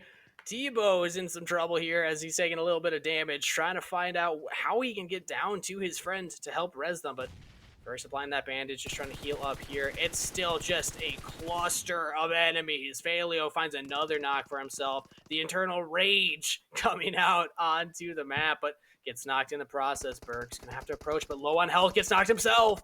Good play from Squad 20, just patiently holding that upper position, taking out multiple members. Squad 2's only got 2 left. This is going to be a very difficult situation for Tebow and the boys as they are trying to move into the high ground of 20. It looks like Dudeson has moved out of the building that he was formerly in just to get the finish, and the circle has closed, Steve. So this has become an even worse situation for everyone involved. Oh no, Tebow walks out and immediately taken down. Squad 20, last member, 1v4! Are you kidding me? Knock, knock. Who's there? It's Dudeson. What a player. What a gamer. Gonna heal up. Gotta get into that car and get out of here. But taking down the whole squad by himself. And Squad 9, the last part of that messy situation, also gets out in a vehicle. So that's just going to leave 2 single people just out and about looking for Squad 25, and they might run into more trouble than they're looking for. We're in the top 7 teams already in round 5, Cage. We're getting towards the end game. 1 round to go. Anybody who's still in this has got to be thinking that this is one of your last opportunities to score crucial points if you want to get those prizes. If you want to prove that you are at the top echelon of the Super League Gaming PUBG mobile community. And we do see multiple squads still up, though. Squad 6 doing a great job. All 4 members, or rather, okay, only 3 members up, but still, they're putting up a name for themselves, trying to get towards those top standings. And look at this, Squad 6, Squad 4. They're facing off. They are inside the city at the south end of this little part of Ferry Pier just south of Pachinki. This is a very difficult situation. There's no real high ground to gain, so you just have to move through urban warfare in order to get an advantage on your situation. But this is where players with these short-range weapons will be exceeding here. We've seen a lot of Uzis throughout the entire day, but specifically this round, it feels like they are just so popular. That was a really good grenade there to get a knock into that building. As we see, just house to house, tree to tree, people are going to have to start moving closer together. As finally Squad 20 shows up, Dudeson has joined in on the party as well, saying, hey, everybody, I'm here too. Just took out a 1v4 squad. No worries, no problems. But now it's been a slower transition towards this inner circle. There's so many people left alive, so much potential for bloodshed, but so far they're just spotting each other out, seeing where the enemies are. It's a very difficult situation. Squad 12 moves in, and that's going to be a couple kills for them as Squad 12 finally finds themselves the advantage they were looking for. They also have an indoors area with which to play with, so they have all the loot. They have the situation under control. Squad 9, Squad 12, still very much in combat here. And I got baited with the colors right there. I thought that was the same squad, but it was light blue versus dark blue. Squad 12 has all 4 members up and healthy right now. They have an internal position in this house. They're in a fantastic role now to end this one in first place. If you remember, the last 3 rounds, the winner has been the team with all 4 left alive when they're in the top 5. There's 7 teams to go. Squad 12, if they can hold on here, the stats don't lie, ladies and gentlemen. They're probably going to take the whole thing, but they still got to prove it. It's still a very difficult situation. They have the central circle, Team 6 does. So in order for Squad 12 to really move in here, they have to make an aggressive move. They have to either get a vehicle or they have to start chucking all of the grenades that they have and hope that one of them gets a knock. That's another team down, though. Only 6 remain, 13 active players, and look at this. Team 6, they're central, but they're surrounded. Team 25! Everyone's going to be approaching them. Team 25 finally comes in. It's been a while, but the Flash is still in this one. Maybe they can find something here. I love it when teams just roll in surprisingly, but look at that. The Flash gets a knockdown onto Team 12. They're not in the top 5 yet. They haven't secured it. The points just continue to drop off past that. They really want that finish. It's so tough, but Dudson on the other side is really giving Flash some second thoughts about charging this area.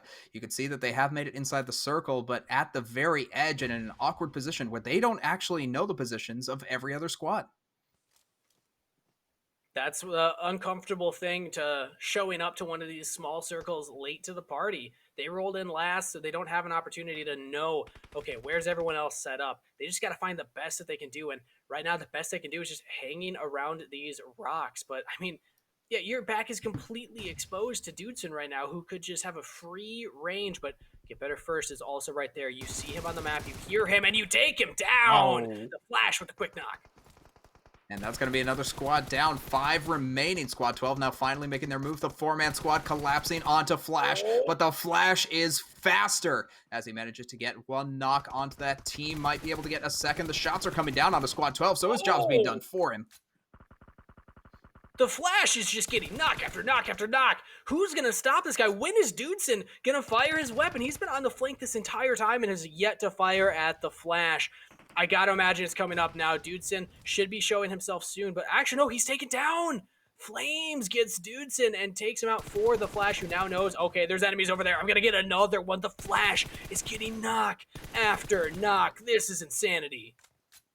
This is absolutely crazy going down right now as Squad 25, the newcomers to this fight, are managing to pull an advantage. The squad that had 4 members now finds themselves with only 3.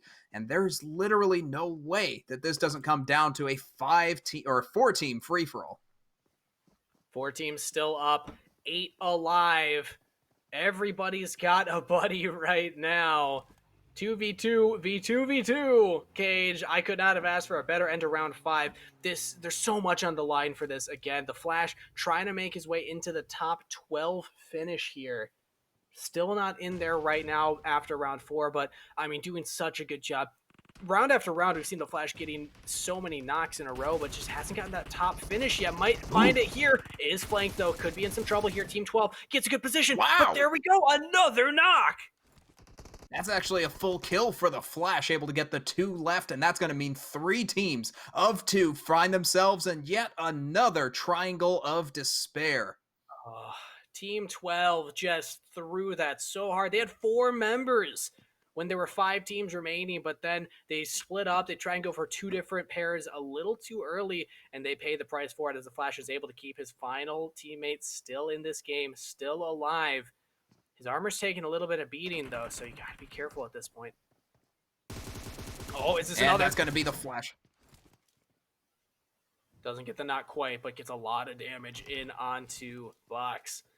Oh, this is everyone's on the edge of their seat right now. My heart is racing. I want to see if the Flash can do it. Oh, there we go. It takes a lot of damage. But look at this. Bone Fury and Jess haven't even done anything since they fought Cat Squad, or at least we haven't seen them on camera. I feel like they've just been playing the long game, trying to avoid combat, whereas the Flash has just been running at everybody. He literally drove in at the start of this fight to the town where 3 teams were already stuck in combat. So that's going to lead to a lot of chaos, and Squad 25 definitely the biggest chads of this round, if I do say so myself. Yeah, they are making a name for for sure. I mean, we've always known ever since that round 3 grenade and the multi-man takedown for the Flash that this was a player to watch for. And I think that this game solidifies that reputation. The Flash, so impressive right now, but there's still multiple members of the other teams. Can this be another knock? He's a lot of damage in onto the remaining members of Team 6. But look at this. 6 and 7 are fighting each other. This is great for Squad 25. They can just wait it out. And this is the big fight going on. You can see on the left camera how Squad 25 just waiting for their opportunity, and they found it in order to win the match. That ended so fast right there, but well played for Squad 25. The Flash didn't quite hit those double digits, only a 9 at the end, but still, I think like 4 or 5 of those were in the last 3 minutes of the game. That was absolute insane action at the end there. I have no idea how that turned out in the way that it did. It seemed like it was a tag team match of the ages, but Team 25, they waited out until their perfect opportunity, until the other squads were forced to go against each other, and then they just swoop on in for that victory. Yeah, and again, I feel like that was a big misplay from Squad 12 right there. They had the 4 members strong. They had a decent position as well, but they just split up. 2 members got caught out, and then the remaining 2 went in different directions, tried to fight different pairs, and at that point, it doesn't matter that you have the numbers advantage, you're still taken down. And just like the style points of the Flash driving in so last minute in the car and just wrecking everybody. They didn't even have a house. They were just hiding behind one singular rock, and if the Dudesen had just gone for it, I think that would have been really rough for Squad 25, but Dudesen turned his attention elsewhere, even though he had the flank, and because of that, Squad 25 is able to take round 5. I am wondering if this pushes the Flash into the top 12. Now, we haven't seen him edge up there yet, but that's a lot of points. 39 just gained there. It's a lot of points, but at the same time, you have to consider exactly what was going on before that situation occurred. You remember coronavirus at the very beginning, able to get that takedown on the Squad 3 and solidify an early kill for himself. Yeah, I was hoping the coronavirus would be defeated in this game, and I just didn't make it into the top 5. We kind of lost track of Team 1 eventually, but this was just a lot of Uzis early on in this round. Everybody was packing them. But yeah, I love this from Squad 20. They just, backed off, let everyone forget that they existed, and then came in. Virgil had almost had this, but then just barely didn't get it. It was so close. He had a good position, but just gets bum rushed. It's one of the worst positions to be in, but speaking of bad positions, Squad 1, they try to push up onto Squad 25, but unfortunately the corner positioning just wasn't good enough, and that means Squad 1, even with that early kill, were not able to fully win Watertown. So I think what we learned there is coronavirus's weakness is an Uzi. Good to know.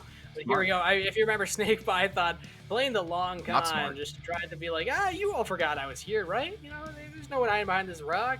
Did go down, and oh no, the end of Cat Squad. Rough to see. I mean, they lasted a little bit longer than that, but did eventually go down. And this is the final. This isn't the final town. This was the love triangle. It lasted quite a while. The Bro Squad 2 was able to push on in, get a lot of kills for themselves, and insane. Ultimately break the hold by themselves dying. Yeah, Dudesen in the 1v4, he took down 2. And then runs forward, he's in the circle, and still gets 2 more. Just beautiful. And this was when Squad 12 actually psyched me out again. You see blue versus blue, but that's Team 12 versus Team 4. Team 12 just runs in, claims this house, claims all the loot, but then they throw it all away, and here's the Flash with the beautiful shots, the great positioning. No one's flanking them, no one's surrounding them, and just taking this opportunity to weaken the enemy members. And with that, Squad 12, with the full 4-man, was just unable to deal with the wall that was Squad 25. They run into their deaths, and unfortunately, the other squad surrounding didn't decide to capitalize on that, and instead chose to use their petty squabbles in order to get positioning for themselves. And they will take advantage of that with the final takedowns here. We see Squad 7 and 6 fighting each other, while the Flash is just peppering them through the doorway, and that's all it took to end that match. We'll take a look at the overall points scored. 39 for Flash, but Fairy actually got 10 takedowns for himself. I thought that Barry and Jess kind of took the back seat for a while there, but I guess not. Still 32 points despite being second place in the rank. Ooh, Flash. So very close to that double-digit kills. Unfortunately, ends at the round at 39, but you know what? He was on the top 12 chart for a couple of rounds. I imagine this might very well put him up as well. A good round all the same, and quite honestly, Bone Fairy also had a pretty good round at 10 kills and 32 total points. Yeah, if Bone Fairy was able to edge out that final place and get that first place, that would have been a double-digit kill plus 30. That would have been 40. We've seen that a few times tonight, and 39 seems to be kind of like a tough hump to get over, actually. We've seen a lot of people get 9 kills, not a lot get 10. But hey, still, the Flash has one more round to go.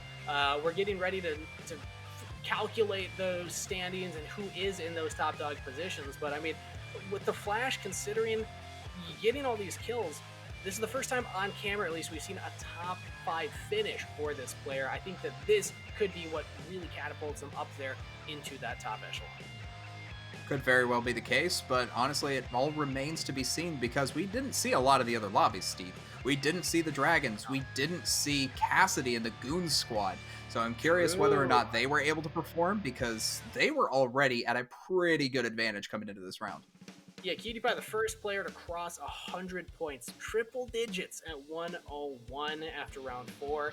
And I mean, if they got a top 10 finish even as a squad, I feel like it's going to be so hard for anybody to take them over. We'll have to keep up with TPE Lucky and iDrowsy, our King Dan as well, who are kind of challenging for the Goon Squad's current position, of course. But I mean, the later these rounds go, the harder it is to overtake the top, because even if they do poorly, I mean, you do poorly, you're getting a small point differential to gain there. So I feel like Goon Squad's got a good chance to take this one. We'll see if they do or not. We still got one more round to really solidify who got that. But interesting to see. BST. Round 1, they were at the top of the charts there. Where have they gone? I haven't seen them in a while. I mean, honestly, maybe it was just those dynamite first 2 rounds. Maybe you get tired after that. Maybe you go eat dinner and you're eating dinner, you're playing on your OnePlus phone, and you're trying your best, but ultimately, when you're playing one-handed, it's just not going to be as good as playing two-handed on such a sophisticated and amazing device. Yeah, it's hard to eat a chicken dinner and get a chicken dinner at the same time, I gotta say. How's it done? I don't know if that's their strat, but if it is, you gotta try something new. But yeah, I mean, Bullet impressed us in the first round. Not Psycho as well, but we haven't seen them for quite a while. I'm hoping that what if in this round 6 we get BST squad, Goon squad, Dragon squad, everybody together, all dropping a Pachinki all at the same time right away. That would be pretty legendary. I'd love to see something like that. Maybe we can rig that. Producer, we can do that, right? Yeah, we can get everybody in the same lobby. I'm getting a no. I'm hearing collusion is illegal, and it ruined competitive integrity, and that I'm fired. So, all right, Cage, good luck with the Soulcast for round 6. Yeah, I'll stick around. I'll do my best, Steve. They can't get rid of me that quick. Not that quick, but check your email. I'm not invited back, is what we're saying.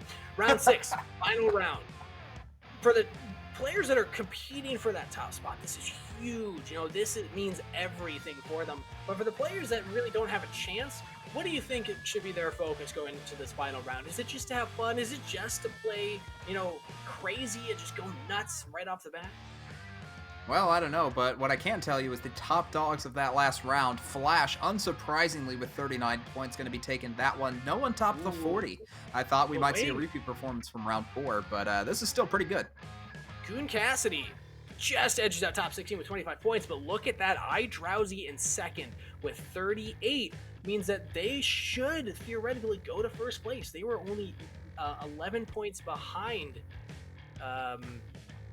So I'm losing track here as we went over to the snipers, but we'll see at the end. Spoilers, we'll wait to see. But snipers for Tio Jorge actually getting to the top positions, very, very close though to AVX Malfin. It's pretty darn close, but we also got to take a look at the other categories for earning your stripes. Garu and Shuo, very, very close in assists, but it's all about that damage done, and Garu manages to come out on top. Yeah, tied. When there's a tiebreaker, it comes down to damage done. So Garu does get that one, but look at this. Wait. Black Stars 2 members crossing 8,000 meters. What is going on? It's so close, too. It was literally a distance of 70 meters that separated them out. Hitman, you just needed to jog a little bit further and you would have had it, but Himu manages to pick that one up and earn his stripe for that one. As we take a look at Medics, again, 720 for Hitman. I guess that's what he was doing instead of running. Yeah, that's a lot of points to get there, although it's pretty close from Snake Cobra as well. Goon Cutie Pie, that's a name we remember as used to be the top on the overall leaderboards, at least getting top 3 for Medic in this round 5. But even Tiga down there at 11th. But let's take a look at the overall leaders. Yeah, there we go. Oh, wait a minute. It's a tie. I must have missed Goon Cutie Pie earlier on that list because 128 to 128. Wow. Wow. That is so close, Steve. Like, that literally comes down to this last match. It does not get any closer, and the stakes could not be higher, as they are both playing for a OnePlus 8 Pro kit. Along with 100 USD worth of in-game currency. This is a huge prize for whoever gets that first place. And they're neck and neck. If these two are the same lobby, I'm going to go nuts. It is so darn close, and even Tiggy, very, very close themselves at 122 to the 128. So really, it's just about this final performance. If they're all in the same lobby, then this gets very easy. If not, this gets very, very, very messy. Yeah, and I was wondering about Tiggy earlier because we saw after round 4, he was sitting at the exact same points as he had after round 3. So in my mind, I was like, okay, that means that their round is still going. You know, we have multiple lobbies at the same time. Ours might have ended before, so we didn't know how that one looked. But clearly was still getting points because you just jumped from 87 to 128. There's no way you can get that in one round. So Tiggy's still putting up numbers. Goon Cassidy, the Goon squad, man, representing right now. Either of them have a chance to take this. I mean, 7 points between them. We've seen one player on a squad get 10 kills and another get 3. That's all it would take for the two of them to tie for first place if they're going to go all the way. I could not be more excited for how close this has turned into. The Flash also edging in, gets 10th. Just a little shout out to you. He did it. He finally did it. After 2 rounds of a lot of kills, Flash was able to show that he is in fact a top tier hero and make his way onto this round. But of course, we have one more round to go. So really, it just comes down to what can you do now that all the gas is out, now that you've been playing 5 rounds and you have to do one last game.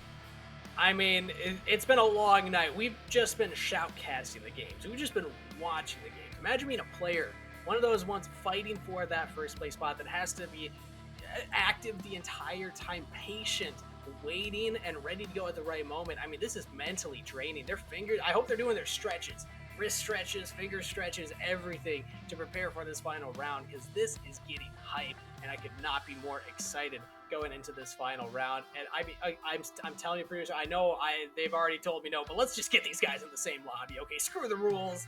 Throw the book out the window. Well, not the one. Not that one. That one's that very, one's very cute. valuable.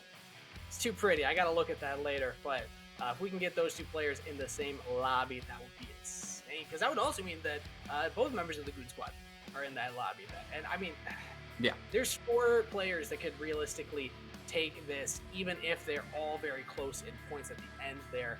So it's gonna be nuts. It's gonna be insane, Cage. I mean, honestly, if it comes down to early fights, this could go to any of those top 12 players. There may even be a dark horse just under the surface that could take this all away, but it all comes down to this final game. Please, producers, let's see what's going on. As we head on in, just a reminder, if anyone hadn't heard what we were talking about for the last 5 minutes, we got a tie for current top dog standings, 128 to iDrowsy and 128 to Goon Cassidy. These two members or rather Goon Cutie Pie. Cassidy was in 4th place, so these two players so close to this. And we'll see if our observers are able to let us know, are we spotting any of them in this final round? I mean, still, if any of those players do poorly, there's still a great opportunity, like you were saying, Cage, for somebody like Savage IQ, for iFlex to actually make that jump up towards the top. So it's not over. It's not guaranteed to one of those two players, but there's a good chance. There is, in fact, a chance, Steve. And honestly, it comes down to where you're going to drop in the first place, how you're going to get that loot, and do you go for the aggressive plays every single time? Because I feel like the top people have to go aggressive. Otherwise, there's no way they're going to be able to make up that damage differential that they've been working so hard to get this entire night. And keep in mind, there's all those stripes you can earn as well. You're not able to earn 2 in the same round, but if you do get one, you get another $10 of in-game currency. So there's a chance. I know that some of these players that are doing so well in the overall leaderboards are also doing well in these superlative categories. No surprise there, of course, but it just means that they get even more loot, even more prizes to play with. And make sure that you're joining in on the prizes as well. Everybody in chat, make sure that you spam ! giveaway to get the link for the OnePlus Series 8 Pro Kit giveaway. Also, go check out Join Super League on Twitter. Check out the pinned tweet at the very top of the page. Follow that link for a separate giveaway.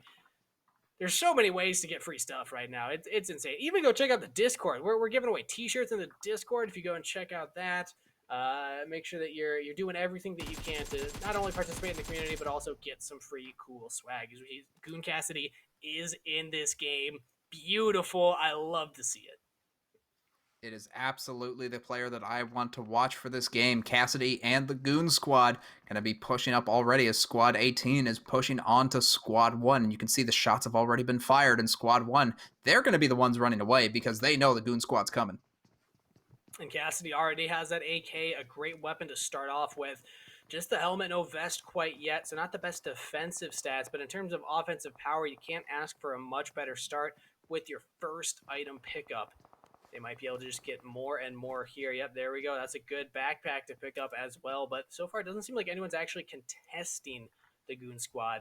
They had one early knock, but a quick revive here from Cutie Pie should reverse that.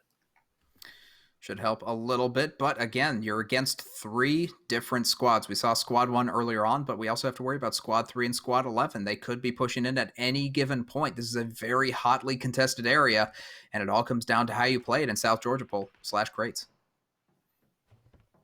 Squad 6 cannot be disrespected here. They have a great flank to look for Squad 1. Actually, that seems like a single member, just Jedi, caught out from the rest of his team here. Not what you want to do, especially in this drop zone. There's so many angles for people to come around. Yeah, Jedi's already. What is this?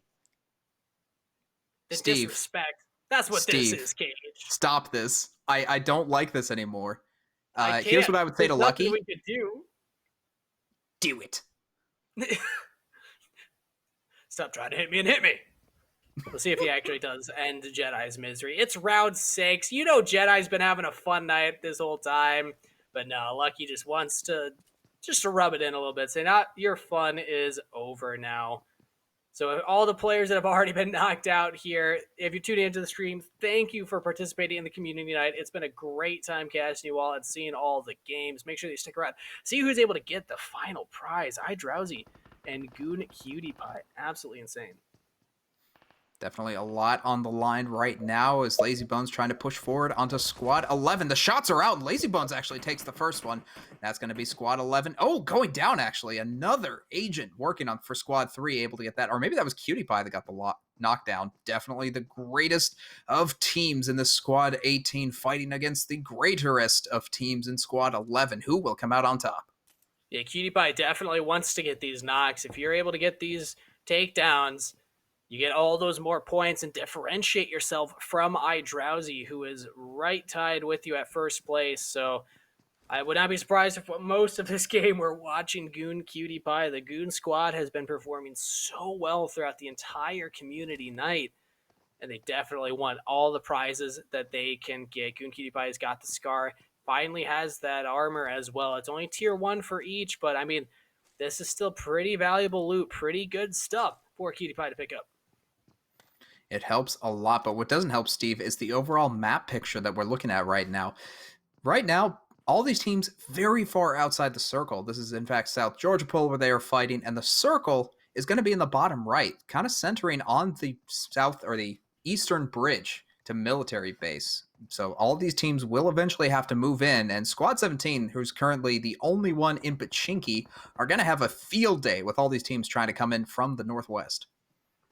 But honestly, if you're chasing the points, I think this is great for Goon Cutie Pie. You want these kills. You want to be able to get all these knockdowns so you get all those points. You want to drop somewhere that's hot. I mean, yeah, if you finish top placement and iDrowsy doesn't, then yeah, that's great. But if iDrowsy also finishes top, you got to think worst case scenario now and figure out how can I get the most points possible. Honestly, if you're squad 18 right now, I think that you start funneling all of your takedowns onto Cutie Pie, who's now looking through the window, gets a knock. Tebow falls down. And that's going to mean Tebow and the rest of the boys on Squad 3 going to be in a lot of trouble here. They know Goon Cutie Pie probably was in the southern area from them, but that doesn't give them enough information. They have to try for the res, but that might be a terrible idea. Cutie Pie still has eyes on the situation. Might just go for the peek and the final shots to shut down Squad 3. Didn't quite have the angle. So for now, Team 3 still able to get Tebow up. But oh, nope, through the window. You're peeking again. I don't know if that's a good call, Shadow. Yeah, it does. Just back off, but Tebow so low. I don't even know if he has enough bandages, has enough first aid kits to heal up here. I mean, it's so early in the game. They only got maybe one, maybe two houses looted right now. Really tough position. There's someone else in a tough position right now. Squad 4 against Squad 16. It looks like Codex Gaming has been knocked down, and Squad 4 is going to have to do some reses in order to get through this situation. As Dragon Squad, that's right, you heard them right here. Oh, well, it's not actually Dragon Squad, it's just Yasir. But they're here. Oh, he's and not they are with here to Thor. fight. Look at that. Dragon is here. Is not with Dragon Legend. I wonder if that was just a coincidence in the last time. Keep in mind, if you're not purposefully teaming up with certain people, you can't be on different squads each round. It is a community night, so you can come in with your clan, you can come in solo, doesn't matter. You're going to have fun either way, so make sure that you're participating in the action next time and hopping in to play some of these games. Hopefully we'll be able to cast some of you as well. But here we go, Squad 18. They're the heroes of the night. They're the superstars. They're the ones that are getting peppered here. Lazy Bones took a long time to actually start hitting Lucky. Finally does take those shots, but loses a lot of his health bar for it. But I also have to look on the minimap. You see Squad 11 against Squad 3. That is a full surround from Jordan's point of view. And that might very well be the end to Squad 3. But the question is, will Squad 11 meet a similar fate if they push too hard? Rough position to be the squad. I mean, this is a 3-squad drop zone, and when you're the one that gets eliminated first, that's just feels so bad. You're like, if we just have better positioning, if we got better loot drops right away, maybe. But not today. We look here, Goon Cutie Pie only has 1 kill for himself. Top of the current round, our King Dan. And also Savage IQ, who, keep in mind, is also going towards that final spot. King Dan is still in the top 12. So that means we have multiple squads competing for the top spot. Placement, very, very important. So all these squads have to stay alive, but they also have to play aggressive. It's a balancing act, Steve, and a very, very tough one. On par, I would say, with the tightrope. On par with the tightrope. I was going to say the balance beam, but either way, it's impressive for sure. He just went by that. Yeah, he saw that door close in front of his face. He's just tossing up grenades into these rooms, seeing if he can find anybody by surprise, but you got to be careful. Just walking in front of that door, there's always the chance that you just get a random hit there, but look at this. The circle's already closing in. Squad 18's got to be careful. They're fighting for this position. I don't know if it's worth it. They want the points.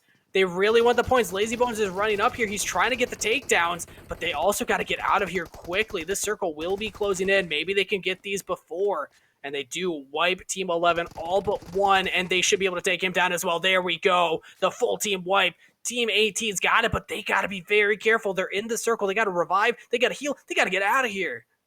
They don't have a vehicle yet, I don't think, Steve, so they have to really hustle if they want to get on this. If they manage to die outside the circle, that's going to be goodbye to the dreams of both Cassidy and the rest of the Goon Squad for getting in that top 12.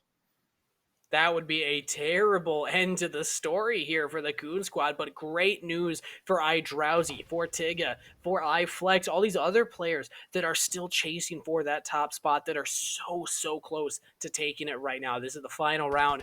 Everything is on the line here as Ronkorov gets taken down. There's the knock as Ilias trying to get his final teammate still up, still in this fight. It's a little too early to just give up right now. It Ilias is is going a to have to little find a early. safe way to get there, though. It's definitely hard to find that safe route, though, because you know you have another squad on the outside. Squad 4 currently looking in, but Squad 24 feel like the aggressors in this situation. There's less members alive, sure, but it's all about the positioning. And you can see Ilias managing to get the high ground. It's not good enough. Squad 4 managing to get a shot down on the very, very well-positioned Daedra. Oh, but he does spot him. King Dan could be in some trouble here. No, he is able to spot out Ilias instead and takes his man. That means another squad goes down. We're at 19 teams left with only 57 alive still. About half of the population of the initial lobby still up and fighting, despite only 6 teams being wiped. And if we look across the map, we can see Squad 22 rolling on up to Milta. Maybe they'll be able to get some gear for themselves. So far, their gear is actually really good, so they don't need to look around for gear as much as they do for kills. They have a vehicle as well. 2 vehicles to boot here. 3 vehicles. Look at this. They just need a 4th for the quad.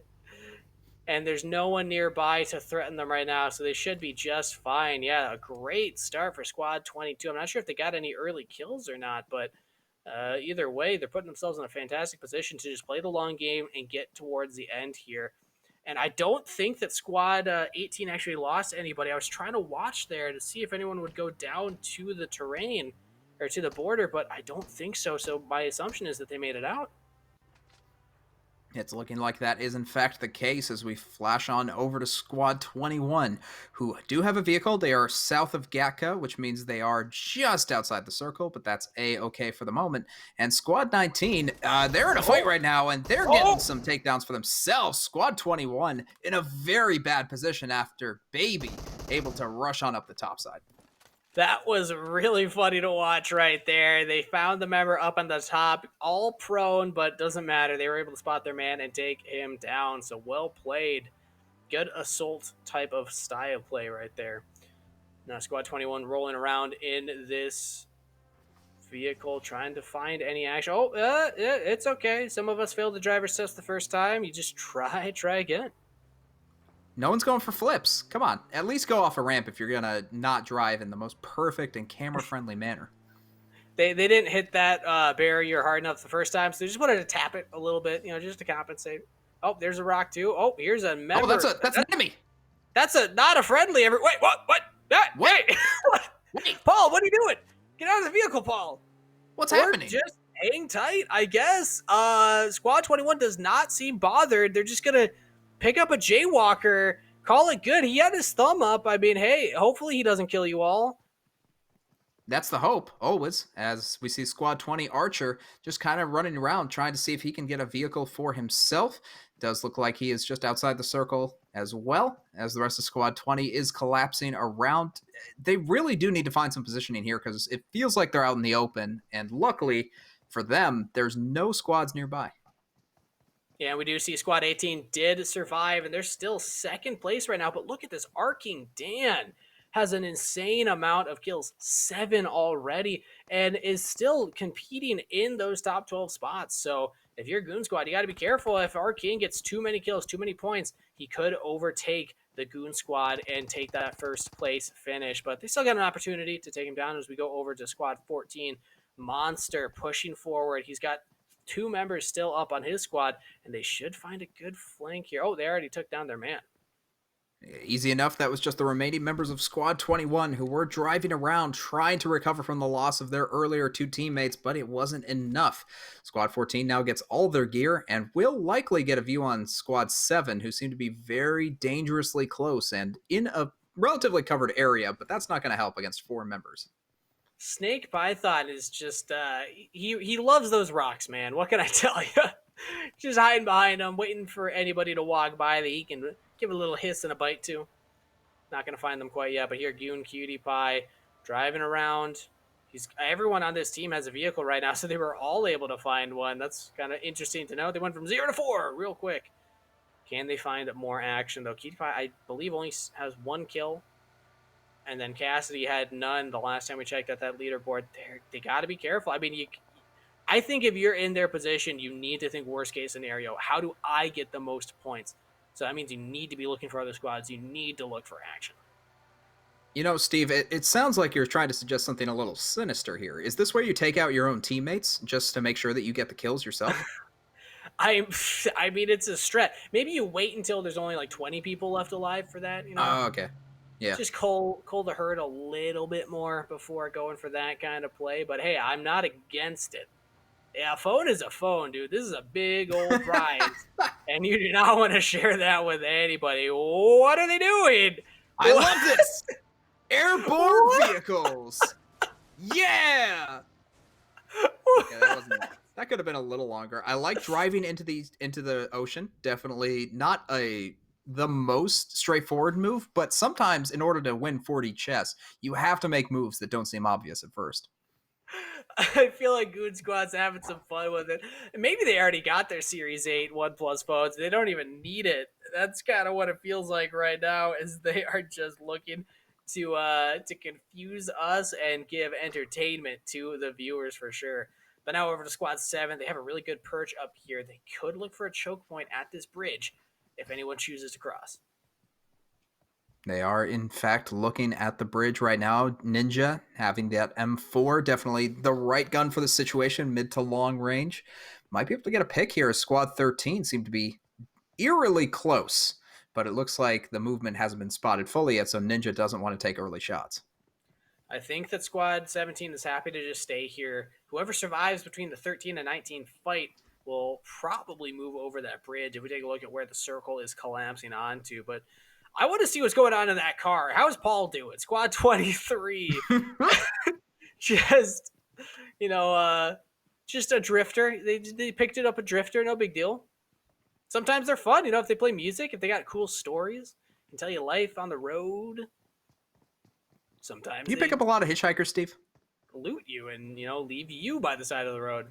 It's usually an extreme, but here we go. Squad 17 actually decided to forego their position that they had at the bridge, and they just drive right through a heavy and a hot drop here. Multiple other squads are nearby, but they don't actually take any damage for it.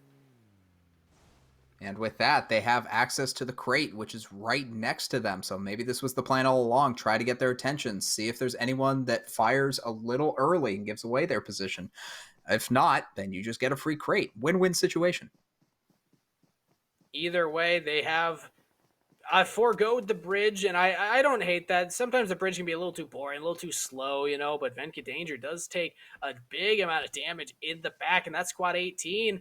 Squad 18 is also getting Yamin Abbasi, very, very low health, and should go down. Who gets that kill? It is Lazy Bones. Oh, no.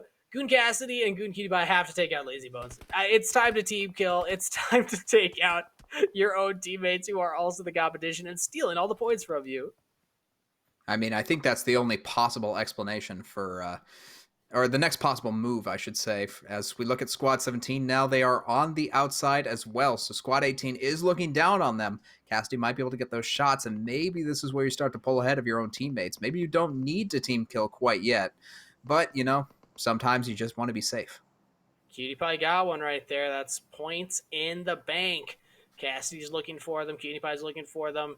Lazy Bones trying to steal them. Yeah, Lazy Bones, I believe, has like 5 or 6 right now. We'll see if we ever next time we check out the round leaderboards. But it's around Squad 17 seem to be a little afraid. They're playing scared. They're playing passive, and they're playing very, very safe. Not going out into the open, just hanging out in this building, and seems to be just waiting for others to come to them. Maybe this is the situation, right? Maybe that Squad 18 is right there. So you have to hunker down. You have to make sure you have your sights on every possible angle, and then make sure that you can't get collapsed on or fall susceptible to a grenade or any sort of ordnance. Yeah, if you're in these houses, those grenades are very, very strong. We know that Squad 17 are, patient players. They waited at that bridge for quite a while. As we see, the circle is closing in. It's getting smaller and smaller here, Gage. Squad 18 is in the thick of it, though. They are right up against everybody. And we see Lazy Bones with 4 kills himself. Cutie Pie only with that one, Cassidy with that one. Maybe they can continue to get more. All members of Squad 18 still up, still healthy, and still looking for it. And there has been a shot fired. It looks like a knock happened, but unfortunately off screen. Otherwise, this has been a very calm game thus far. Feels like we've kind of stalemated in the final round of the night. Yeah, Oh, 39 as I say people that. still in this lobby when the circle is this small is very, very rare. It feels like everybody wants to really lengthen the amount of time. They know this is the final round of the night. They know that there's no more community night after this. They're trying to make the most out of it, and I can't say I blame them here. As Jordan's looking for a flank with the sniper. He's trying to get some distance here. Cuddle. Oh, I don't think he spotted Cuddle. Yeah, Cuddle should have gotten out safely. Jordan misses opportunity. Maybe sees him over there by the building. Looks like this is going to be shots from Squad 18 onto Squad 14. They are in a very bad position in order to deal with this extra squad. Squad 23 as well might be able to get some shots. And this is looking dire. Maybe a couple kills go over for Cutie Pie, but you got to land the shots. Otherwise, it's not going to happen. Just trying to take out the vehicle for now so that 14 has no escape options. There's the smoke down. You're just going to be taking pop shots if you're going for them at all. Maybe you can find one. Maybe you can get Monster or Cuddle. They're still hiding behind some terrain, though. I don't think that 18 has a good angle to really get damage down right now. It's definitely not optimal in the slightest, but also unoptimal is the circle that's going to be closing in fairly soon. 18 staying on the outside. Yes, this gives an advantage in terms of kills, but in terms of actually winning the game, definitely going to be very, very difficult, especially if Cassidy pushes too quickly into Squad 17. They have to move forward. The circle is closing even more. So 18, they're trying to surround 17 a little bit here. 17's got to be careful. Oh, boy. Oh, this is it. This should be a shootout.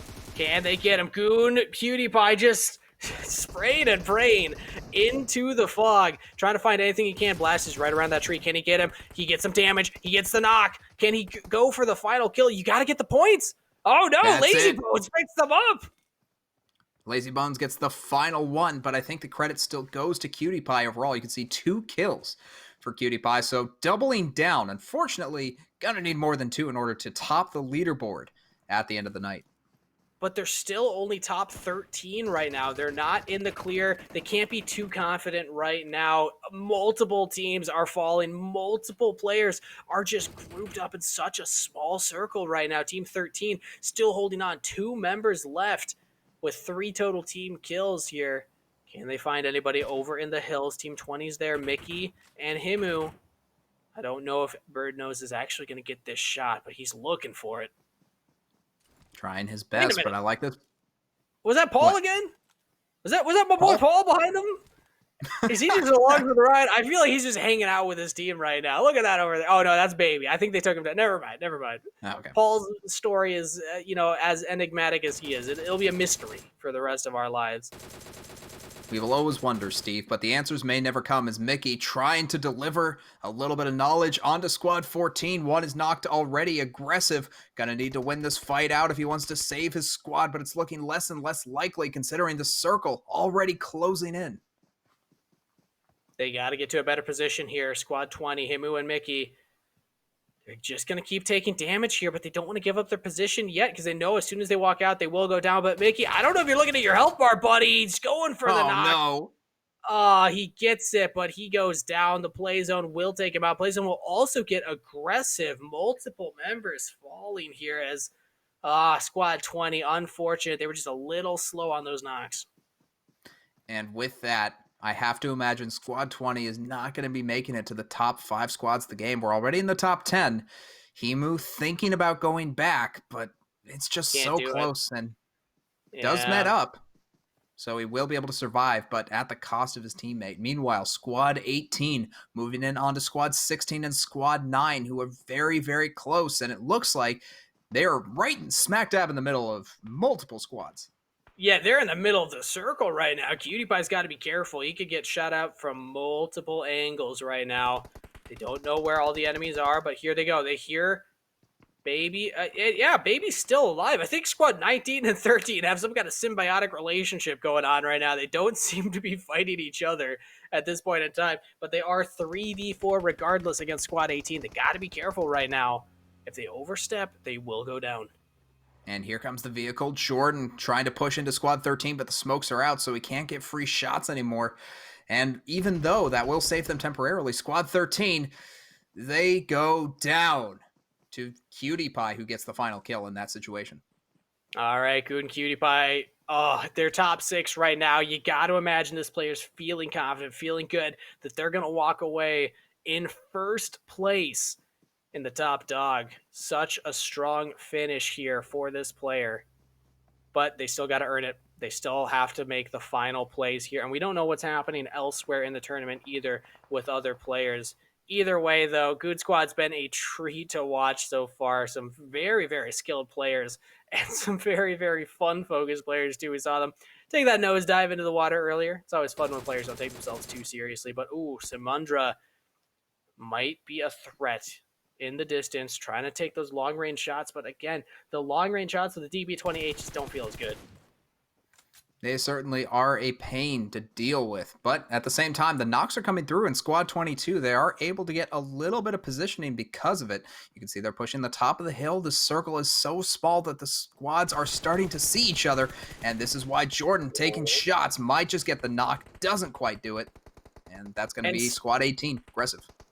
They're in the inner circle for when this collapses, but there's still a minute and a half. There's a lot of time for these other teams to really vie for this position and try and soften up other squads before they go for that inner circle. I'm a little worried that squad 18 might be there too soon, but what's nice is they have their backs to the outer barrier already. The territory is in their advantage. They don't really have to worry about a flank, except for that last remaining member of squad 20 who could look to play upset. Good look to play upset, but you're against squad 18, and upsets generally don't happen to this squad. We haven't seen it on stream. They're very solid players, all going for kills. But as I say, that Cutie Pie goes down. That's a knock coming in. Himu, yeah, there we go. He had the flank, and squad 18 did not respect it. If Cutie Pie is taken down here, this could be disastrous. If his team still finishes well, that's great, but he would lose out on potential points for these takedowns. But no, Goon Cassidy is able to come play good teammate and get him back on his feet. Very, very close, though. Take a look at King Dan, though. VSS going to be sniping down on that shed where 2 members of Squad 17 are hunkered down. They cannot move anymore, but unfortunately, they're going to have to in order to get inside the circle. Cage, we have 4 players that are all in the top 12 right now. Savage IQ and our King Dan are both up there as well. This is absolute insanity. I could not have asked for a better finish to round 6. Only 11 left alive. Only 4 teams. Everyone's getting some points here. As Savage IQ looking for extra points for himself, trying to get some takedowns, trying to get X-Star, trying to get Ninja. If he gets this, that's huge. He is able to take down UFX Star, but if he gets Ninja, that is 2 more points for him. Just a little bit more damage. I think he gets it. Oh, Savage IQ gets that one, or rather, our King Dan, but still, it goes to the team, and now it's only 3 teams remaining, 4 left alive. And as I saw on the kill feed, Goon Squad getting grenaded, 2 knocked already. Squad 22 actually winning out on that engagement thus far. Means this is going to be a real battle for the top. As you can see, Jordan trying to fight his way out, trying to see if he can break Squad 22, but there's just too much pressure. Yeah, at this point, it doesn't matter how many kills you're able to get as the Goon Squad. You have to place higher than Savage IQ and Arking Dan. If you're Arking Dan and Savage IQ, you have to place higher than the Goon Squad. At this point, those differentials in the points will mean so much more than anything you get for these takedowns. Only 3 teams left, 7 members alive. Goon Cassidy is already out, so it's just Cutie Pie who can still keep getting more points. Look at this standoff right now.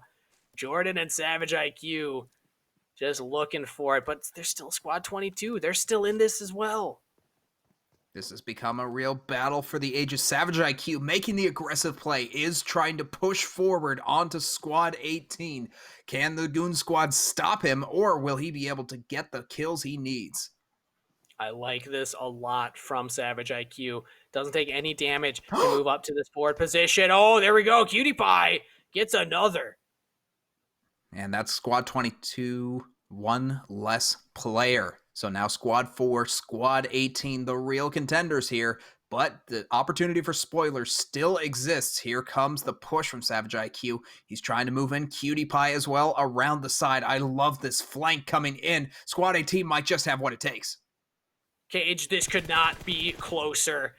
The difference between first place and second place is 8 points. That is huge implications for the standings. If you're Cutie Pie, if you're anyone from Team 4, you are looking for this so bad right now. But keep in mind, 22 can still play hooky. Jordan goes down.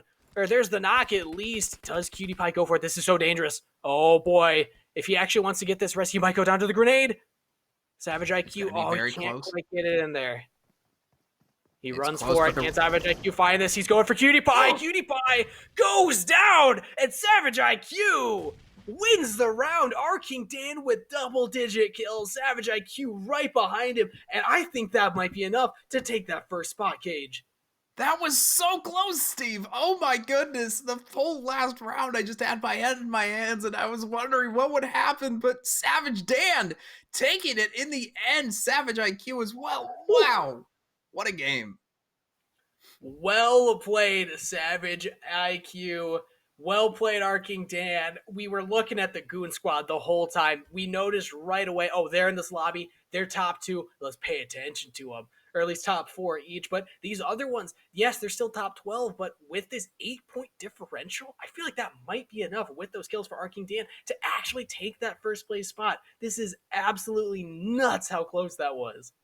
It was so darn close, and it's also the fact that the Goon Squad just couldn't get their kills onto Cassidy. They couldn't get their kills onto Cutie Pie. So really, there was no way that they could get into the final competition. But let's keep this in mind. There's still a lot of points that Goon Cutie Pie was able to pick up. Didn't get as many kills as Arking Dan, but still finishing second. And there was originally, I believe, a 18-point differential between those two. We'll have to check that again just to confirm, but we won't know until we're showing the final score at the end. This was absolute insanity for Team 18 right off the bat. They were in the blue here. They were outside of the territory and were somehow able to come back. Let's watch this again, Steve. Thelma and Louise. No flip, though. Man. Yeah, but here's the thing. I'm almost positive Cutie Pie was trying for it, and it's really the effort that means more to me than the result. I think that's a fair statement indeed. As they saw there, Team 20 unfortunately got taken down outside of the territory as well. They had one member stick around for so long. Same with Squad 22, they were stuck in it for so long. I couldn't see who the final member was from them because we kept looking at the others, but I mean, great performances in this final round. This was action-packed till the end. It absolutely came down to the wire, and it did not disappoint in the slightest. Savage IQ definitely getting the better angle here and was able to get the shots that he needed onto Squad 18 that ultimately led to the end of the game. Look at that final shot, able to get the bullets down, and Arking Dan with 10 points gets 40 in the final round of the night. 40 points, and Cutie Pie got 27. That's 13-point differential. I don't want to call it now because I don't have that authority, but I think Cutie Pie might still have enough to edge out Arking Dan, but man, is that close. Savage IQ also really pushing towards those top spots. Even if you don't get first, you still get some great prizes. Second through fourth all get, I believe, $50 worth of in-game currency. So, I mean, that's a great push for Savage IQ right at the end. Was in the top 12 for so long, and in the final round delivered. It's very, very close, but it's all going to come down to the calculations, and quite frankly, I'm glad that I'm not doing that math, Steve, because it would not be reliable. I think, given my R2-D2 conspiracy theory earlier, I'm not qualified to do math either. But here we go, top dogs. Yeah, okay. We don't see Tiga up there. We don't see iFlex up there either, so it's going to be between Arking Dan, Savage IQ, and, of course, Goon Cutie Pie. Man, I'm so happy that this turned into such a close competition right at the end of the day. That's usually what happens, Steve. At the beginning of the day, it takes a little while to ramp up, but then at the very end, that's when all the stakes are on the line, and that's when you see the real plays. Speaking of which, here are the snipes, the top from last round. iDrowsy, 281. Couldn't quite break the 300, but still an impressive shot. Yeah, that is a great shot for iDrowsy. I didn't actually notice where he might have been on that top dog from round 6. But he was tied with Goon Cutie Pie for that first place. But over to the support category, RO with 5 assists in first place, all on their own. That's a lot of 3 assists down the line. It sure is. And to talk about RO, he was in our lobby. That was squad 22. That was the extra player, and I think that's where all the assists came from. Yeah, they held out to the very end, getting top 3 finish. Very impressive for round 6. But the track stars, they didn't cross 8,000. JB47 was 77.96. And then Himu with 71.55. That's interesting to note. Himu, we know that player was in our lobby, and we know that player was fighting. Himu and Archer were actually putting in some work there at the end. And you could see Himu, I think, was outside the ring for a lot of that round, who was in our lobby, and that's why 806 heals came through. Definitely a medic of note. Yeah, 806, way far ahead of Snake Cobra. Great to see there. I mean, at the end of the day, it's all about fun. It's all about the community and engaging with all other PUBG Mobile fans, PUBG Mobile lovers. And I mean, it's been a fantastic time just casting this with you, Cage. It's been fantastic watching.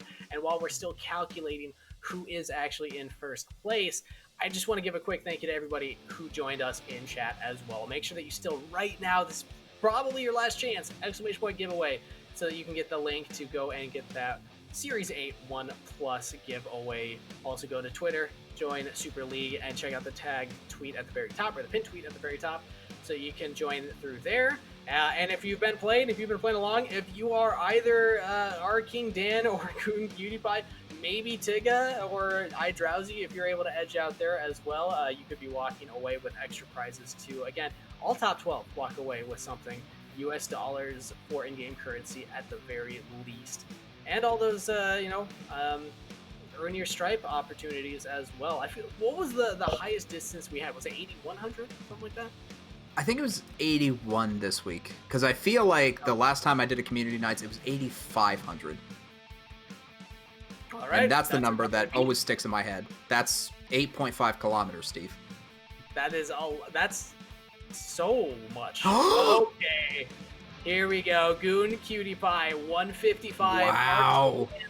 Was so close. iDrowsy dropped down 2, was tied for that first place, but still gets 4th. That is rough. Oh, tied with Savage IQ, actually. So the tiebreaker goes to damage done. iDrowsy does take that one. Man, what a close end, though. Man, as it stands, Cutie Pie taking this one away. 155 points. Over 6 rounds, Steve. Do you know how many that is? Tell me, because I can't do the math. It's a lot. It's a lot, Gage. Don't you worry. Also, nice to see Flash up there, too, in 12th place. Jordan also edging in with the Goon Squad. So 3 members of the Goon Squad in the top 12. That's actually very, very impressive. Shout out to the Flash, just at the very bottom, able to win in our hearts. Maybe not on the leaderboard, but you know what? Definitely a good fight and a good show every time we were spectating him. Oh yeah, that round 5 finish was legendary. But congratulations to Goon Cutie Pie for taking that first place spot, the top dog for the entire night. Over 6 rounds of grueling competition with the best that Super League gaming community for PUBG Mobile has to offer, and you were able to edge it out. I was a little worried there when you weren't getting all those kills at the very beginning. I was very worried when you were all outside the territory with no automobiles trying to fight, but hey, you edged it out. Cage, any final words for the players, for the fans, anyone out there? I only have 3, Steve. 1 plus 8. Pro. You got the pro, remember? Pro. You're not good at math. It's okay. I got the 1 plus 8. Either way, thank you everybody for coming out and joining in. Make sure that you're still checking out the Discord for the shirt giveaways. Make sure you're checking out Twitter at the tag tweet at the very top, or pin tweet at the very top for another Series 8 giveaway. Final takeaways, Cage, for the night. Anything surprise you here? Anything jump out to you that was out of the usual? Or was this just typical Super League gaming community? This was a pretty good Super League community night, I'm not going to lie, but still didn't see a flip, still didn't see any motorcycle shenanigans. work harder on those vehicle driving mechanics. I want to know what happened to Paul. Me too. Can we like find a clip of what happened to that guy? He just hitchhiked into this car, and we never saw from him again. Honestly, I would have been content. I mean, that was a great end, but I would have been content to just kind of follow Paul's journey. Where did he end up? Where did he go? Also, the disrespect from I'm trying to think of the name. Was it Ninja? I don't remember. Somebody went down and they were just standing. It was against Jedi. I remember that. It was against Jedi. You're right. Yep. Rough times. But that will be it here for us with Super League Gaming PUBG Mobile Community Nights. Thank you everybody for stopping out. Thank you for the players for participating, and thank you so much OnePlus for the great prizes and the amazing phone. I am so excited to continue gaming on this monster of a machine. But until next time, have a good one. Stay safe.